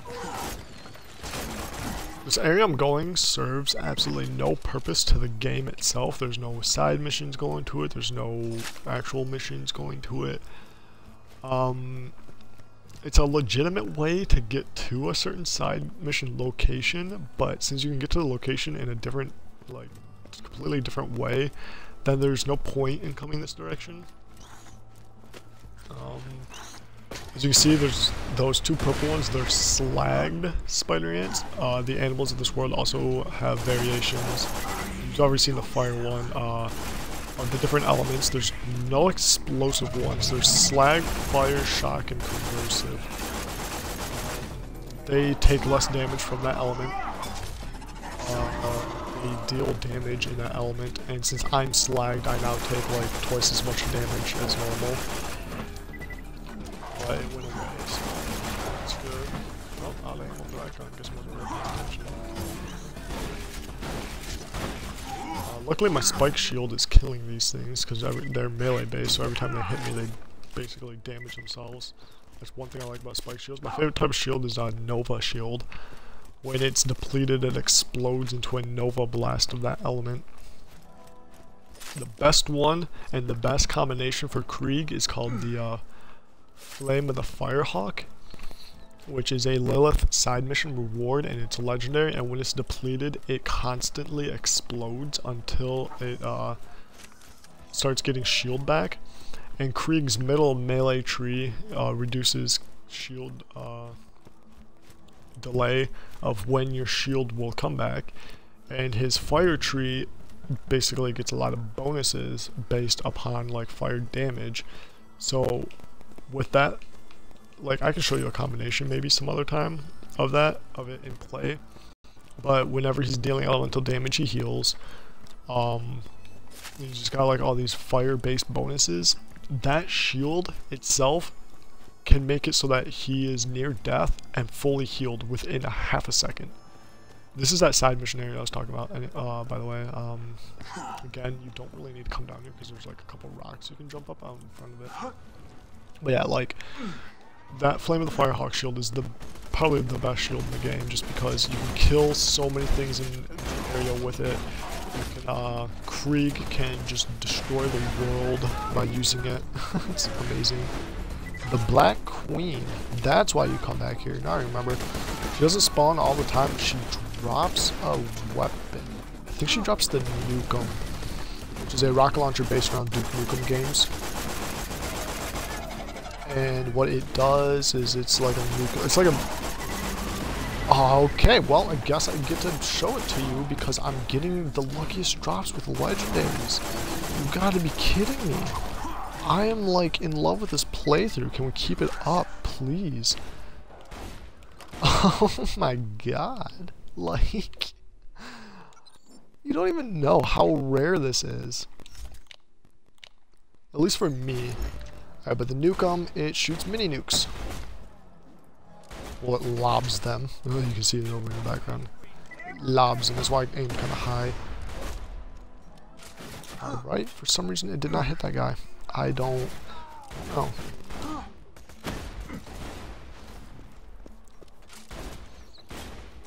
This is one of my favorite rocket launchers in the game. It was replaced for favoritism of rocket launchers by the I can't remember what it's called now. I feel really ashamed. It's a pearlescent weapon though. Pearlescents are even more rare than legendaries, and they're even more powerful. I probably should keep him alive so I could try and get that achievement. God live. But what it does is that, oh, it's the Tunguska? Tunguska? Touches the sky or something like that is its flavor text. And a lot of people don't like using it because they kill themselves a lot with it, but it's a lobbed explosive, kind of like the Nukem, but when it hits the ground, instead of exploding, it bounces up into the air and then explodes, so you get like more range with it, air-wise. Oh, it's so fun to use. I love using it. I have it on my Axton character, and he destroys with it.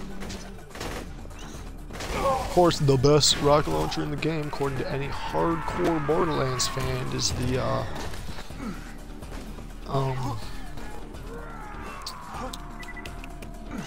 can't remember the name of that one either, because I really don't like it. But what it is it's an E-Tech rocket launcher that's legendary, one of the very few and rare E-Tech legendary weapons. And it will hit everything in the area. Like, its blast radius is almost infinite. People say it's infinite, but it's not. It's extremely large, but it's not infinite. It's ridiculous though. Like, I mean all out ridiculous. I think it starts with an M maybe. But yeah, like, it's a really rare one too. I have two variants. I have the fire for Krieg and the explosive for Krieg as well. It does so much damage. It's ridiculous. We use it, or not me, but me and the people I used to play with used it to get levels or characters up to level 72 within an hour or two by going to a certain location and just using it to kill all the enemies within a couple of seconds. It's pretty fun. I still do that sometimes to get money and to get iridium and other things with my Krieg, just because, you know, I want it. I did it a couple times when I was bored with this, bored playing some games. I did it. That's like my extension of playing this game on the Xbox One so far, has been that game mode. Or not game mode, but that, like, farming. Now he's a fatal Goliath. I don't know if I can go any higher, so I'm just gonna let him kill these other things. I do have the Nukem now, so that's gonna be very helpful in killing him.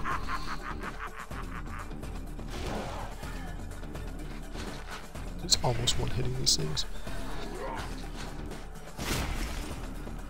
Oh my god, that's dead. Don't come close to me. Keep killing that thing. I think he's done. I think he's a Goliath. So this is a Goliath. Doesn't really seem that scary. I don't know why it's called a fatal Goliath. I've never seen that before. I've normally just seen normal Goliath. But let's see if we can kill him. That skull next to his name. Jesus Christ. That skull next to his name. Oh, there it is. Yep. Boom. Achievement. One achievement. Come over here for that. I won't be defeated. But that not achievement, but that skull next to their names, whenever you see that, that just means you'll be dealing less damage to them. The higher level they get, the less and less damage you will deal to them. You see those skulls a lot if you don't do a lot of the side missions and level up. Because, like, there's an area around level 20, that's kind of how I base my game. It's kind of how I base where I am in the game, is depending on levels. Around level, like, 25, I think, 23, it's in the 20s, in, like, the mid-20s. That, basically, what it means is that, like, if you just plow straight through the main missions, you'll probably be 4 or 5 levels underneath where you should be. So when you get to that point in time, that's where I got with my original character. I couldn't kill anything. I was dealing so little damage, it just didn't matter. So there is that, and oh my god, I still cannot believe, like, I've gotten 3 legendaries in one run. That's definitely going to be a highlights, all 3 of them. Especially when I was just talking about it. I was like, oh, they drops the Nukem. I wonder if I can get it for it. Boom, Nukem. Like, really? Oh, that's just so amazing. I love this run so far. This run is just so perfect.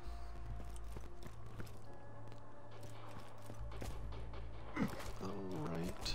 Seems like my stream's still going good. Everything's running. Ow. Please don't hit me. That's the Bandit Technical. That's the vehicle I was talking about earlier in the stream. That I love. It's the vehicle I'm always going to use once I get it.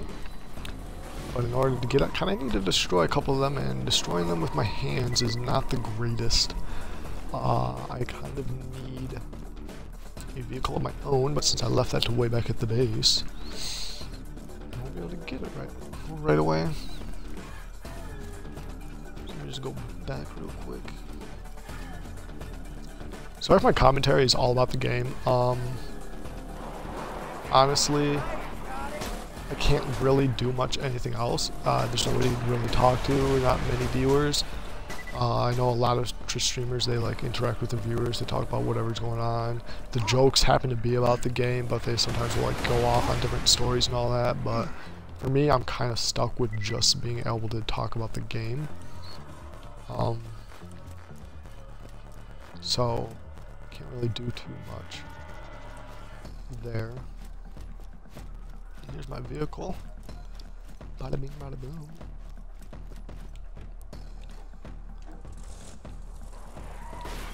Oh, just crash it right away. That's exactly how I would do it. So what I need to do is I need to blow up Bandit Technicals to get parts of Bandit Technicals to build a Bandit Technical. Where's Exhibit when you need him? Know what I'm saying? Nah, I mean, oh, there's Bandit Technical right there, apparently. There's a buzzard.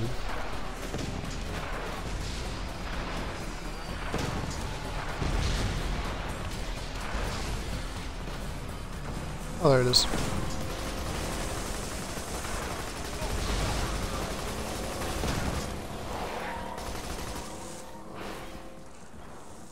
Enemy Bandit Technical is always easier to kill than like your own Bandit Technical. So that's kind of why, like I said, this vehicle is really crappy. I don't like it. Can't really deal that much damage, but it's obviously the enemy's ones are worse than the player ones.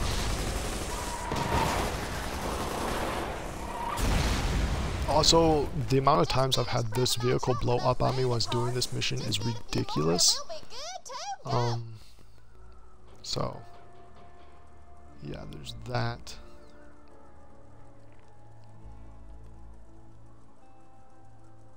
Sorry, I'm pausing. Trying to see if the stream's still running, actually. For some reason, on my screen, I was getting my stream is asleep. Which I shouldn't be getting, because I should still be broadcasting. There we go. Alright, I guess that was just a little technical glitch on my computer's end. Or my Twitch's end. But yeah. As long as I'm still streaming, I'm good. Can't really remember where I left off though, I got really distracted. There's a thing you can do by pressing A while I was in a vehicle.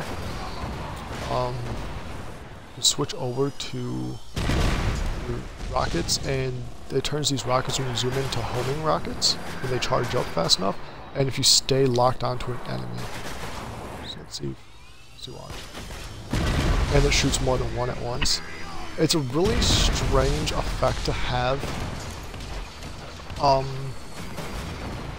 I don't understand it. I guess I know it's for like the second player, but the fact that you have to keep locked onto an enemy for them to do that, it makes it what the strangest.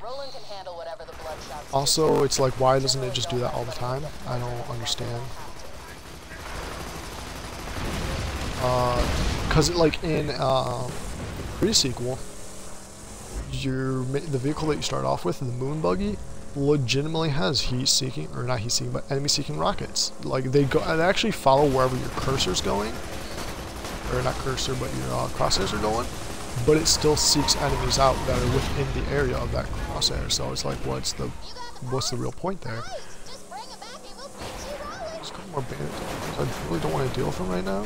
I know I could get some experience for it. There's a slot machine in there. The gun slot machines in this game are kind of decent.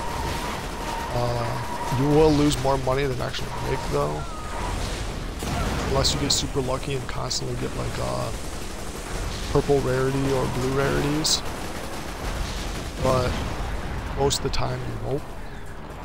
And even, oh no, it hit me, so I'm dead. Actually, wait, what happens if I, no, it kept pushing into me, so I died. Oh well. Again, some really stupid reasons for why I die in this game. The Hyperion Corporation. We make your life. Period. I need to go all the way back over by Ellie.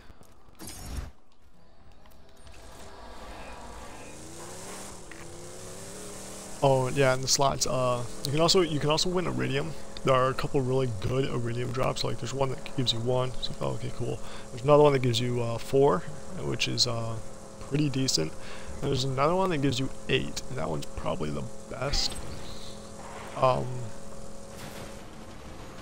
There's a couple other things. There's like, you can get purple rarity, you can get blue rarity, you can get common, you can get uncommon.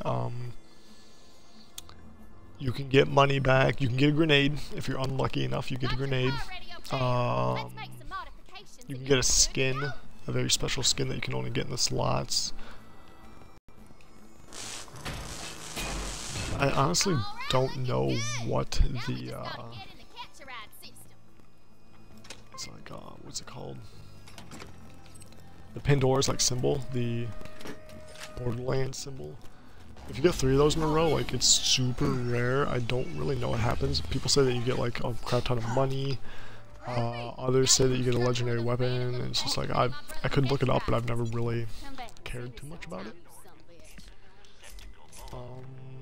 What else is there? Stop setting my customers on fire! Have you seen those hood ornaments the Hodunks made me? Oops. I think they're trying to mock me or something. But that design. Alright, you always go with the barrel technical. Could you scrap some of their cars and bring me a few of those ornaments? Oh my gosh, all these quote unquote new skins that I've had since the last game. Alright, I'm gonna be really looking for my purple. There's a purple in here that I really love. I could go with my tier skin. Looks like tier, purple and green. I like it. I like it a lot. That looks like the car of a psycho murderer. I'm digging it. Get back to the Bloodshot Dam and try honking your way in again. Got distracted by the vehicle. But yeah, I like this game. It's pretty fun, pretty exciting. God, JC's down now. I'm doing a side mission for Ellie, which I normally don't do, but again, I'm trying to get all the side missions. There's going to be a side mission later that I'm not going to do at all until the very end. There's going to be a couple of them. They're speed based, like they're time based, and they're super annoying to do. So I'm going to save those till after I beat the game, so I can like just plow through them as fast as I can, as soon as possible, and all that. Get things done. Place. Lived in Sanctuary for a while, but Moxie kept hassling me about working for her, putting on makeup, losing weight. I just got sick of her nagging and came out here to make it on my own. That, and I was worried Scooter might have a crush on me. What? This conversation is very important. Scooter has a crush on his sister, keeping that hillbilly stereotype strong.